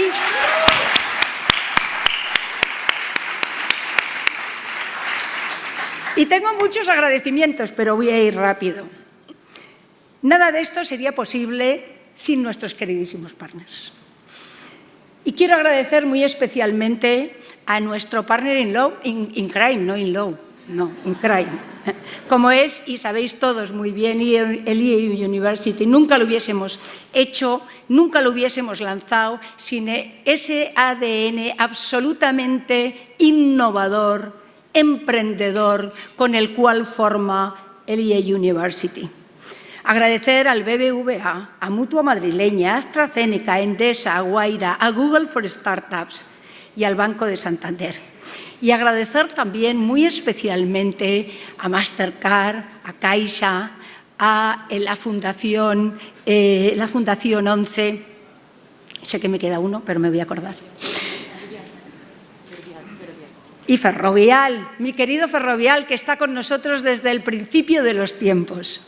Quiero agradecer a los 100 finalistas. Lo he puesto. Banco Sabadell, lo he dicho. Pues lo digo ahora. Perdonadme, presidente. Pero es muy importante que agradezcamos a los que con tantas ganas, con tanta ilusión, han apoyado que esto sea posible desde el inicio. Y quiero decir una cosa que es una transformación muy importante y que no lo dije antes, y como me he olvidado del Banco Santander la voy a apuntar, que es la gran transformación de nuestro tejido empresarial, representado por nuestras grandes corporaciones. Ha sido increíble. En estos 10 años ha pasado a que el 95% del IBEX ya sabe que tiene que trabajar de la mano de las startups. Y además de agradecer a todos los speakers, a los inversores, a las instituciones, a todas, a los asistentes que nos hemos dado cita aquí en estos 3 apasionantes días, quiero dar un agradecimiento muy especial a todo el equipo por perseguir siempre la excelencia, consiguiendo que South Summit siga superándose año tras año. Y ya quiero cerrar. Y para terminar, me gustaría homenajear a uno de nuestros grandísimos personajes. En abril de 2023 se cumplirán 20 años de la muerte de Pablo Picasso, el gran genio español de la pintura y de la escultura. Con menos de 20 años, Picasso ya dominaba la técnica de la pintura y depuntaba como un gran artista, pero nunca quiso ser uno más, así que decidió ser un disruptor y fue creando distintos movimientos artísticos. Pasó por el cubismo, el surrealismo, el expresionismo, el postimpresionismo e incluso el neoclasicismo. Pero no se conformó con eso. Fue innovador y emprendedor y rompió todas las fronteras. Desde aquí quiero animar a nuestros emprendedores, a nuestros startuperos, a que sean inconformistas, que busquen nuevos caminos y que sigan innovando siempre. El espíritu de Picasso estará presente siempre en South Summit. Y ahora Os dejo con el vídeo que hemos preparado para resumir lo que ha sido esta magnífica edición de South Summit 2022. Gracias a todos por acompañarnos en este increíble South Summit. Y nada, muchísimas gracias a todos.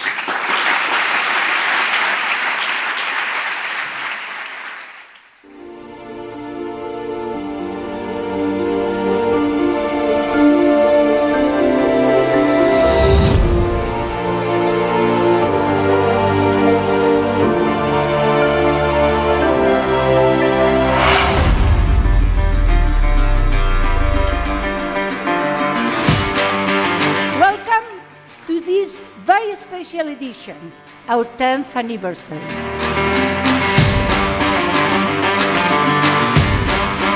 Mi enhorabuena por este 10º aniversario del gran encuentro de emprendimiento, innovación e inversión, el mejor del sur de Europa.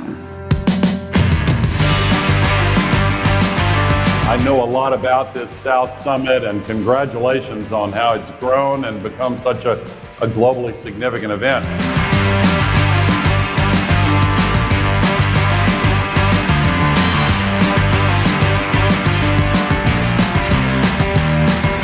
Decoding complexity is probably what we all need these days. And the really important thing here is that these can go anywhere and any time.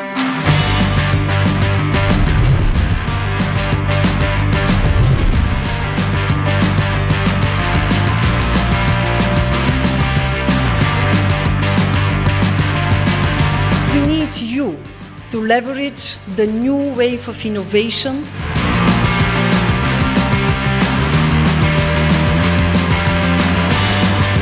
Innovation is South Summit.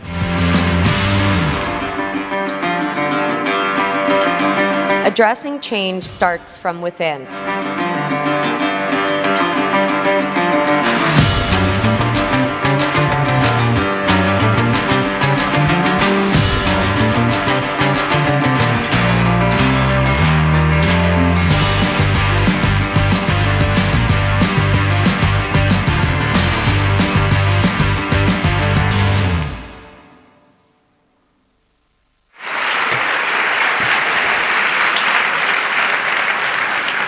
I would like to invite to the stage, please, the President, Comunidad de Madrid, Santiago Iñiguez, President of IE University, Miguel Ángel Redondo. Please join me on stage, everybody. Please join me on stage.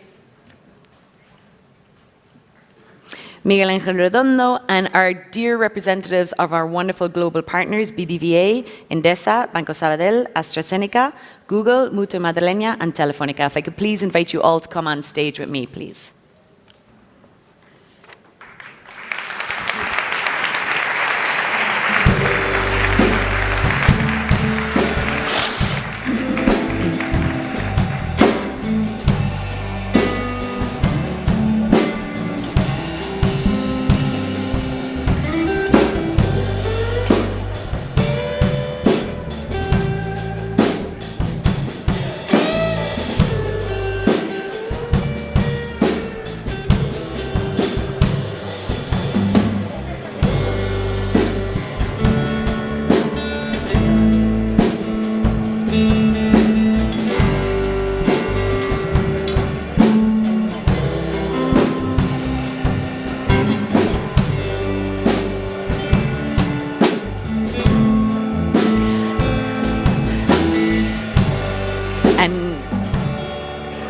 And now the moment we have been waiting for. Thousands and thousands of applications, 100 finalists, 10 different tracks, a semi-final, and today we're going to have 6 winners in categories.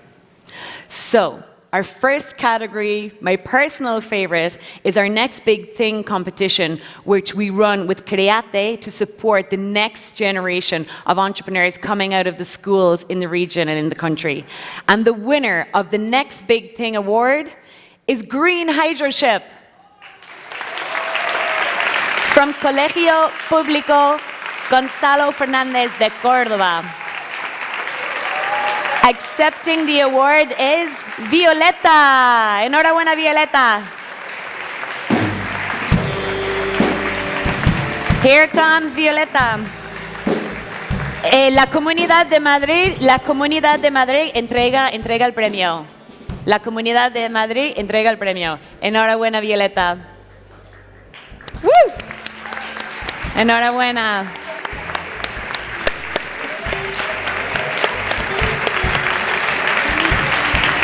¡Woo!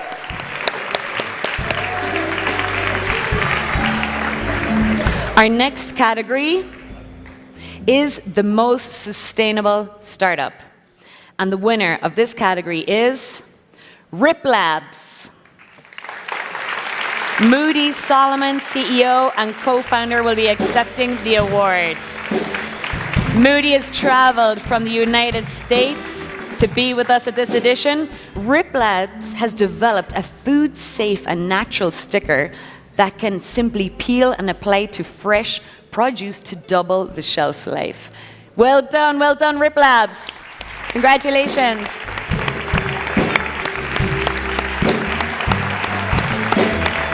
The City Hall of Madrid is giving the award to Rip Labs. Our next category is Best Team. And the winner of Best Team is Next Mall. Accepting the award is Monica Lemier, CEO. This company is from Spain. And Nextmall is a deep tech startup specialized in computational chemistry. Congratulations, Nextmall.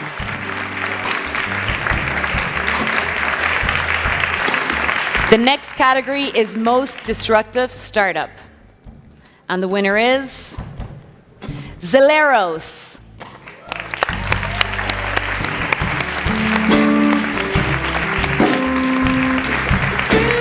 David Pistoni is accepting the award. He's the CEO and co-founder. And Zeleros is a European deep tech company based in Valencia, leading the development of Hyperloop, the fifth mode of transportation.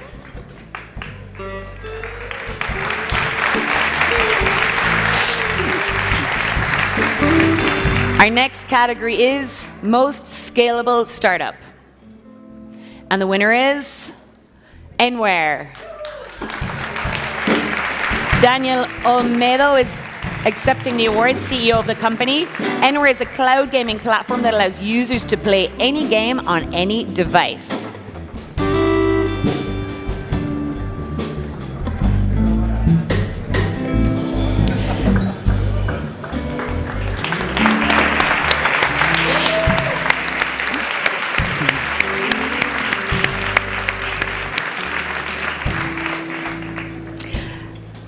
And now for the final award of the day. And for this edition of South Summit 2022, our 10-year anniversary, the overall South Summit winner of the Startup Competition 2022 is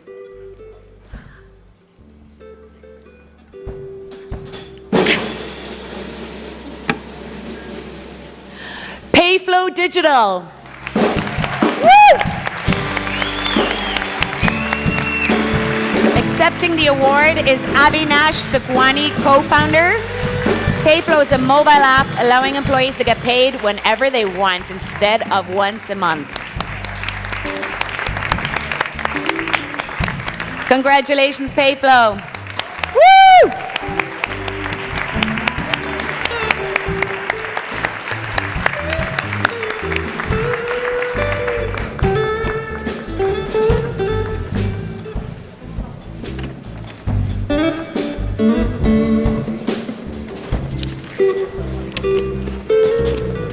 Coloquen para la foto, me dice. Que están colocados, ¿no?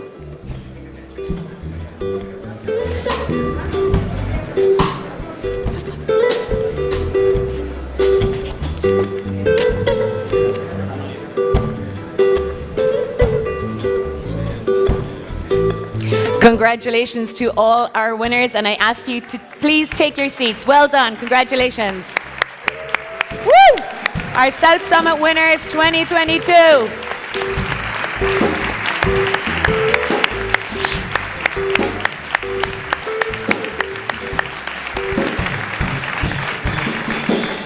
Now, I'd like everyone please take your seats. please take your seats.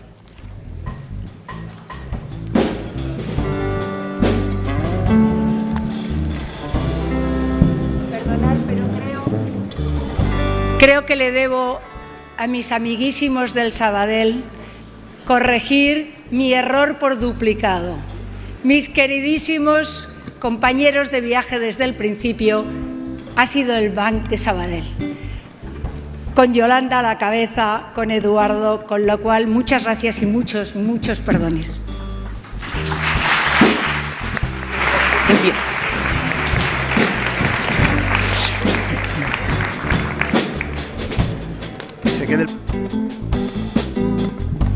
Now, if I could just ask the President and Maria Benjumea to take the stage, please. Dear Maria, our fearless leader, we wanted to honor you, your super team, with an award for our 10-year anniversary. You're an inspiration to all of us. And I want a huge thank you from us, your super team, the entire entrepreneurial community of Madrid, of Spain, and the whole ecosystem of South Summit. Thank you so much for these last 10 years, and bring on the next 10.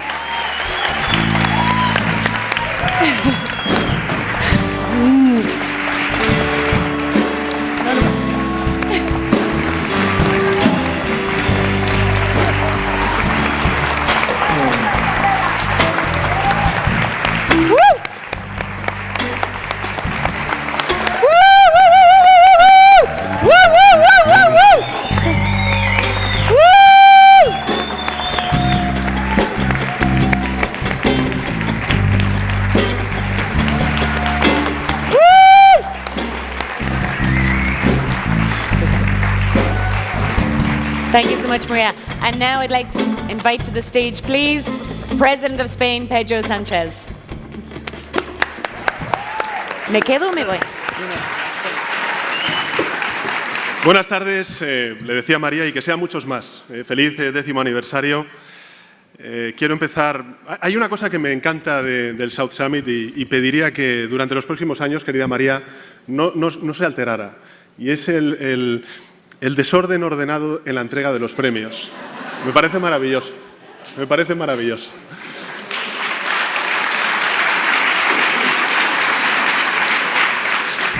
Bueno, enhorabuena, felicidades. Celebráis vuestra décima edición. Toda una década en la que se ha consolidado esta cita del South Summit como un evento ineludible para el emprendimiento nacional y también europeo y global.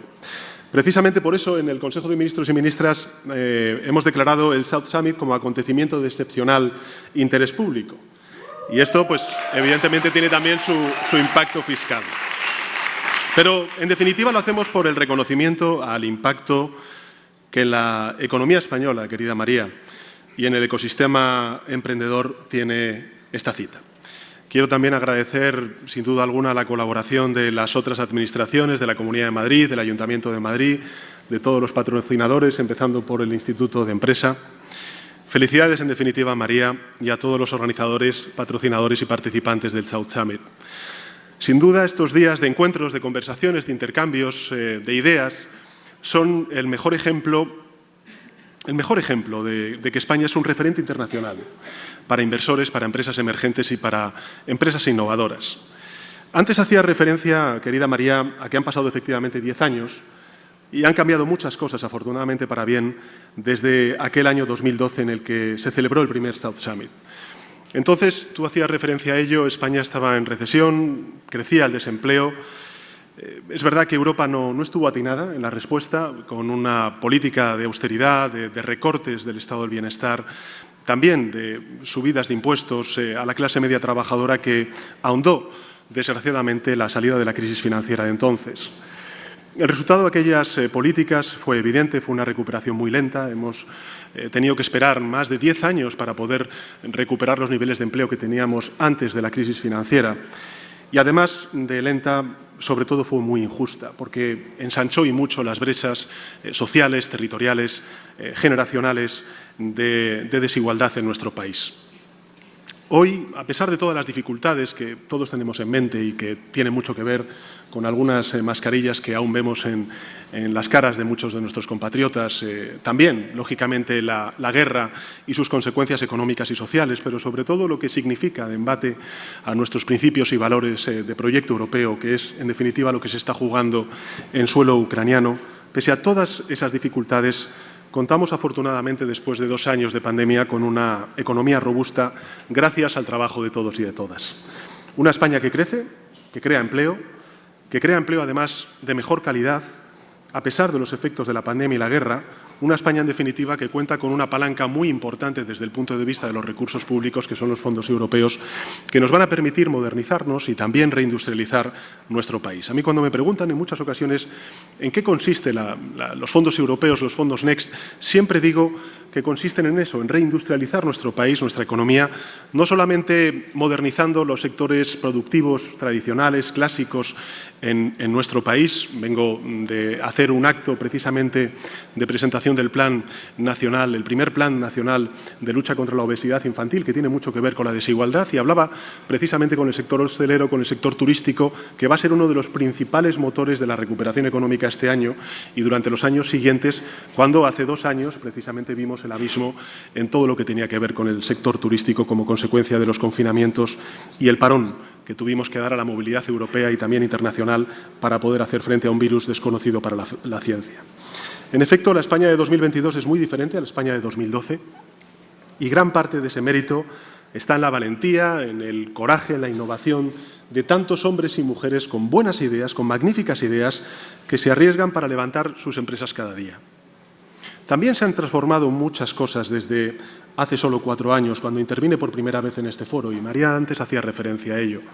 Aquí me comprometí a trabajar para hacer posible que el sistema o el ecosistema emprendedor español avanzara hacia otro nivel, para que pudiéramos hablar realmente de que estamos cimentando una España como una auténtica nación emprendedora. Eso es algo que mi querido alto comisionado Paco Polo pues ha venido siempre trabajando dentro de las administraciones. Hoy podemos hacerlo. España despunta, lidera, sin complejos, múltiples sectores de futuro, incluidos también el emprendimiento. Han cambiado muchas cosas, pero mi compromiso, quiero también trasladaros, permanece inalterable. Vosotros y vosotras habéis cumplido vuestra parte. El emprendimiento innovador es hoy un sector muy consolidado, más consolidado sin duda que entonces. Ahí están los datos. Entre 2015 y 2020 el valor del ecosistema de startups en España se multiplicó por 5, como nos ha recordado María. En 2021 la inversión en empresas emergentes batió un récord que yo diría es histórico. Según el informe Tendencias de Inversión en España 2021, publicado por la Fundación Bankinter, los fondos de capital riesgo invirtieron 4.294 millones de euros, 4 veces más que en el año 2020. Y durante el primer trimestre de este año, el volumen de inversión en startups ha sido incluso superior al captado en este mismo periodo en el año 2021. Y para finalizar, simplemente una fotografía de algunos datos que puedan ilustrar esa pujanza de vuestro sector.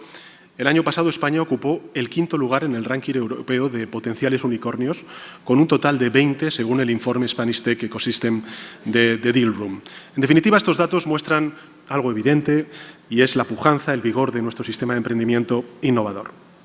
Bueno, lo que corresponde a la Administración General del Estado, por recoger el guante de María en su intervención, yo agradezco y mucho el reconocimiento a una ley que sin duda alguna ha sido importante, como es la ley de Startup. Ya te puedo garantizar que no ha sido un debate fácil el que hemos tenido en el Consejo de Ministros, pero al final ha salido. Como sabéis, España tiene por primera vez un órgano en la presidencia del Gobierno. No es casualidad que esté en la presidencia del Gobierno, porque al final, cuando hablamos de una estrategia España-Nación Emprendedora, estamos hablando de una estrategia que tiene que ser integral, que tiene que ser holística, que tiene que ser transversal, porque afecta a multitud de departamentos. Tenemos pues que acabar con esos silos que también en la administración pública se dan, no solamente se dan en las grandes compañías. Bueno, esa estrategia España-Nación Emprendedora está dotada con más de 4.200 millones de euros de aquí al año 2023 y que cuenta con 50 medidas. Y sobre todo, contamos, como decía al principio de mi intervención, con un plan de recuperación, transformación y resiliencia que, como ya tuve ocasión de comentar el año pasado en este mismo foro, supone el mayor esfuerzo inversor y reformista desde que España entrara en la extinta Comunidad Económica Europea.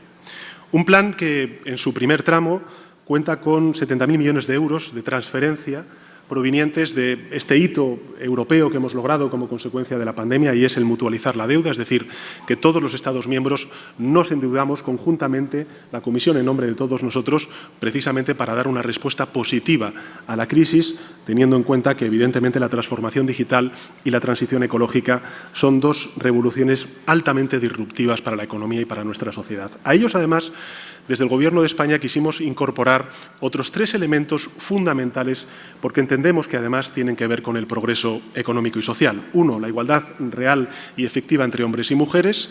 2, la cohesión social y territorial.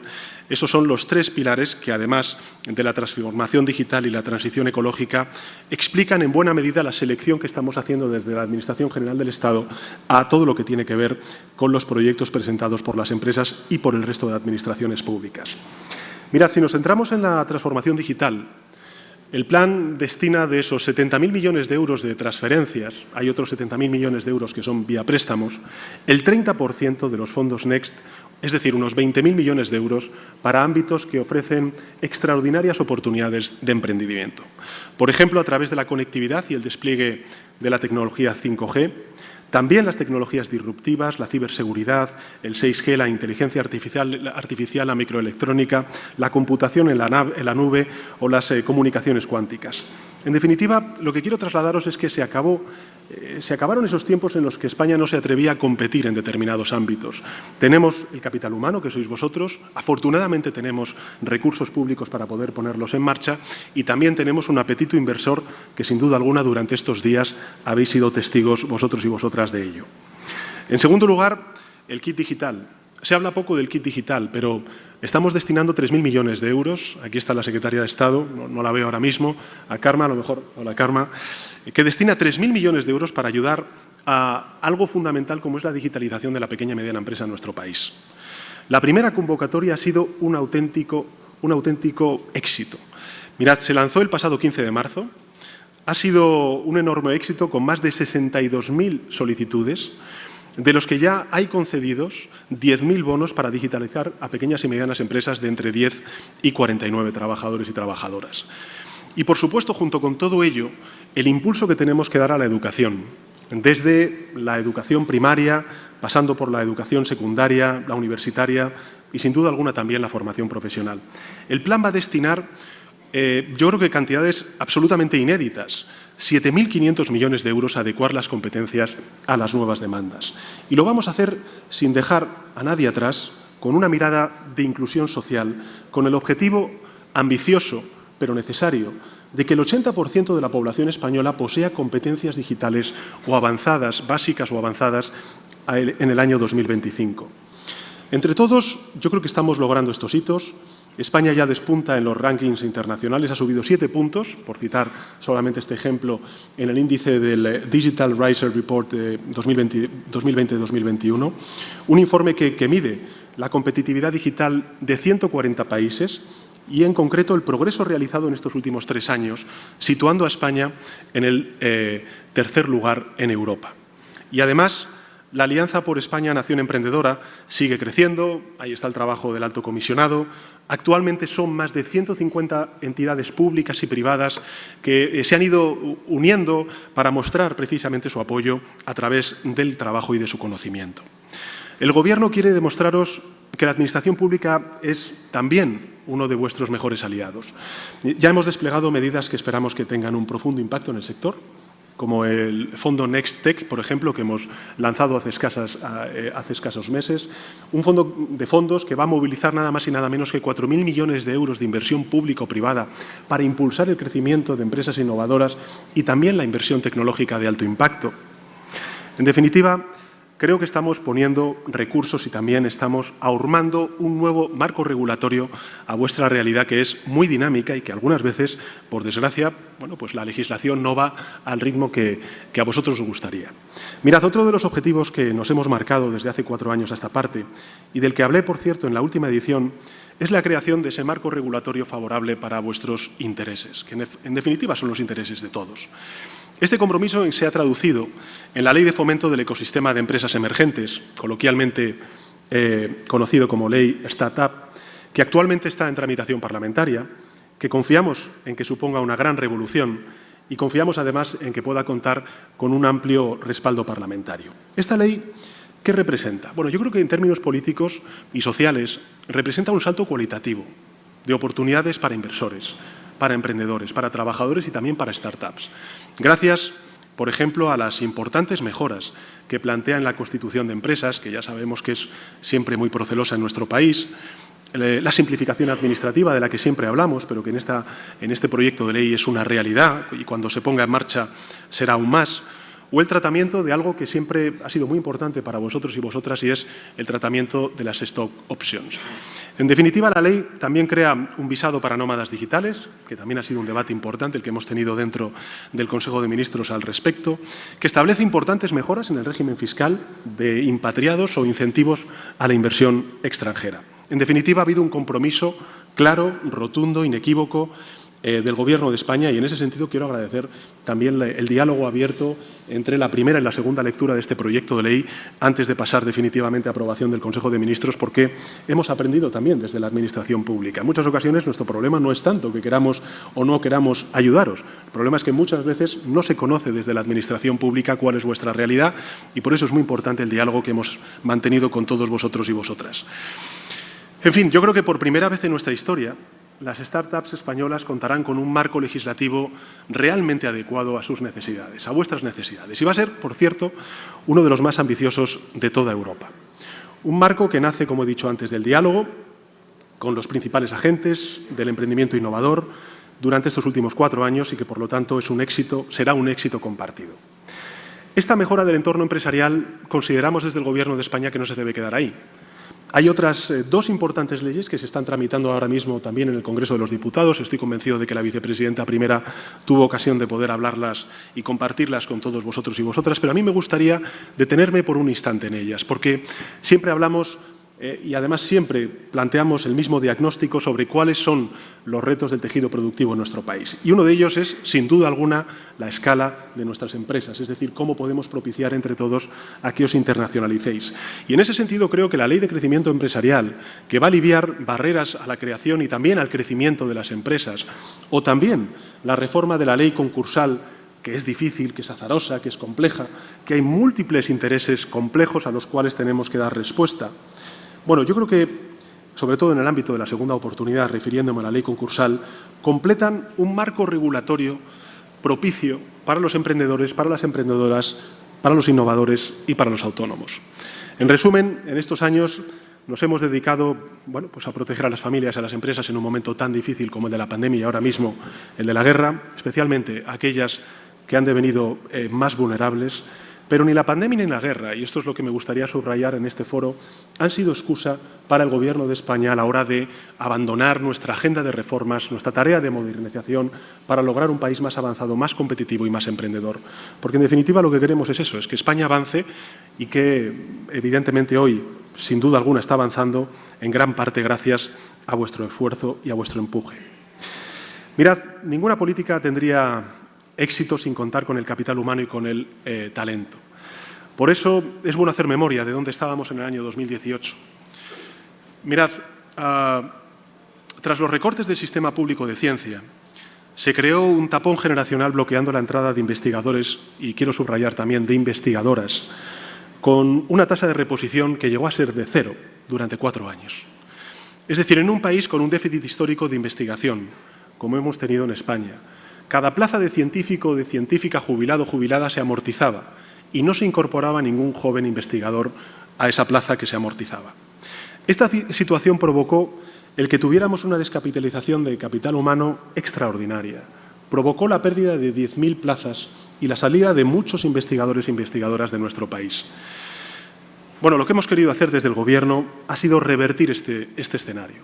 Hemos aumentado la tasa de reposición en un 120%, proyectando la apertura de 12.000 nuevas plazas de investigador o de personal investigador hasta el final de la presente legislatura, es decir, hasta el año 2023. El presupuesto del Ministerio de Ciencia y de Innovación se ha duplicado prácticamente entre el año 2020 y 2022 hasta llegar a los 3.800 millones de euros. 3.800 millones de euros, es decir, unos recursos muy importantes desde el punto de vista público, pero que van a ir acompañados también de una nueva ley, un marco regulatorio transformador en positivo de todo nuestro sistema de ciencia y de innovación en nuestro país. La Ley de Ciencia, de Tecnología y de Innovación, de la cual yo me siento particularmente orgulloso de ser presidente del Gobierno, va a cambiar de forma decisiva el papel de la ciencia y los científicos y las científicas, vuelvo a subrayar científicas, que jugáis en nuestro país. Creo que es lo mínimo que os debemos después de que con una pandemia tuviéramos, bueno, pues en un tiempo récord, la solución científica.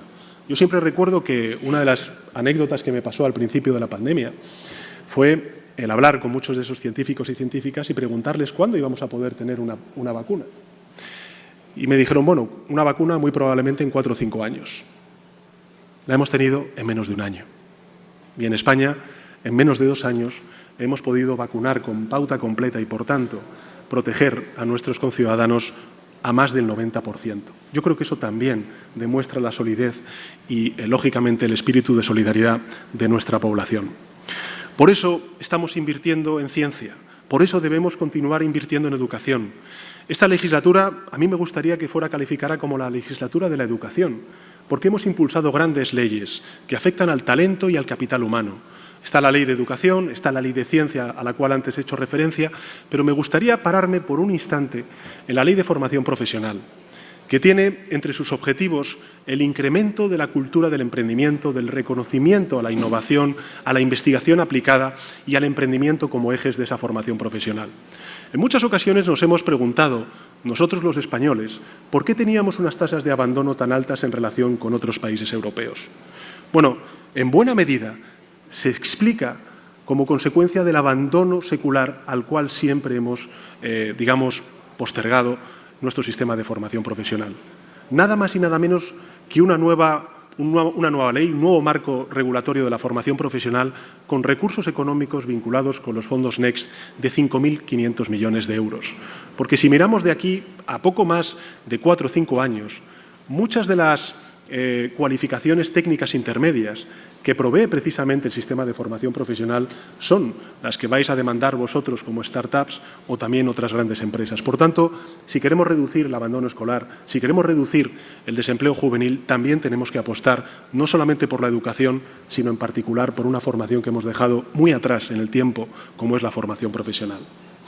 Nuestros jóvenes van a contar, por tanto, con más herramientas, con más talento del que tuvimos nosotros y nosotras para lograr un país plenamente abierto al emprendimiento y a la creación de prosperidad y de riqueza.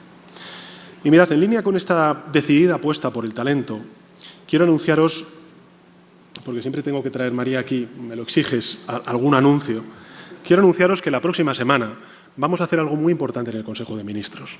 Vamos a aprobar un plan de promoción, de retención y de atracción del talento científico innovador que se fue durante más de 10 años. Un paquete de 30 medidas que van a ponerse en marcha durante los próximos 18 meses y que van a girar en torno a 3 ejes principales que me gustaría compartir con todos vosotros y vosotras. El primero, más oportunidades y mejores condiciones para el desarrollo de la carrera científica, con más contratos pre- y postdoctorales. Además, la Agencia Estatal de Investigación va a lanzar una nueva convocatoria de consolidación investigadora para este año, para el año 2022, ¿dirigida a qué? Dirigida a afianzar la carrera profesional de investigadores e investigadoras jóvenes, nacionales y extranjeros, iniciando líneas de investigación y accediendo a una plaza fija tras finalizar su itinerario postdoctoral.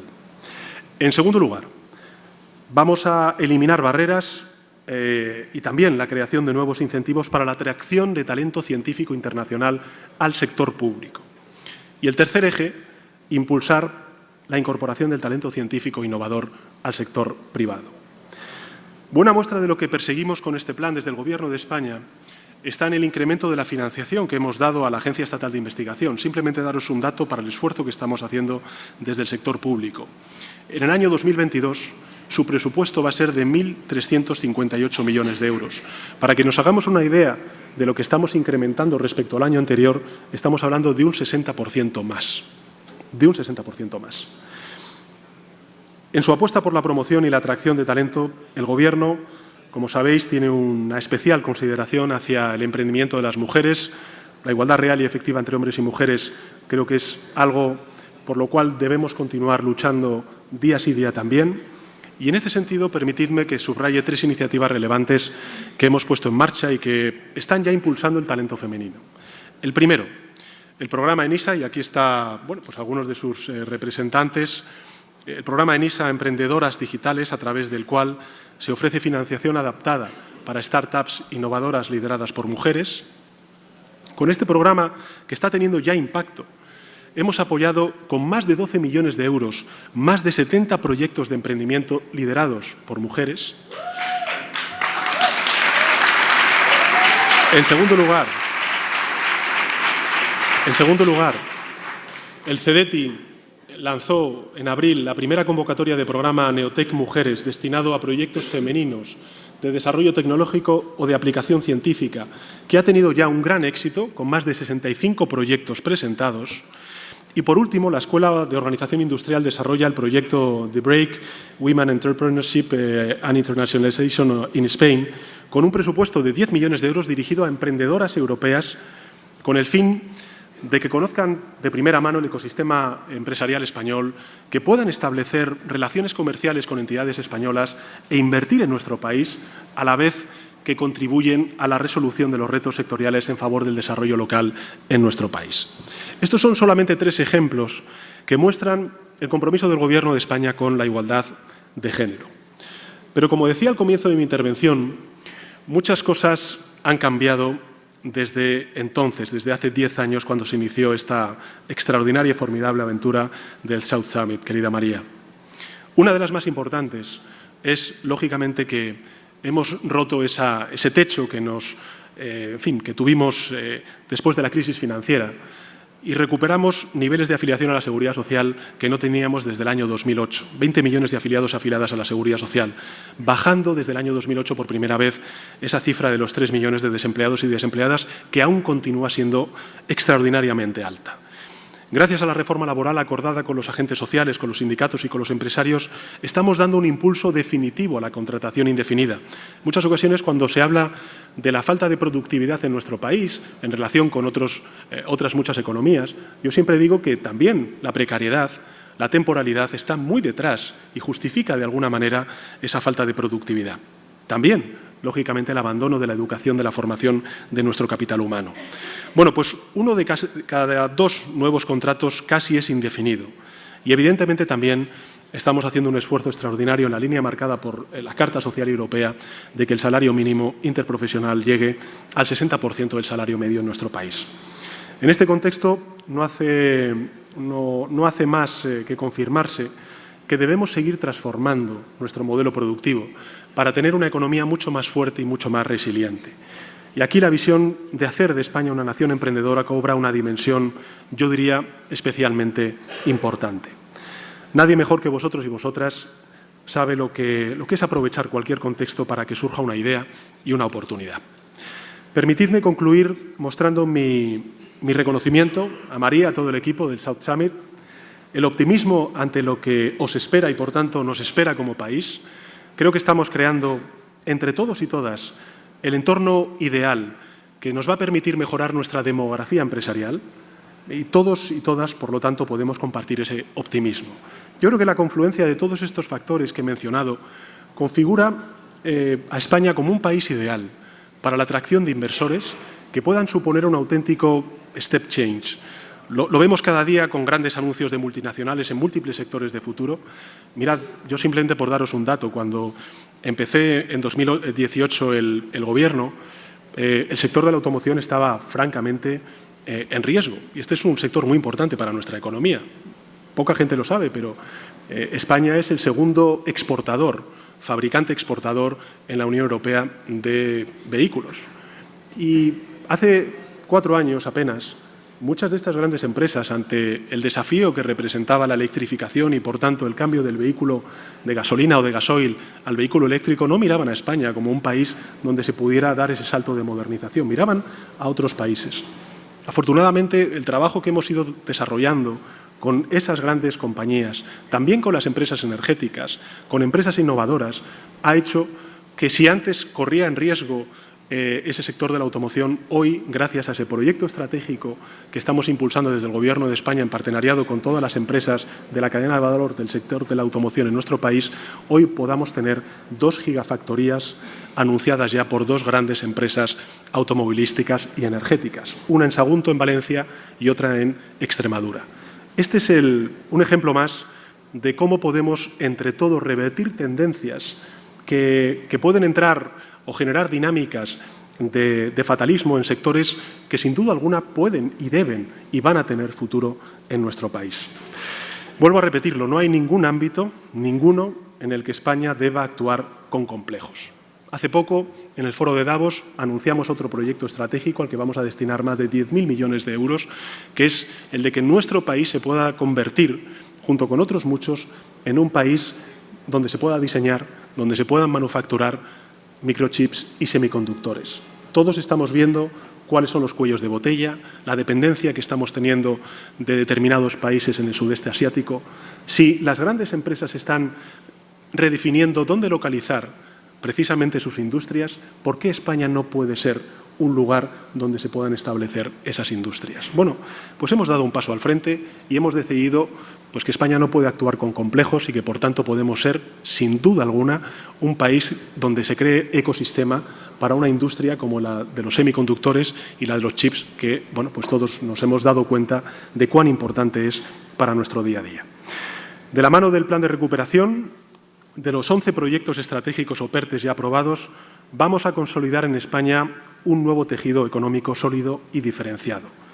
Y lo estamos haciendo con una inversión pública inédita de más de 30.000 millones de euros en estos proyectos estratégicos que van desde el sector de la automoción. Me alegra además, María, que una de las ganadoras sea una joven que apuesta precisamente por el hidrógeno verde. Yo creo que España tiene una de las grandes oportunidades de convertirse en una potencia energética que exporte por primera vez energía al conjunto de Europa, que plantee alternativas a la importación de combustibles fósiles provenientes de un país que está amenazando no a Ucrania, sino la verdadera esencia democrática, de pluralidad política y de libertades y de derechos de un continente como es el nuestro.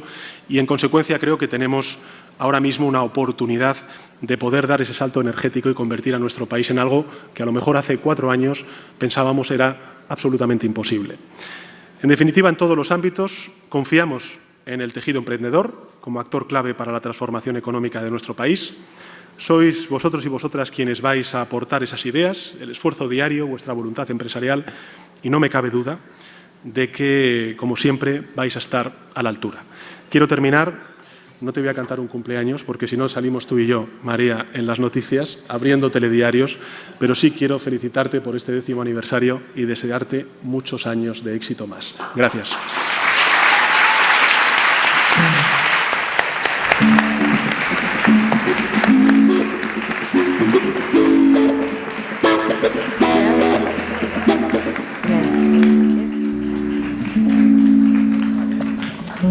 Folks, that's a wrap. Thank you so much, dear President, for being here today and for all your continued support. That is a wrap for South Summit 2022. Get ready for South Summit 2023, and we will see all of you tonight at the Plaza de Colón, 7:30 for La Noche de las Ideas with Bob Sinclair and Abria Mateo. See you next year.